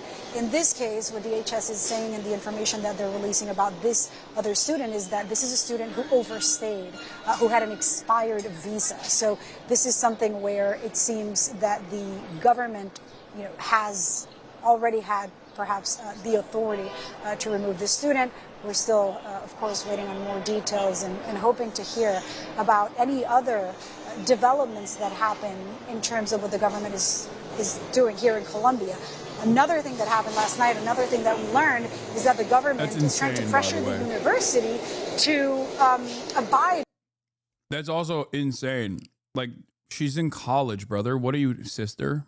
Government? What are you talking about? She's literally in college. Oh, wow. Her visa actually expired is crazy. So that's like normally what they would do. That's what normally they used to do. Specifically going after Palestinian protesters of Palestinian descent, and also protesters who are anti-Israel. But specifically, protesters of a Palestinian background would get this treatment in the past, as we covered before, historically. Which is to find like some kind of paperwork related reason to unjustifiably deport someone for the crime of saying Israel is bad. And that is what they used to normally do, but Mahmoud Khalil is like is a new erosion of pre-existing rights that American citizens and non-citizens alike have or are supposed to have. Do you understand? Like, this other student is also being falsely deported, and they're being like, their deportation process is their deportation is being processed only because they spoke out against Israel, right? But under normal circumstances, at least historically, that's precisely how the American government used to operate.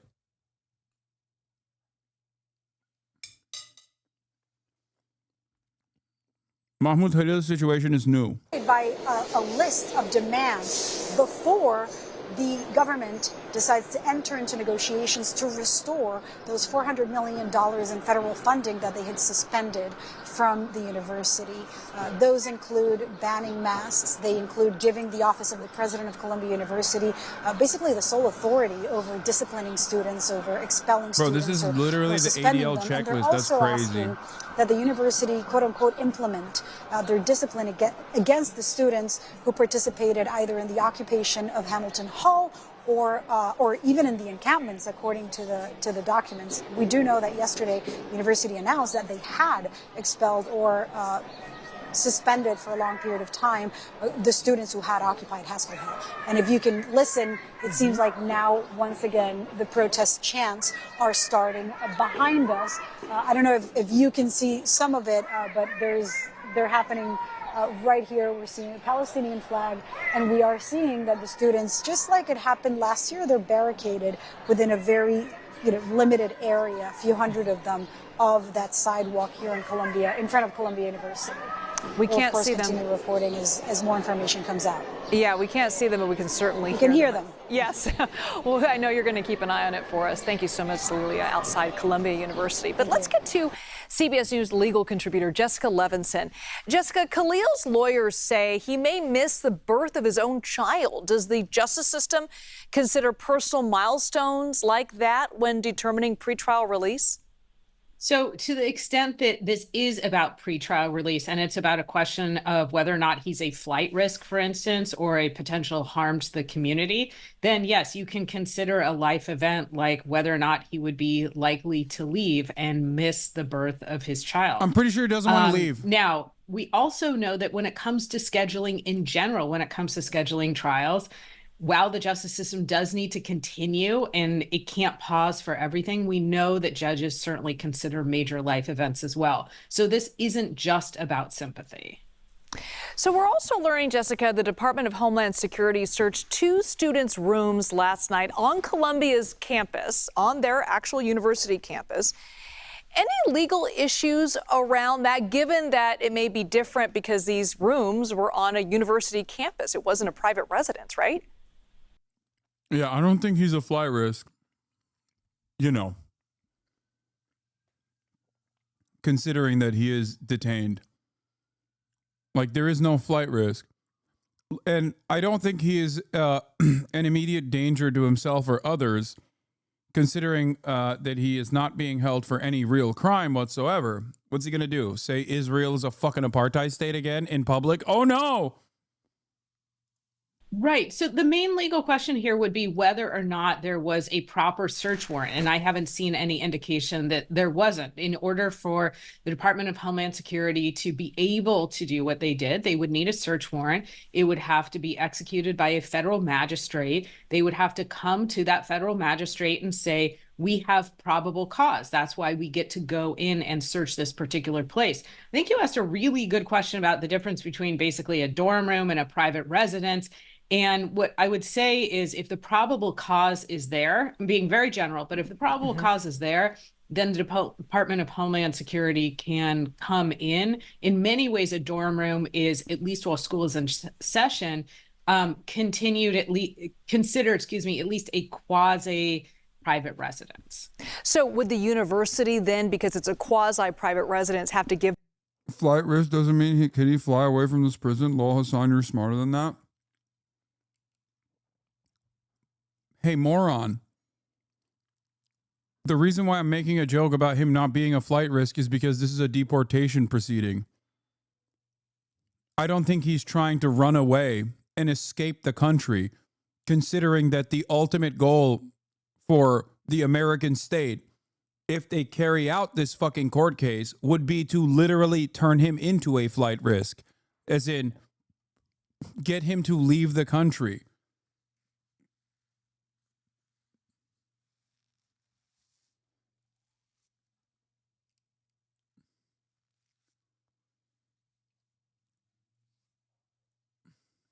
Anyway.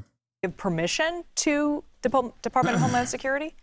I don't think that they would, given that it's just like if you think about a landlord, if a tenant, for instance, is in a situation where the Department of Homeland Security or law enforcement can get a warrant because there's probable cause, you don't need to first ask the landlord. I want to get to this too. Stop making fun of the chatter. I feel bad that I called him moron. I shouldn't have said that. I'm sorry.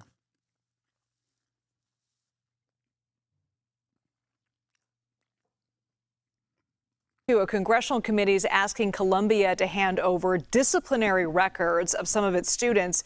A group of students, including Mahmoud Khalil, are suing to prevent this. How's this going to play out? Well, we know that what the students will likely argue is that there's something called FERPA violations. So FERPA is an acronym of a federal law. It deals with students' privacy. And it's something that I deal with. For instance, I don't leave my seating chart out because there's some privacy when it comes to who's in my class and where they sit, and particularly when it comes to student records. So legally, how will this play out? I think the students will claim that there is, again, a violation of this federal statute dealing with their privacy rights. I think that they could claim that there isn't the congressional power to do this, that there's a congressional authorization issue, and maybe also some due process concerns as well. You know, so much at the core of this is the right to free speech. Could the outcome of this case impact what free speech is in the U.S.? So, that's such a good question in the sense of, will this be a precedent-setting case? And I'm going to give the honest answer, which is this very early in the case, and it really depends. Obviously, what Khalil is arguing is he's being targeted based on lawful conduct, which is what he is saying. And we know if the First Amendment protects anything, we don't want to punish people based on either the subject matter of the speech or their viewpoint.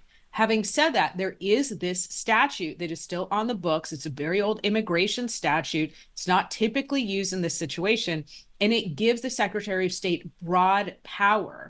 Again, it gives the Secretary of State broad power, but that doesn't mean that you can de facto apply said broad power without real justification. And if the justification is his lawful speech, then yes, it is a direct violation of free speech. That's the problem here. I don't know, man. I don't have any confidence in the current Supreme Court, but I feel like even this Supreme Court wouldn't go that far, but who knows? I feel like I really do think that this is the most glaringly obvious instance of a clear-cut definitional violation of the First Amendment. Yeah, ideas are not illegal, and there's no controversial speech exception to the First Amendment. Our right to free speech includes advocacy for Palestine. We will not be intimidated. We will not be stopped. We will fight until Mahmoud Khalil is free. We will fight until Palestine is free.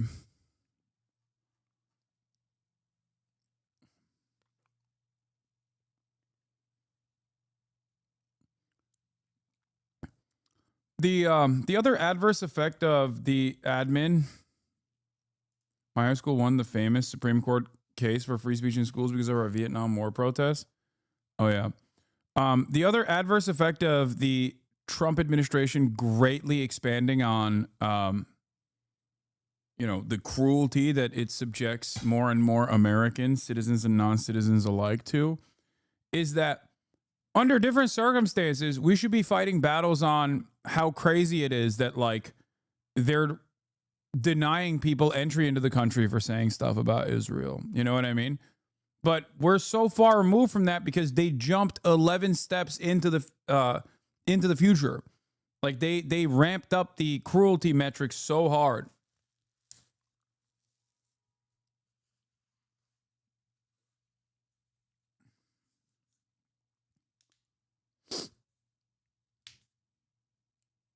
If this sets a precedent, could we deport Nazis? If you think that this will ever be utilized against Nazis, you are the funniest clown of all time. Nazis currently run the government. It's Nazis that are doing this. It's like in 1939 being like, well, one day when we win power, on your way to the fucking concentration camps as a trade unionist, you're thinking to yourself, well, one day when we democratically win back power, we'll use this to deport the Nazis or we'll put them in concentration camps. Yeah, no, it's not happening. All right.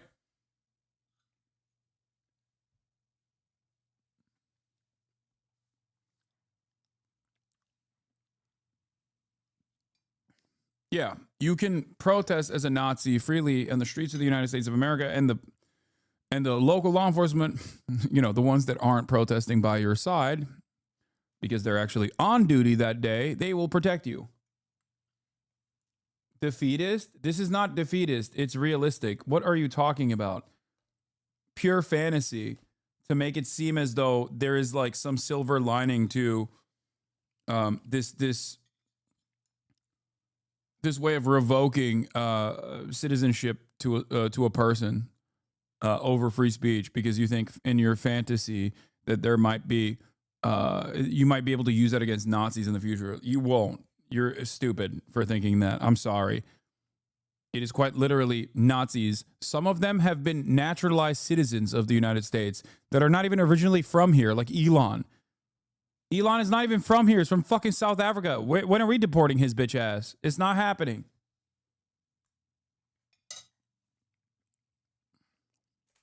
To say you present, I'm paraphrasing here, essentially a national security problem. So in terms of will this create new First Amendment precedent, I think it depends on how this case proceeds and which framing a judge adopts when it comes to First Amendment or national security. So many issues with this case. Thank you so much, Jessica, for helping us break it all down.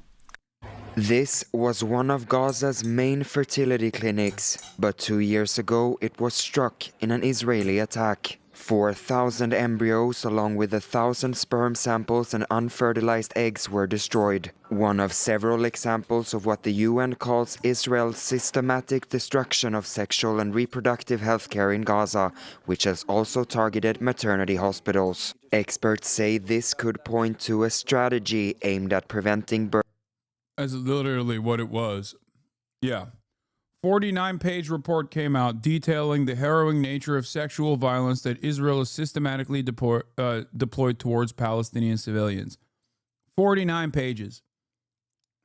No real evidence, no hard evidence has come out about sexual violence happening on October 7, let alone being directed by Hamas with mass rapes occurring. How much has mainstream media talked about that? How much? For months and months and months on end. Now there's real hardline evidence from an independent probe from the United Nations Office of Humanitarian Rights from the Palestinian territories, occupied Palestinian territories, and there is very little coverage on this. I haven't heard a single goddamn person who is a liberal Zionist or a Zionist or even just like a liberal who claims to care about fucking Palestine. I haven't heard them speak on this at all. And also, while mainstream media actively was like screams without words, this is like mass rapes occurred. Hamas did mass rapes over and over and over again, including the mass rape atrocity propaganda that Sheryl Sandberg of Facebook put together, where she literally interviewed Zakah workers who unironically were more responsible for justice never being served for victims of October 7 because they fucked up the bodies in an effort to try to promote their own goddamn corrupt ass charity. And Sheryl Sandberg interviewed Zakat officials who literally lied to her. And that fucking documentary still gets play to this day. Ethan used a piece of the faulty testimony from that fucking documentary in his content puke. Think about that. Ethan literally used a piece of that Sheryl Sandberg documentary in air quotes, as a testament, as proof that the rapes had definitely taken place, mass rapes had taken place, directed by Hamas.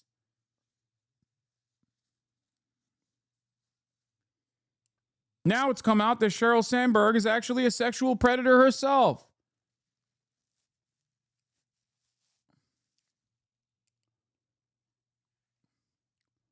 That's the other side. Anyway, now you have hardline evidence. You have hardline evidence, okay? Hardline evidence, 49 pages worth. Independent probe. And the way they cover it is UN reports accuses Israel of sexual violence, genocidal acts in Gaza. Israeli officials, including Prime Minister Benjamin Netanyahu, quickly condemned the report's findings as baseless. UN report accuses Israel of sexual violence against Palestinians. Netanyahu claims anti-Israel bias. UN report accuses Israel forces of genocidal acts, sexual violence in Gaza and the West Bank. Yeah. When Israel claims something, it's 100% correct. It's definitely correct. If you actually question it, you are Hamas, you are a rapist yourself, you're a rape denialist, all this shit. When Israel is probed by an independent commission, by the United fucking Nations, and there's 49 pages worth of real evidence, nothing. Ethan also cited the UN report from UN Victims Advocacy Group claiming that the UN confirmed the mass rape hoax. The report didn't. Zaka was involved in steering that report. I know.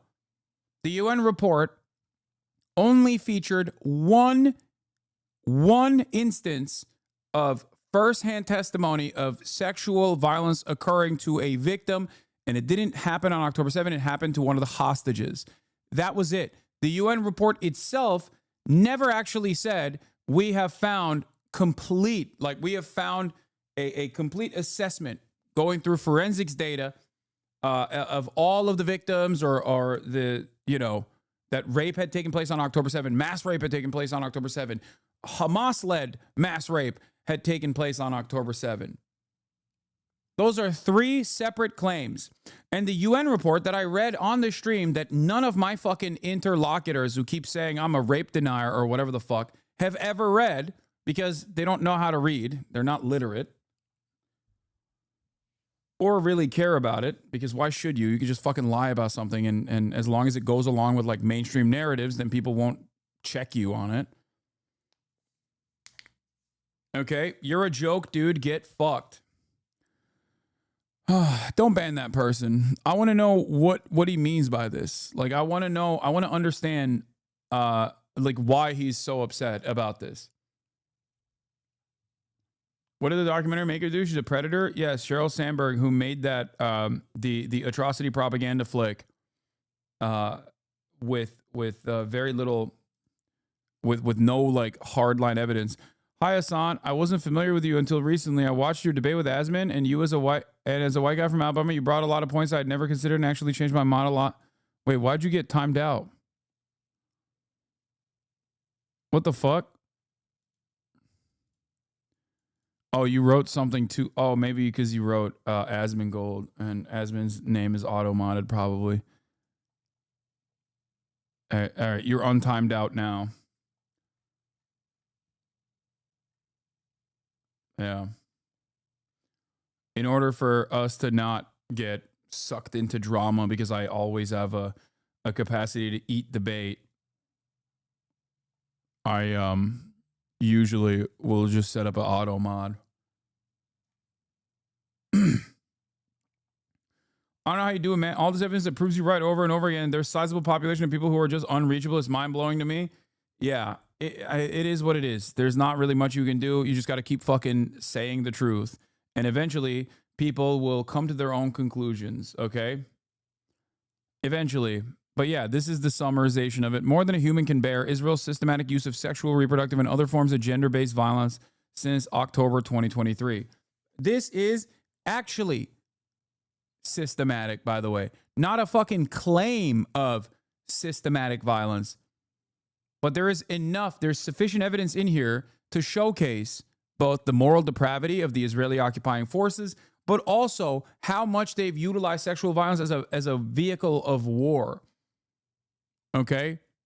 I hope you understand that. There is nowhere near this level of evidence from any report on October 7 from an independent party or even Israelis themselves. There isn't. And I say this as someone who does not offhandedly discount the notion that sexual assault might have taken place on October 7.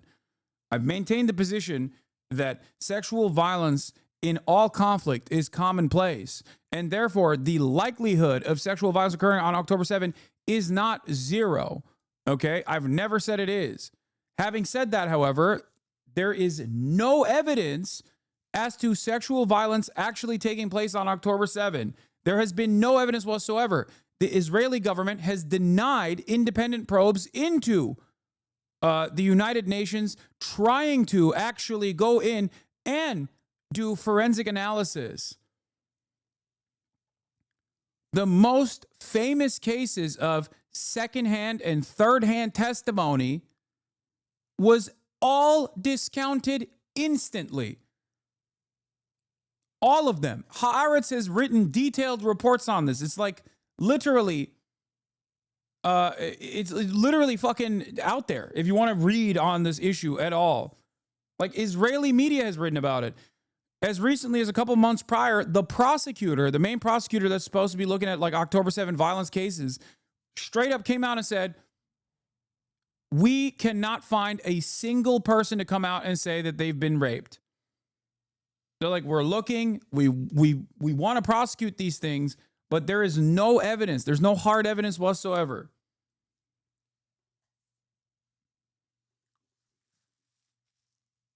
Yeah, Israel itself blocked the fucking investigations immediately after October 7 and blocked the investigations numerous times, by the way. That is the highest degree of disrespect to the fucking victims, mind you. Like, there is nothing more disrespectful than to look at a pile of bodies and be like, we're just going to use this for atrocity propaganda. We don't care about the humanity of these bodies. We don't care about the humanity of these citizens. And we don't care about what their families might want in terms of justice. Like, that is disgusting to me. That is completely morally repugnant behavior. It is utterly depraved. Oh.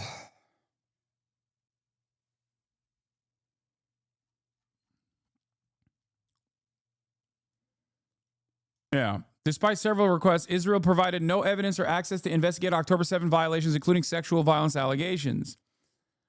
Key details. The Independent International Commission of Inquiry on the Occupied Palestinian Territory in Israel said it made several requests for information and access from government of Israel from October 7 through January 15, 2025, but it received no responses. The commission also did not receive from Israel any further information on violations and abuses committed by the military wing of Hamas and other Palestinian armed groups. The commission further notes that no information about prosecutions of members of Hamas and other armed groups for the crimes committed on October 7 has been shared.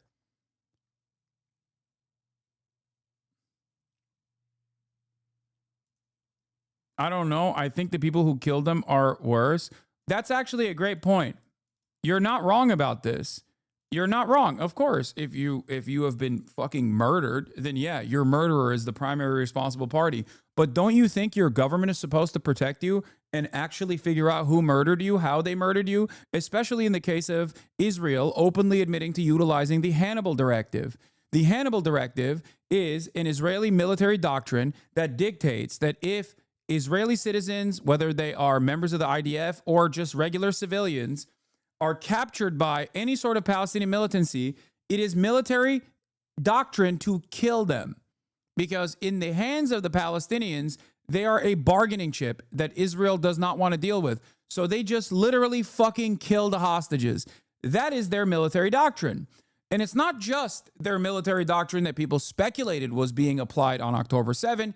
Yoav Gallant, the former defense minister of Israel, a war criminal, came out and openly admitted to the utilization of the Hannibal Directive on October 7. There was already plenty of evidence in the aftermath of October 7 that the Israeli tanks actually shelled some of the kibbutzim and caused some of the explosions and the deaths of Israeli civilians that were inside of the kibbutzim.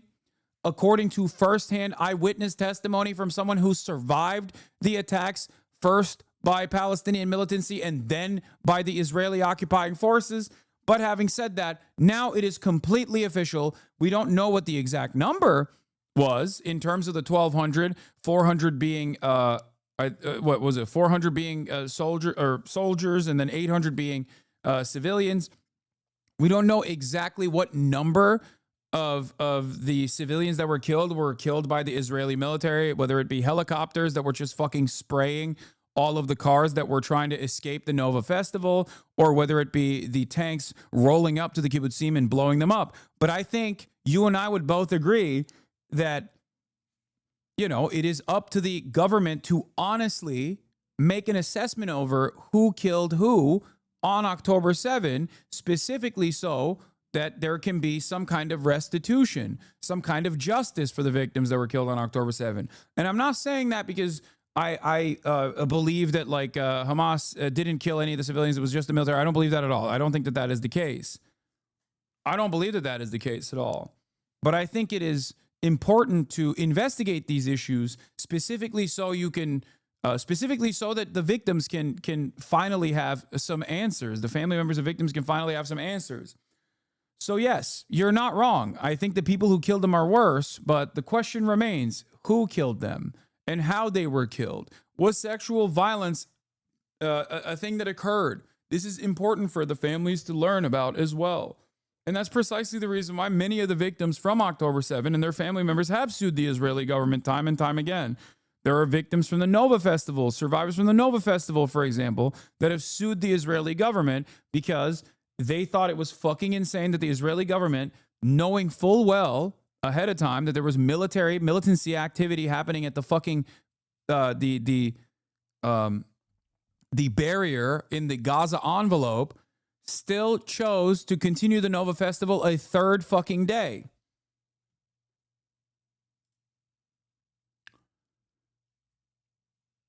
Anyway, so you didn't answer any of my questions here, but I hope I was able to inform you on what my perspective is. It's also funny because like people that come in here and just go, "You're a terrorist," I'm sorry, this is one of the issues where I have a lot more knowledge than the average person, okay? I normally wouldn't say this with a high degree of confidence, but you don't want this fucking smoke. There's a reason why none of your favorite content creators want to talk to me about this shit. And that is because they're oblivious, and it's much easier for them to consistently tell their audiences that I'm a bad guy and an Islamist fundamentalist and a terrorist and want to undermine Western civilization or some shit. Okay, much easier to do that from the shadows than to actually come in here and have a direct conversation with me, because it would be people would very quickly understand who knows what in that situation.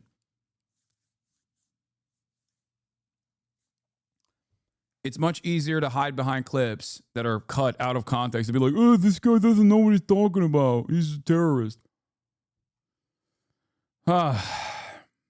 Anyway, let's continue. Births within a specific group, one of the legal definitions of genocide. Our report finds that Israel has increasingly employed sexual, reproductive, and other forms of gender-based violence against Palestinians as part of a broader effort to undermine their right to self-determination. The Commission documented a range of violations against Palestinian women, men, girls and boys, and it alleges that Israeli security forces have carried out systematic rape and other forms of gender-based violence, including forced public stripping, sexual assaults and genital violence. According to the UN, these acts were committed under explicit orders from Israel's top military leadership. That sexual and gender-based violence is increasingly used as a method of war by Israel to destabilize, dominate, oppress and destroy.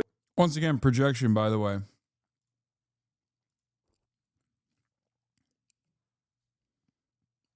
Good one, dude.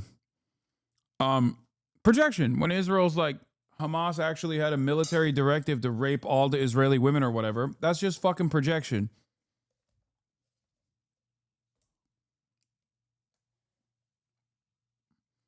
I have court evidence from the SSA trial that just went into the public. Is there any way I can send it to you so you can read it? They're trying to sue this to keep the information private. I don't know what you're talking about.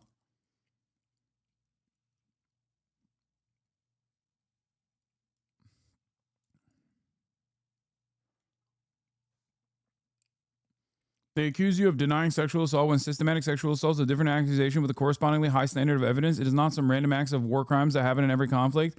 Yes, but the standard for evidence for sexual assaults is also high. And they haven't fucking even reached that standard either. Like if your top accusers, like if the only thing that we have here is like eyewitness testimony that immediately gets discounted, immediately gets debunked,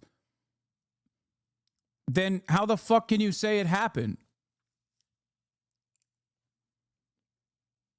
Everything is just, even the UN report that we read quite literally just rehashed. The initial UN report that came out simply just rehashed what the Israeli government was saying. And they openly admitted it. They said, we found only circumstantial at best evidence for sexual assaults happening by looking at the photos that were handed to us by the Israeli government. There's only one claim. There was only one claim, and it wasn't from October 7. It was from a captive that actually was a first-hand account. of a sexual assault taking place while one of the Israelis was held hostage. That's it. That was the only one by UN's own definition actually reached the standard of hard evidence. It's very strange to keep litigating this over and over again. There is no reason for me to fucking deny that if rapes definitely happen, there's no reason for me to deny it. Why the fuck would I deny it? I've made my position known. People have actually used that position against me by, again, clipping me out of context where I said, even if sexual violence did take place on October 7th, that doesn't justify genocide. I think that's a pretty normal position to have. That is my position. Nothing justifies a genocide. I'll take it one step further. I don't think that a genocide against all Israelis is justifiable because of this report that just came out. Okay? That is my real position. That is my moral position. This report that documented 49 fucking pages of Israel engaging in the act of systematic sexual violence against Palestinians, both held captive and across the board in Gaza and in the West Bank, does not justify genociding Israel. It doesn't. Nothing justifies it. Nothing. Like they aren't assaulting Palestinians sexually? Wait, what? No, they are. They are. We know that they are. There is no such thing as defensive genocide, okay? There's no such thing. That is just like the Israeli position right now, but that's not a real thing. Let's continue. The Palestinian people. Yeah, there's also the Israeli, as far as the Israelis raping Palestinians to death, it's on camera, chat. They literally did it on fucking CCTV. So there's a dead person who died after being anally raped by the Israeli concentration camp guards. So we know that that actually happened. There's a victim, there's an autopsy report, and they did it on fucking camera. And when the government tried to prosecute them because they were worried that the fucking the ICC was going to come after them for that as well, in an effort to use complementarity as a shield, they tried to prosecute the soldiers, and then Israel did a pro-rape riot. Israel did a pro-rape riot where they successfully got the rapist concentration guards camps out of jail. They released them. And then the Israeli government turned around and became an incredibly famous television figure in Israel. He unmasked himself voluntarily and said, I was the top rapist. And he became a beloved television personality. Think about how fucking insane that is. Think about the moral rot in a society such as that one.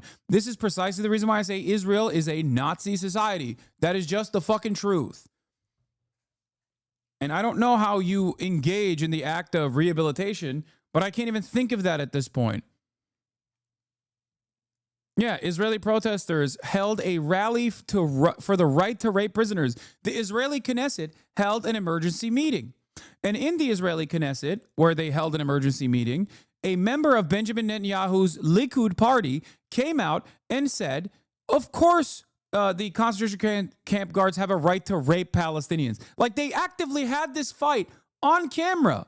Now, just because you didn't hear about this doesn't mean it didn't fucking happen. It is on you to, at the very least, not come in here with some kind of fucking energy without any of this information in your mind. Just because your favorite content creator didn't see it does not mean that it didn't happen. They did this live on television. I covered it at the time. Perhaps I know more than you on this issue, and that's why I'm so fucking angry. Perhaps my anger and resentment does not stem from some sort of secret anti-Semitism in the way that all these fucking dipshits claim. Okay? That's it.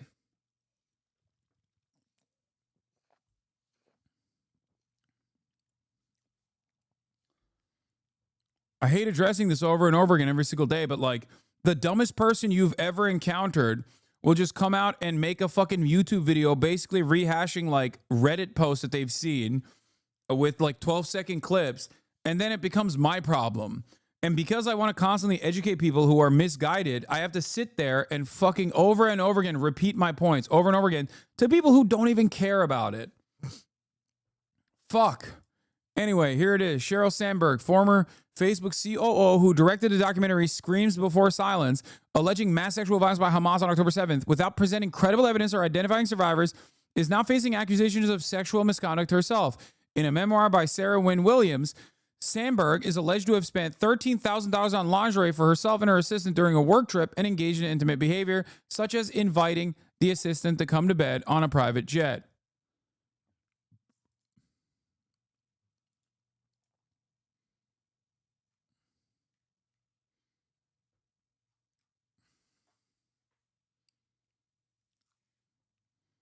I know a crusty leftist who did the same thing to you recently. Streamer clearly didn't do his research. They're not a competent person. If they hear what I have to say about, especially on this issue, if they hear what I have to say and they're like, well, I disagree with it, then I don't know how much of a fucking real leftist they are. You know?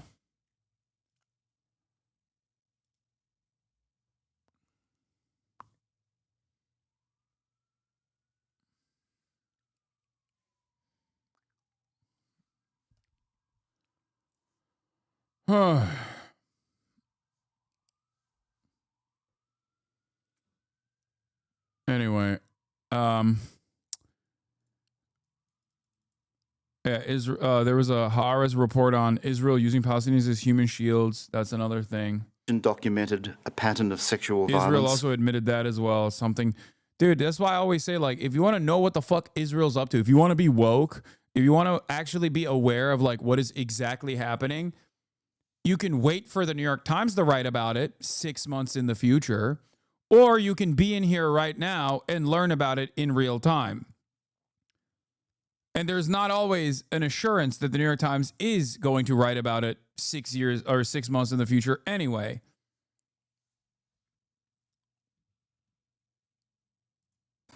Including cases of rape and other forms of sexual violence, torture and other inhumane acts that amount to war crimes and crimes against humanity. Israel's Prime Minister Benjamin Netanyahu lashed out at the Human Rights Council. In a written statement, he calls it a rotten, anti-Semitic, terrorist-supported and Get the fuck out of here, you piece of shit.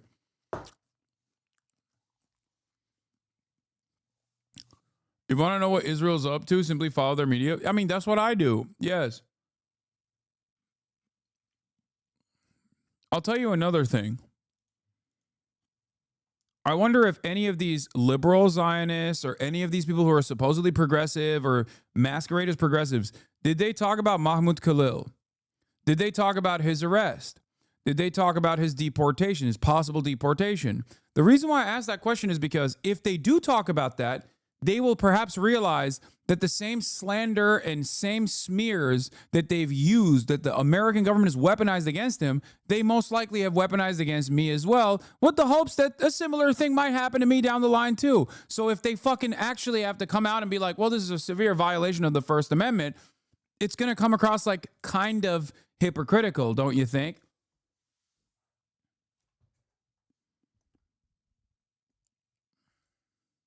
relevant body. This UN report is the first in-depth investigation into gender-based violence by Israeli forces since Hamas' October 7th attack, which triggered the war in Gaza. We turn now to the stock market plunge as President Trump ramps up his tariff threats. The S&P 500 is now down more than 10% from its record high set less than a month ago. Our chief White House correspondent, Mary Bruce, has the latest. Good morning, Mary. Hey, Rebecca, good morning. Well, the president insists the U.S. will ultimately benefit from these tariffs, but Wall Street is clearly not convinced, as we are seeing new signs this morning that Trump's trade war is taking a real toll on the American economy. This morning, new alarm bells on Wall Street as the president's trade war escalates. The Dow plunging more than 500 points, and for the first time in 2 years, the S&P 500 going into correction territory, down 10% from its high last month. A benchmark that speaks to investor anxiety over Trump's tit-for-tat tariffs. Still, the president says he's not backing down. We've been ripped off for years, and we're not going to be ripped off anymore. No, I'm not going to bend at all. In fact, he's vowing to go even further, threatening a 200% tariff on all wine, champagne, and alcohol coming out of France and the European Union. saying it's in response to 50% tariffs on U.S. whiskey that the EU announced in retaliation to Trump's tariffs in the first place. The president insists his new move will be great for the wine and champagne businesses in the U.S. But the French trade minister says Trump is escalating a trade war of his own making and is vowing to retaliate, warning we will not give in to threats and will always protect our sectors. In Louisville, Kentucky, distillery owner Victor Yarbrough is having to rethink his business strategy. Maybe we need to hold off until the whole tariff thing kind of calms down a bit, and let's pivot to another country, or let's double down domestically. Economists warn American businesses will foot the bill for Trump's tariffs and pass the costs along to consumers by raising prices. Trump acknowledges American consumers may take a hit, but says other countries like Canada, Mexico, and our European allies need us more than we need them. Now, there'll be a little disruption, but it won't be very long. But they need us. We really don't need them. Canadian leaders say that's not the case. We're your largest customer. There's no one that buys more products off the United States than we do. You're going to be paying a lot more for everything right across the board because you can't get aluminum anywhere else. In the Oval Office, I pressed the president. But many American small business owners say they are concerned that these tariffs are going to hurt them. What's your message to them? They're going to be so much richer than they are right now. And we have many. Yesterday, General Motors was in. They want to invest $60 billion. The people from Facebook were in yesterday. Was that the mayor who smoked crack? No, that's his brother. He wishes he was as cool. They're going to invest $60 billion by the end of the year. Other people are talking about numbers. Apple, as you know, a few days ago announced $500 billion investment. They're going to build their plants in the United States, which, as you know, almost all of their plants are in China. Now they're building in the United States. But it could take years for these big companies to build new facilities and train workers. And recent polling now shows that a majority... Yeah, R.I.P. Rob Ford. Gone but not forgotten. R.I.P. Rob Ford, gone too soon. That was my favorite crackhead.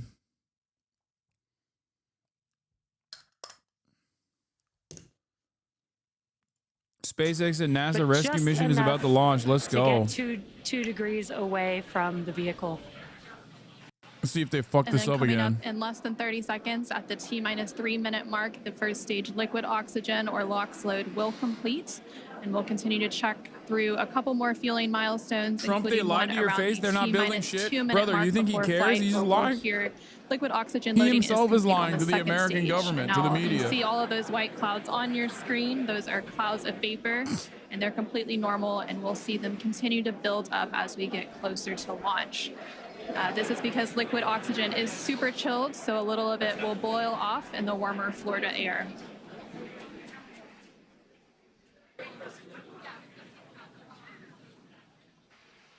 Stage 1, LOX load complete. Great call out there. Stage 1. Count and on. Putting liquid oxygen onto stage 2, and that'll wrap up here at the T-2 minute mark, just about 20 seconds from now.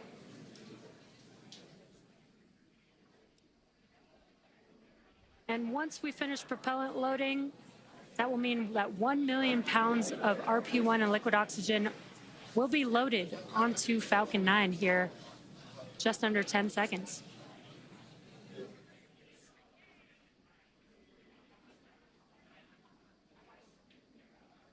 Stage 2, LOX load complete. We just heard confirmation that the stage 2 liquid oxygen loading is now complete. We are under 2 minutes away from launch. Gas closeout has also begun. So we're now isolating all of the feed lines for the different gas systems from the Falcon 9 rocket. And those gases will then get vented overboard through umbilicals and the strong back. And you just heard that call out that Dragon is an Ground gas aisle. closeouts, expect loud venting. Well, you can hear that venting now. Obviously, rockets are very loud, and the sound can impart pressure loads back on the rocket itself. The ton of water absorbs and prevents the sound from hitting the structure and reverberating back onto the rocket. And that call He better not fuck this up. There's people in this one. The flight computers understand before it takes over, making sure the transition to final countdown is smooth, and all the flight computers on board are in sync. The last launch was a failure, but there was no people in it. Who's being rescued? It's technically, I wouldn't. Not a rescue mission. It's an extraction. And the final countdown, less than a minute to go. And at I the don't time think of it's launch, appropriate the to call it a space rescue station will be mission. flying 260 statute miles over the west coast of This Arkansas. is that one, right? They're doing the extraction of the Boeing spaceship. Like the astronauts that have been in. Trump keeps saying it's a fucking rescue mission. It's not a rescue mission. They're up in the Crowd ISS. here in front of Mission Control, 30 seconds. waiting to watch Crew 10 take off today. Elon said he's going to board a manned SpaceX craft. Oh, please. Oh, my God. Oh, my God. That would be so sick. Oh, my God. Please do that, Elon. Please, please, please, please, please get on a fucking manned ship. Just by yourself, though. It's coming. 6, 5, 4, 3, 2, 1. Ignition and liftoff. Go SpaceX. Go NASA Crew 10. Copy 1 Alpha. Look at that penis. Vehicle pitching down range. No, I don't want it to crash. There's astronauts in it, Chad. Calm down. You don't want it to fucking fail. There's like real humans in that thing. Good call outs on the first stage performance so far.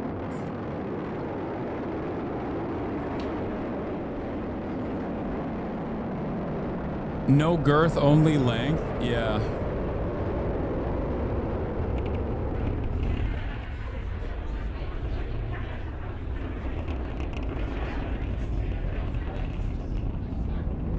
We're now 40 seconds into No, the today's astronauts have been stuck on the ISS for a while. Kind of is a rescue mission. It's not a rescue mission. Continuing to get good performance call outs. They just didn't want to risk. They didn't want to risk Boeing doing Rolling down the engines in Boeing preparation for returning on the flight, specifically because it would have destroyed Boeing and the Biden administration at the time. Vehicle will see on ascent. Vehicle supersonic. But they're not like stuck up there. They're working. Stage 1 throttle up. We're now just over 1 minute and 10 seconds into today's flight, traveling at more than 1,400 miles per hour. And we just heard that call out for 1 Bravo, which means we're in the second and By the final way, abort mode SpaceX, for the NASA first collaboratively stage, doing continuing to this get is good quite performance. literally just for The Elon. crew already pulling over Like that's 2 a Gs. gimme for Next Elon. up, we'll have a couple of events happening in rapid succession. Started. That is First will be actually that engine that is show on the actually second stage Trump impact just engine, being which like, we yeah, just I heard. love you, Then we'll have Elon. You MECO, can do our this. main engine cutoff, where the 9 engines on the first stage will cut off ahead of the first and second stages. Will be separating from one another. Then the single Merlin vacuum engine on the second stage will ignite and continue to carry Crew 10 to They've orbit. flown a while Falcon the a ton of first times. stage This is begins very, its very, journey very back to unlikely to Earth. go wrong. It's the Now we're Starship stuff that they have just 2 minutes they into keep having today's trouble flight. with. The vehicle is traveling just under 4,000 miles per hour. We're just about 20 seconds away from those events that Anna just mentioned. Who else can The even 9 do Merlin it? engines Boeing will can shut do it. down here in just about 10 Boeing seconds. is how they for got MECO, up there. They're stage Boeing separation, astronauts. and SES-1.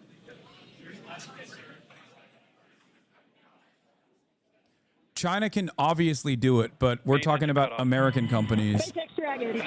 America and China do not cooperate on space science, unfortunately, for the world.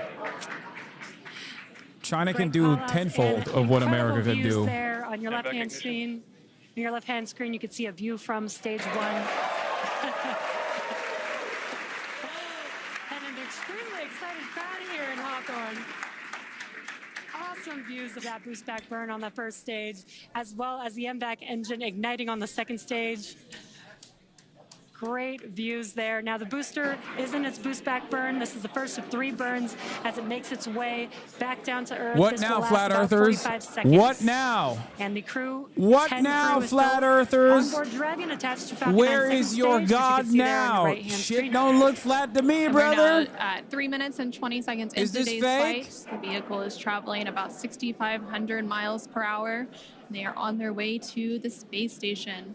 And They're we did have using that a confirmation, fisheye lens, coming up dumbass. of the boost back shutdown, and then coming up at the T+6 These minute glasses mark. keep falling off my fucking face. I gotta go back to these ones.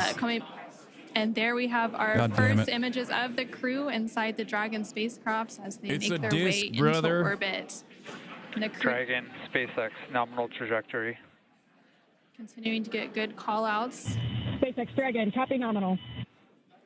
Stage 2 it continues to be on power with and it's firing until we get to that second stage engine This is cutoff a Stanley around the Kubrick film, 9-minute and you mark know of it. flight. I mean, About he's 5 he's not minutes dead. He's of alive. flight to go before Stanley Dragon will Kubrick be is flying alive, free. and he's still filming this. CGI, brother. CGI technology's gotten so much better.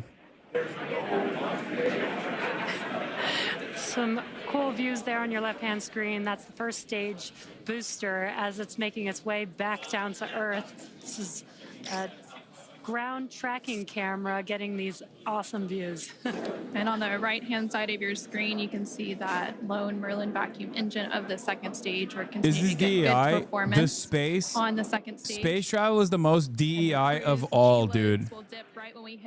Every single one of Murat's co-workers is a brown man. There's like a handful of white guys. Okay. SpaceX Dragon, copy nominal. We're now at 5 minutes into today's flight with a liftoff at 7:03 NASA is p.m. incredibly Pacific, DEI. 7:03 p.m. Eastern, 4:03 p.m. Pacific.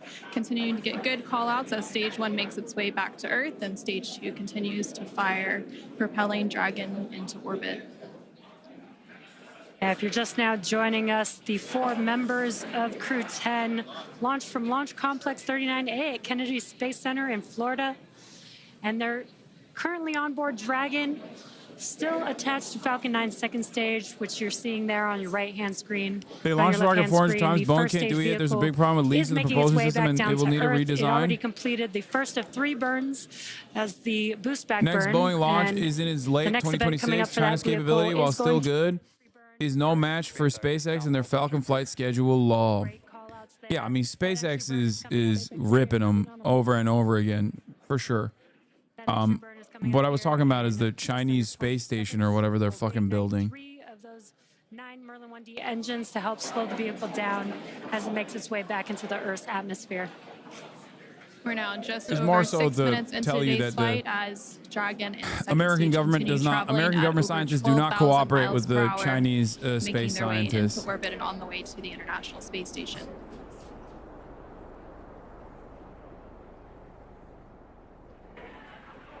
They're building a ghost space station.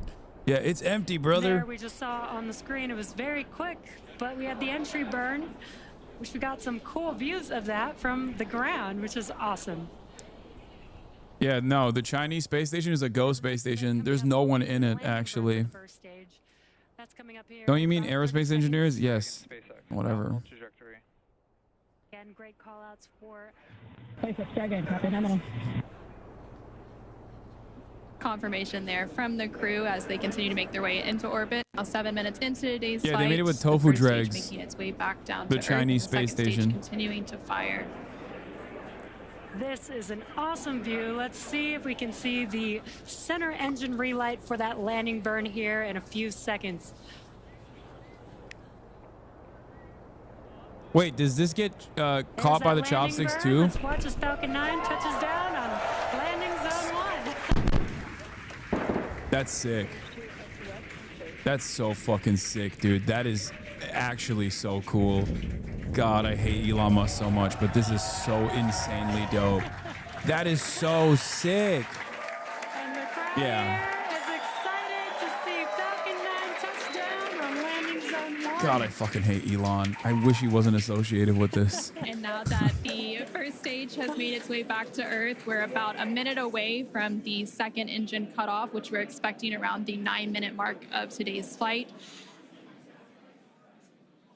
It's not like Elon did it, but it doesn't matter. You know what I Dragon mean? and all of the systems on the vehicle he still are gets performing as benefits from it. expected.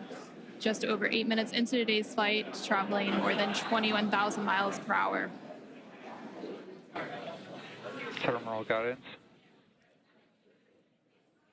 Hearing good call outs. We're about 30 seconds away from that second engine cutoff, and then shortly after that, about a minute or so later, we will have orbital insertion. Luckily, it's all fake and made in Blender. Yeah, it's all CGI, brother. And that call out there for Shannon, and that is the call out for Shannon, Ireland, which is the final abort. Why do you stage call for the Elon a second con stage artist who off was the lucky coast to of make his way Ireland. to the top? Because he is. standing by for a second engine cutoff. Yeah, this is also this shadow says, my sister is an aerospace engineer at SpaceX, and I assure you they hate Elon. I know. I also know, you know, I can confirm that as well. Yes. Engineers talk to one another all the time, and they fucking hate Elon Musk. It's usually that they have invested far too much time into the company and have stock options, so they just kind of stay there. From what I understand, they have like good benefits package or good good options, so they just kind of stick through it. A lot of them also love what they do, which is why they stay there, but they fucking despise Elon Musk. Shortly, in about 10-15 seconds is what we're expecting. And we're preparing for stabilizing the second. Why do they say they hate him? Obviously, there are many reasons. He is a horrible boss to work for. This is the most consistent thing I've heard about Elon Musk.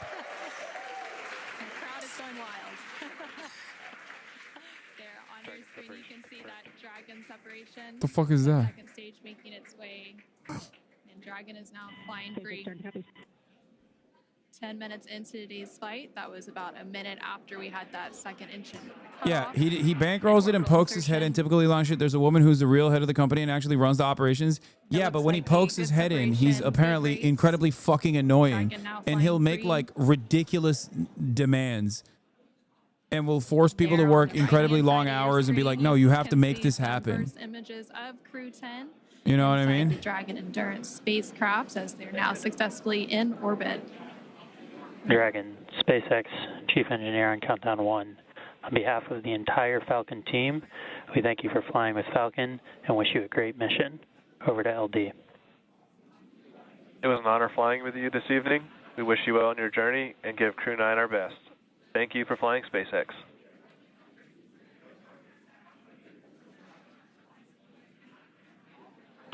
SpaceX Dragon, this is Crew 10 Commander Ann McClain. Thank you to all of the teams from across the world who contributed to the launch today.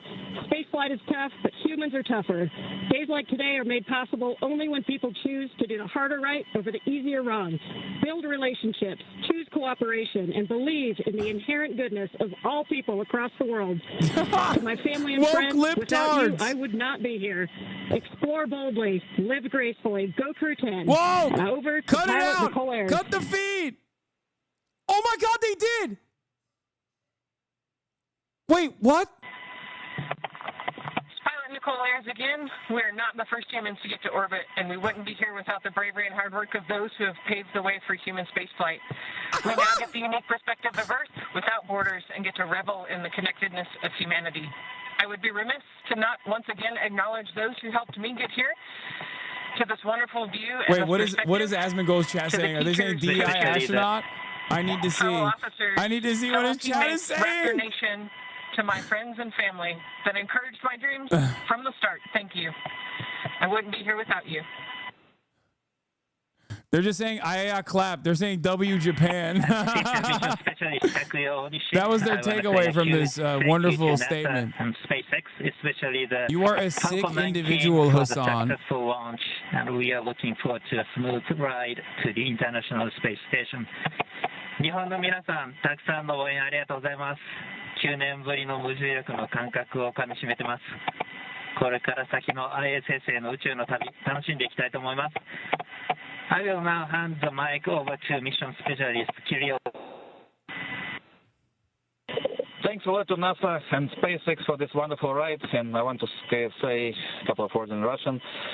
Пользуясь такой чудесной возможностью, хочу поздравить с 65-летием со дня начала подготовки первого отряда. И также хочу сказать спасибо большое за те знания и жизненный опыт, который мной были получены в всех стенах для того, чтобы выполнить этот полет. You have to remember, all of these dudes are fucking nerds. All these dudes and ladies are like incredibly well-read, incredibly educated, nerdy-ass fucking scientists. It does not matter what country they work for. It doesn't matter what stupid-ass boss like Elon Musk they work for. Like, of course, they're just like, yeah, we love this shit, and I'm so glad that we get to actually, you know, pioneer something. Like, we get to push the boundaries of technology. They can still be hogs. Yeah. I think that the overwhelming majority are not hogs, especially at that level. They can. There are famous examples, but there's a reason why there are famous examples, because they're not the norm at all. Spacetism is universal. It's just like, yeah, in order to be able to get to that situation, like you have done a lot of reading. You've read a lot of books.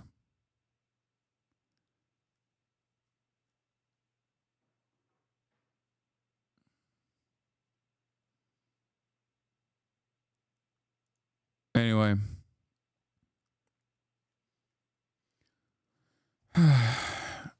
Mark Kelly didn't come down to be a Republican. I mean, Mark Kelly is actually a hog. So I would say Mark Kelly is not a great example. Anyway, it is harder to be a hog with a PhD. Not impossible, but harder for sure. And there are still dudes who are hogs with a PhD. And such great words from Crew 10 as well as the Corps here in Hawthorne and Mission Control.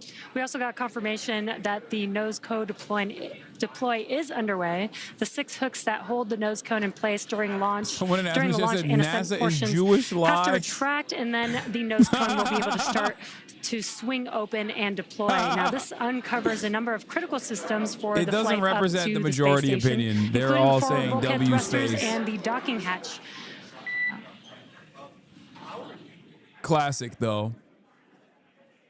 That's a classic bit that conspiracy theorists believe. In case there were going to be any comms. I often use that as an example that, like, even innocuous conspiracy theories like flat earthers inevitably always arrive at Jews being responsible for it somehow. I use that as I use that basically as an example of how every conspiracy theory, no matter how small or how vast, inevitably turns into the Jews did this.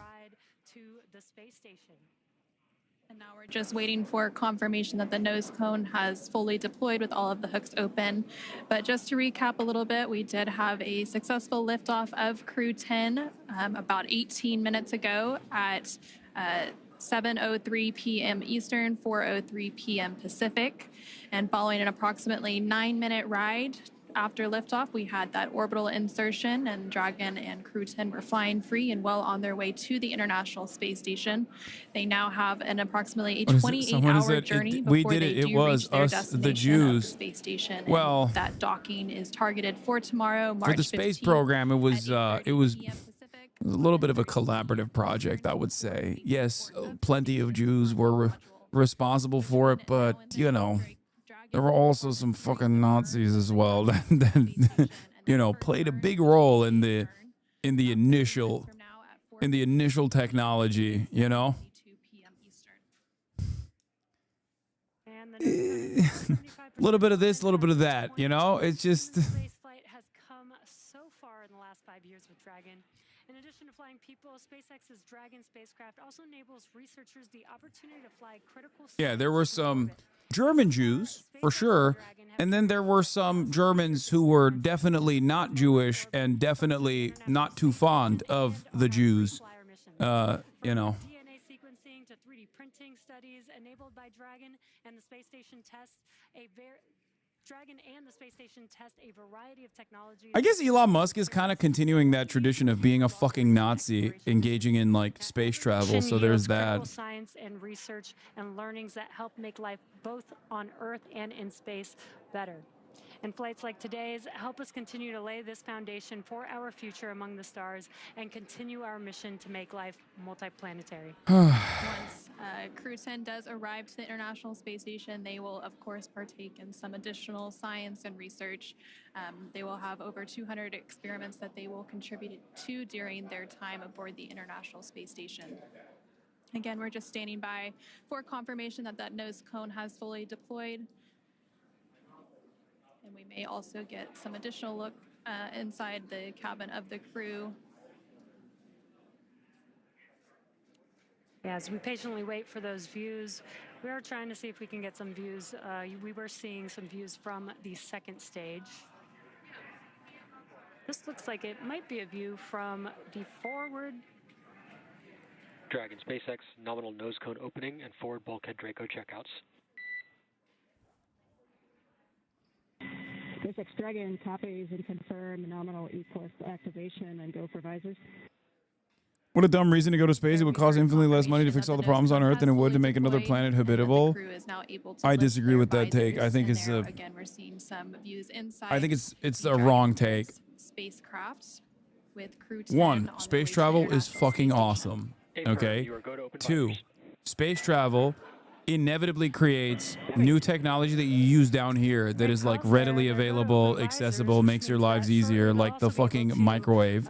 So I don't, and also three, we can do both. It's not one or the other.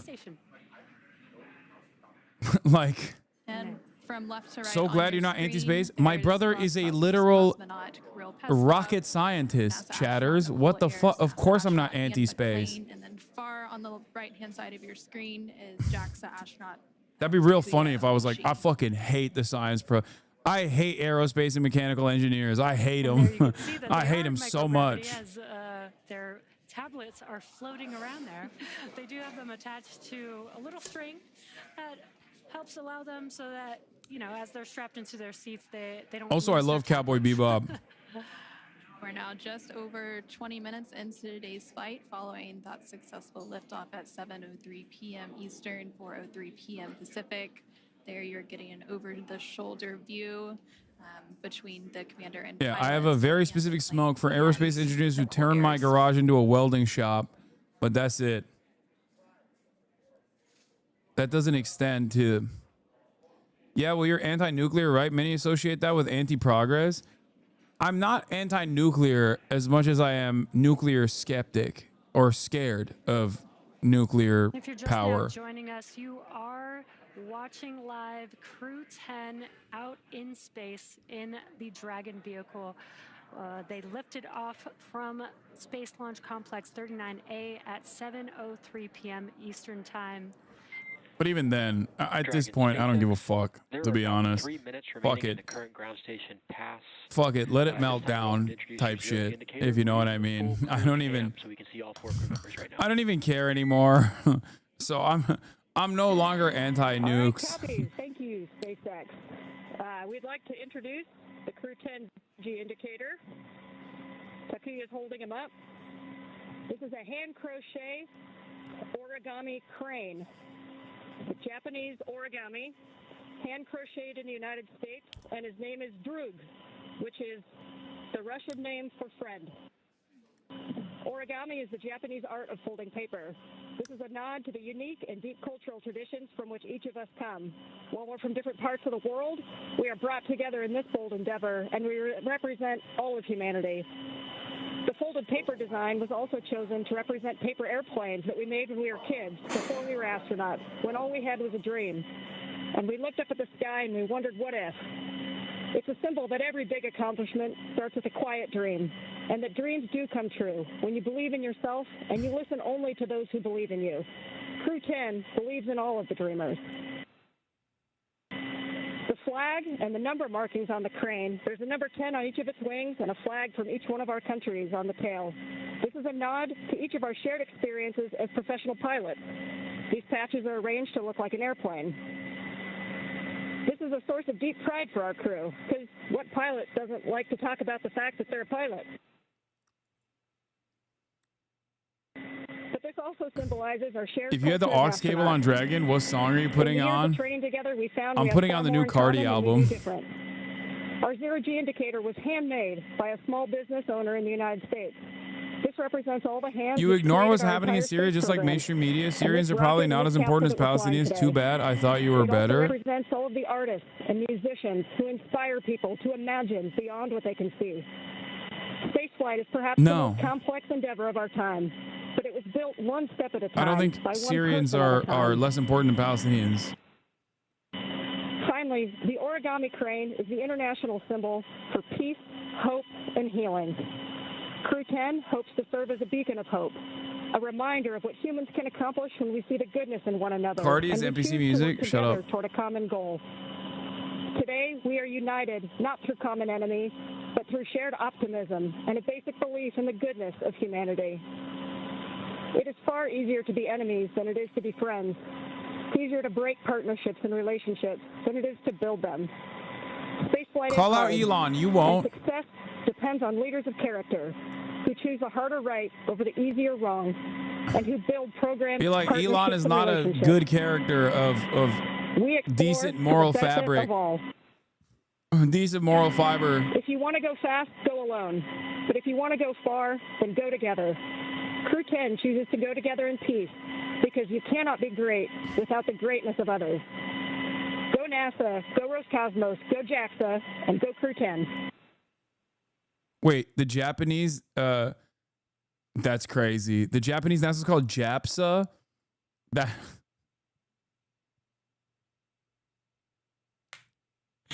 That's crazy. Oh, JAXA. I was like, Direct that's a SpaceX, wild we really appreciate name. that birthday. Thanks for introducing. Oh, Jesus. It sounds like a slur. From NASA astronaut and the Crew 10 commander Ann McClain. And again, No Crew mention 10 of comprised eggs? Why of the fuck McClain would along she with mention- NASA astronaut Nicole Ayers and JAXA Why astronaut would Takuya Onishi. why would she mention X? They'd be like, thank you to Twitter for making the world in the exact opposite vision. In the exact opposite vision of the world that I have envisioned here. One where there are no borders, no boundaries, and everyone is side by side singing Kumbaya. Thank you to Twitter and thank you to Grok for ruining that vision of a tomorrow. Because Harmony module. Between now and then, Dragon will perform a series of SpaceX? burns to Oh, catch you mean up with the space SpaceX. station, and that first burn will be taking place around 4:52 p.m. Pacific, 7:52 p.m. Eastern today. yeah, I don't know why. And those were some great words about the zero-G indicator. She didn't say SpaceX. Very incredible. Human spaceflight has come so far in the last 5 years with Dragon. In addition to flying people, SpaceX's Dragon spacecraft also enables researchers the opportunity to fly critical science to orbit. Now, so far, SpaceX and Dragon have carried over 1,000 research experiments to and from low Earth orbit, both to the International Space Station and on our free fly missions. From DNA sequencing to 3D printing. ADL defense Musk Nazi salute asking for grace and then benefit of the doubt. Now disturbed that Musk says Hitler did not kill Jews. For future long-duration exploration. What can you do, you know? Critical research and learnings that help Guys, make he's life pro-Israel. It's fine. He's pro-Israel. space better. And flights like today's help us continue to lay the foundation for our future among the stars and continue our mission to make life multiplanetary.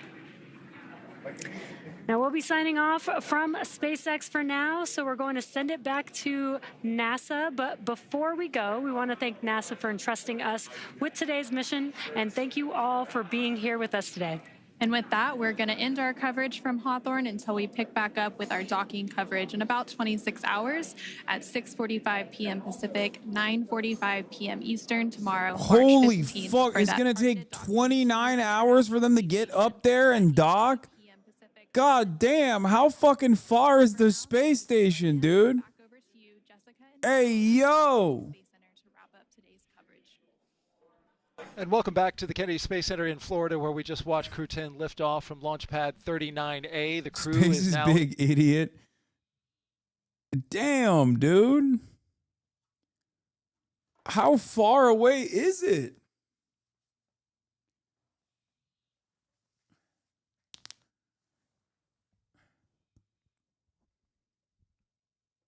No, it's not that far. It just takes a long time to align the orbit. Oh, that's what the problem is. Is 29 hours away clearly? No, I think they just kind of go up there and float, and then they sync it up, right, with the trajectory. Isn't that how it goes? I actually don't know, but that's how it works, right? That's the reason why it probably takes so long. Because it's not like making maneuvers. It's not like going full tilt with the boosters or some kind of like boosting capability that like takes it all the way to the ISS. I feel like if that was the case, well, one, it would burn a shit ton more. It would probably be a lot heavier to also fly it all the way out there. Just build another lane. It goes faster. Yeah, everything is spinning and in constant motion. Yes, I know. I'm just thinking of like how it is in movies. That's why. And I suspect that other people also assume, even if they know better, and I know better, and I still make that assumption sometimes because of how much I've watched movies and anime and shit. But yeah, you just like in your mind, it's normal to think that like, oh, it's just like flying up there the entire time and not just like kind of floating in orbit as it like links up.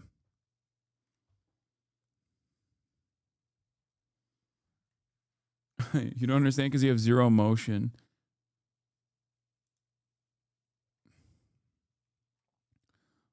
Oh yeah. The man who US deported who then helped China into space. Yeah, this is going to happen again.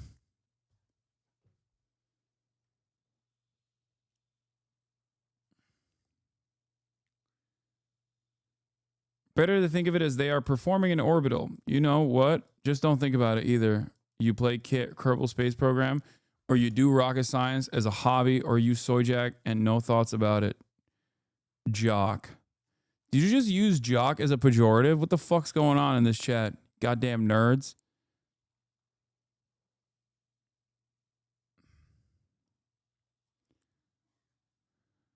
Oh.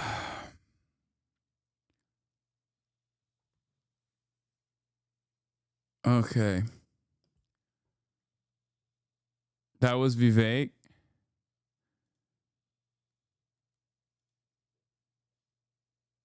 Oh, I forgot. Charlemagne has some smoke for Chuck Schumer and Hakeem Jeffries. The party of inaction. The Democrats have failed to protect the interests of the American people. And you know why, DEMS suck at messaging? Because they never talking about nothing. And they do nothing. So guess what? To me, they all got to go. Like Dems don't just have a messaging problem, they got a leadership problem. The Chuck Schumers of the world, the Hakeem Jeffries, they should all step down. And any Dem who isn't fighting for the people and standing with the party should be primary. Like, how can... Damn, we got the Boondocks hoodie on too. He's popping off, dude. And you say the bill sucks, but you're passing it anyway. Like, you're not going to even try to, present something different. Right. Try to negotiate nothing. It sucks, but we're going to pass it anyway. Yeah, that's been the commentary. Basically, I think a lot of the world agrees with you on that because it just seems as though the Democrats can't come together on anything. Nothing. So, ever. Yeah. Nothing at all. Nope. So what's the point of voting for them? Like, literally. Well. The party of inaction. The Democrats have failed to protect the interests of the American people. And you know why, Dems suck at messaging? Because they never talking about nothing. And they do nothing. So guess what? To me, they all got to go. Like Dems don't just have a messaging problem, they got a leadership problem. The Chuck Schumers of the world, the Hakeem Jeffries, they should all step down. And any Dem who isn't fighting. You need Charlemagne on the stream? I need to go on his stream, dude. FBI art theft? What? Oh, there's also infighting. The girls are fighting. Drama. Clandis Owen says, Andrew Clavin says, the problem with arguing with anti-Semites is that they are genuinely stupid as bricks. First, they say, Christ is king and America first. Then make excuses for Iran's government of radical Islam is dedicated to U.S. destruction. They think Gentiles have tormented and persecuted Jews in one nation after another. So there must be something wrong with Jews. Really, Sherlock? They're not even smart enough to be feckless clowns. Jews are less than 3% of our population and have made amazing contributions in science, industry, finance, and entertainment. And that's not even mentioning the bagels, in parentheses. Oh, the bagels. And while Jews have their evildoers, just like everyone else, the anti-Semitic conspiracy theories about Nagasaki and Bolsheviks and Leo Frank are truly the work of semi-literate morons. I know they like to flood social media with ugly garbage. It's all they got. The only way that these monstrous pieces of shit would ever entirely and exclusively address anti-Semitism was if, you know, they were recognizing the real problem of anti-Semitism amongst their ranks. It literally finally got the Republicans to talk about anti-Semitism, because so many of their top content creators now are just like out and about rabid anti-Semites. This is Andrew Klavan who said this from Daily Wire. I didn't even know there was a Jewish Nagasaki conspiracy, but it's actually not shocking to me at all. As I said before, every conspiracy eventually revolves around Jews. It always goes back to Jews, the Jews. I know they like to flood social media with ugly garbage, is all they got, but paying attention to them lowers your IQ more than fluoride and doesn't even help with your teeth. Best to leave them play with themselves. To which Candace Owens, also known as Clandis, jumped in and said, "Thank you for re-upping this most crucial conversation about Christ is King almost exactly a year later, and once again during the season of Lent. After a year of thoughtfulness, I want you to know that I will never stop declaring it." To which Jordan Peterson came in and also popped off. Candace Owens, real Candace O, a true pharisaical pretender. She vociferously proclaims her devotion to Christ for no other reason than to elevate her perceived status. She say you're fake Christian, okay? You've desecrated the Eucharist. I don't know. That's like a Christian thing, right? That's like a Catholic thing. I don't know. But basically, he was like, you ain't a real Christian. He said, stolen valor. Her outrage is designed not to shout out from the rooftops, build bridges or make peace, but to subvert Christianity itself with its new force to her own purposes. She is literally using God's name in vain. There are few more unforgivable sins. Woe to you, scribes and Pharisees, you hypocrites! You are like whitewashed tombs, which appear beautiful on the outside, but inside are full of dead men's bones and every kind of filth. Okay, what is happening? Why is he writing like this? Pharisees. Pharisees? Like a pussy? Pharisee? Yo, let me see your Pharisee. Yo, that Pharisee be looking real nice. What? I don't know what this is.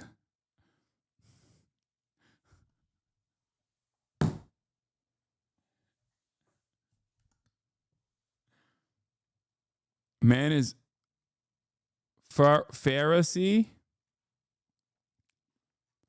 That Pharisee got me acting strange. Okay. Woe to you, teachers of the law and Pharisees, you hypocrites. You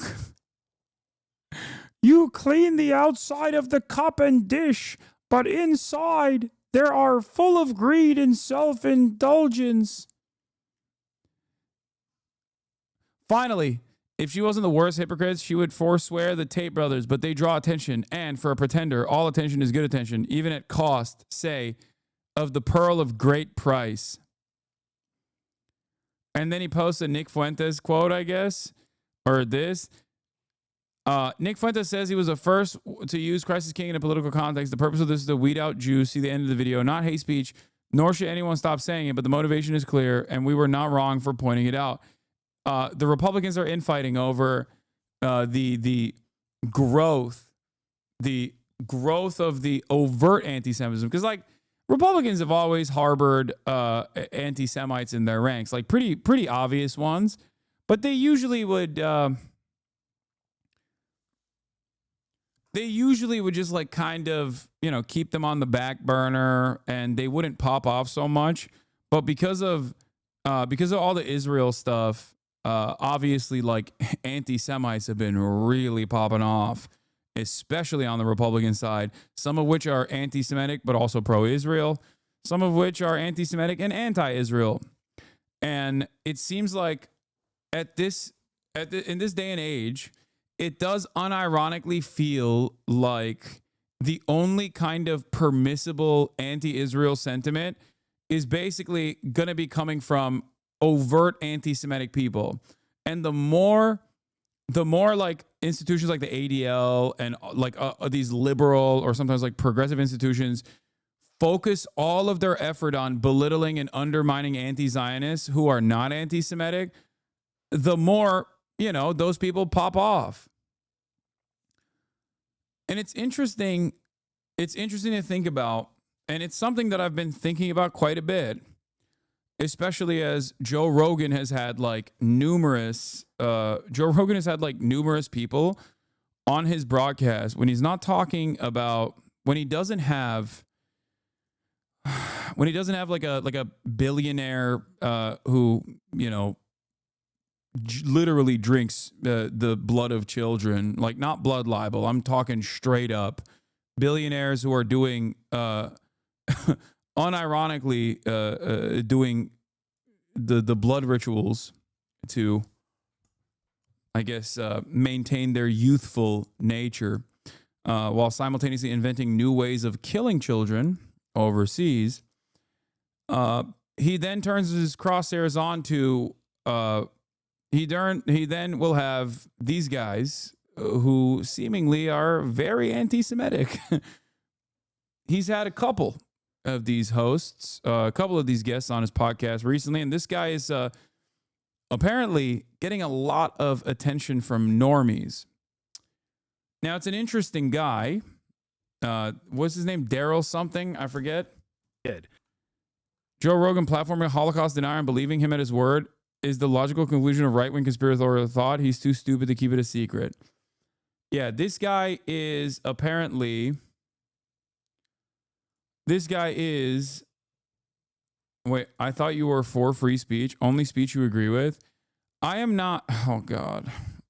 First of all, I think it's very stupid for a lot of you to come in here and talk to someone like myself who is unironically attacked with the purpose of deplatforming on a daily basis. I think in 2025, no one can fucking say that like the people that are prosecuted the most for their speech are pro-Palestinian advocates. Okay, that's always been the case, but it's now become undeniable. That truth is virtually undeniable. As a matter of fact, this is a meta-analysis on what kind of speech is permissible, what kind of anti-Israel speech is even allowed or is very popular in mainstream political discourse. Okay? I am not an advocate for deporting or jailing people for simply just their speech, no matter how fucking insane it is. Although I do understand that there are limitations to free speech, even in the expansive boundaries, the expansive, seemingly no boundary free speech that America has, there are still limitations to that, understandable limitations to that. There's no such thing as free speech absolutism. Okay? Having said that, American free speech protections have historically only protected the right, reactionary right, neo-Nazi sentiment, things of that nature, and have never been as expansive when protecting leftist speech. It's literally still illegal to be a union leader and be a communist at the same time. In this country, we've had 2 Red Scares and we're at the precipice of the 3rd. So, having said all of that, this guy apparently is a historian, but he has some really interesting opinions.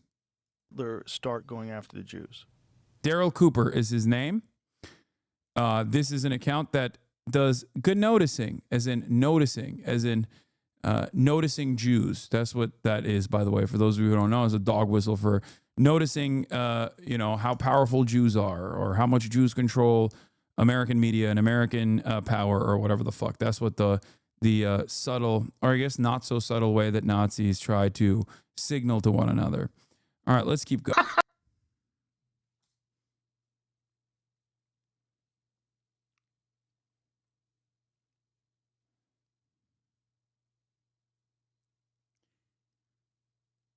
I think I'm done for the day, man. I'm done with this guy.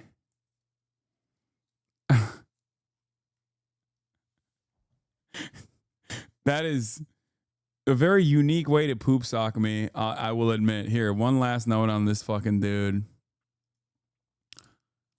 Paragon of racial superiority. It's always guys like this, bro. It's always guys that are like, here's how I shit myself. Also, other cultures are inferior. Always a motherfucker who has a funny story shitting himself and sitting in that poop. That's going to tell you about how some cultures are just inferior, Joe. Oh, that's what broke you, not the Nazi stuff? Yes, because my brain is broken and I eat a metric ton of this Nazi shit on a daily fucking basis. Where is it? In light of Tucker Carlson and Trump quoting him, I think we should know that Darryl Cooper is a fascist. I've been a fan of his brilliant podcast for years, but though nuanced, this aspect of his politics is undeniable. Some of these posts have been deleted. Franco was a great leader I dearly admired, the man for his time and place. This is the real reason the DC establishment flipped its lid when Trump brought up Hunter Biden's corrupt ties to the Ukrainian natural gas company. They all do it. They all sell their political access to voters that voters provide to them. How do you stop it? Democracy is a disease. Tyranny is the cure. Fascism is merely what happens when normal people realize that the left will never stop until they're forced to. I don't know, and I want to look into it more. It flies in the face of my libertarian biases on questions like this. Do you have a libertarian bias? I always thought of you more as a non-racist fascist, if that even makes sense. It does make sense, and it's a decent description. I mean that I generally accept the libertarian argument that prohibition only produces black markets. Also worth mentioning a short-lived podcast, Decline of the West, in which he espouses the virtues of arch-conservative philosopher Oswald Spengler and, on one episode, enthusiastically agrees with many points made by a white nationalist. This is a fallen fan of Martyr Maid, a.k.a. Prophecy. Things will have tipped over when Tucker Carlson looks directly in the camera at his audience and says, they will call you a fascist, don't listen to them.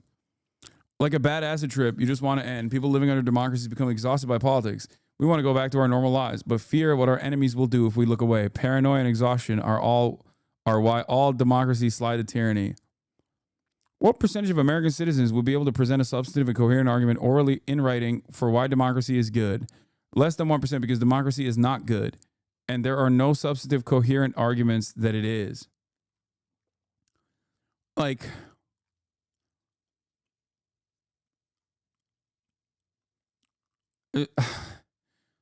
I mean, he just, everyone's got a little bit of a tyranny,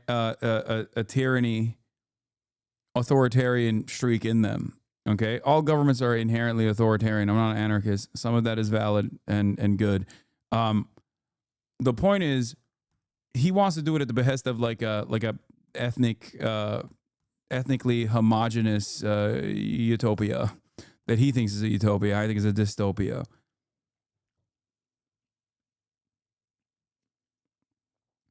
If the far right is as bad as the far left, why do they have to hide themselves? Oh, don't worry. I feel like they're not hiding themselves any longer. I think everybody tries to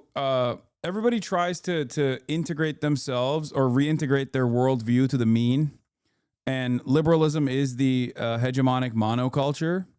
And therefore, a lot of right-wingers and even a lot of left-wingers will try to angle their commentary in that direction.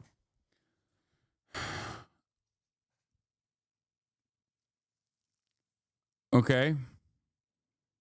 That's the reason why they tried to masquerade as people with like normal conservative positions. But as normal conservative positions move further and further right, as liberalism is understandably incapable, historically and in contemporary American society, incapable of dealing with fascism, and as fascism becomes more alluring to a lot of these people, They kind of just like shed the dog whistles and start Sig Heiling, first as a joke and then also with the utmost sincerity. That is where we're at.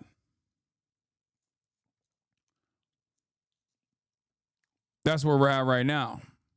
We're moving in the utmost sincerity direction. In the past, multicultural societies have been authoritarian and usually imperial. The modern West is the real first experiment in multicultural democracy. The safe bet is that democracy will give way to authoritarianism, and when it does, the majority of us will welcome it. So does us include you? What could be more desirable for a society than a competent, charismatic autocrat? Democracy made sense when power was devolved locally and operated through overlapping corporate entities and community groups. But mass national democracy asks us to expend significant time and emotional energy in exchange for a measure of influence that rounds the zero. I know I say this whether or not there's a virus, but let's end democracy and put the military in charge. This guy's just horny for... He's just horny for authoritarianism, no matter which way it goes, I think. Just kidding. He doesn't want... I assume he hates China. He usually puts the "I'm just trolling" line when he's called out for it, but I'm not sure why else anyone would spend so much time defending fascism's honor and credibility if they didn't harbor those same ideals.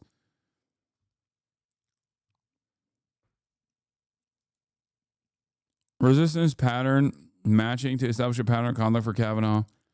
Some of us have been here for a long time, John, wondering when you would catch up for how long the dark path we've already traveled. Fascism is nothing more than what happens when normal people realize that the left will never stop until they're forced to.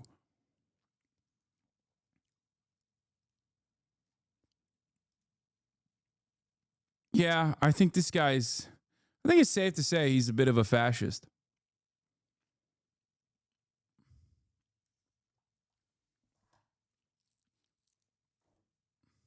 It's just funny because he thinks he'll be ruling.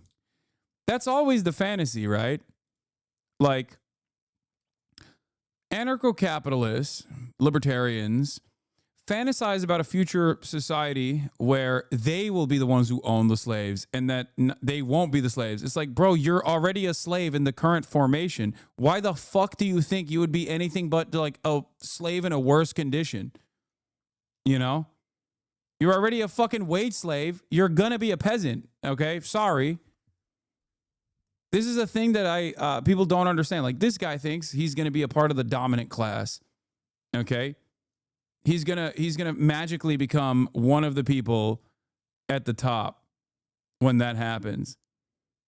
This is why I think like socialism makes a lot more sense for the majority. It just on that virtue alone, like the idea is to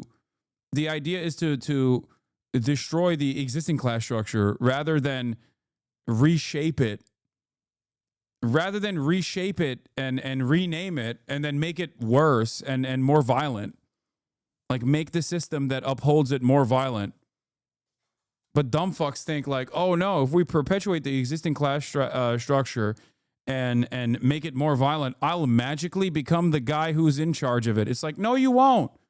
You have nothing. Okay? You have nothing right now. If you are broke, if you're broke right now, and you drive a fucking busted ass Honda Civic that's a hand-me-down from your older brother, he fucked in it, you haven't fucked in it at all because you have no time to get pussy. Why the fuck do you think in an anarcho-capitalist dystopia you're magically going to be owning the fucking factory, dog? You are going to be melted for biomatter, okay? Once your use is done in the factory floor as a slave that eats whatever kind of fucking generic paste they shove down your gullet every day after you're done and you're tired and you're trying to go to sleep on your fucking sack, they are going to melt you, okay? Like a horse that goes to the glue factory. Why do you think you will be the king? You can't be the king right now. What makes you think you will be king in that society? It makes no sense. You're fucking stupid. Stop advocating for these things. Advocate for something better. Anyway, yeah, fascism is just a rug pull for civil liberties. Oh, that's a great way to put it. Yeah, you know what will make things better? If I have no freedom. Like, I have a little bit of freedom right now. No economic freedom, no material freedom. No freedom to not constantly worry about medical debt destroying me or whatever. But you know what'll be better? If I also can't even fucking speak my mind on top of everything else. That seems good. But to be fair, they do love rug pulls, all these fucking idiots. They're like, oh, one day I'm going to be the one pulling the rug. Anyway, all right, I'm done for the night. I love you guys, but I'm tired.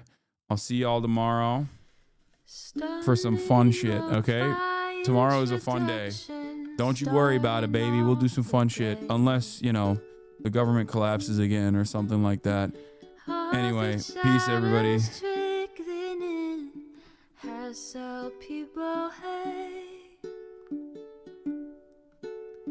Sunny Los Angeles, California, says Hasan. The starlock to the starlock to the topic just begun. There he is again, Hasan is streaming. Hasan is streaming. There he is again. Hasan is streaming. Hasan is streaming. Reviewing the P.O. box, Uncle Uger's face. Sudden Discord agitprop, great names take embrace. Tiny Bernie Sanders, LGBTQ Air Force. The whole left at your fingertips, on at your door. H3 crowded debate, the Young Turks online show. 3 full fucking years of this, plenty more to go. 90-day fiance talks of champagne bourgeoisie. A Trump rally live reaction on mass riot at DC.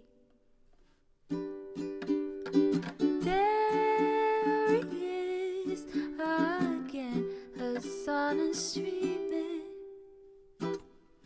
Hasan is streaming.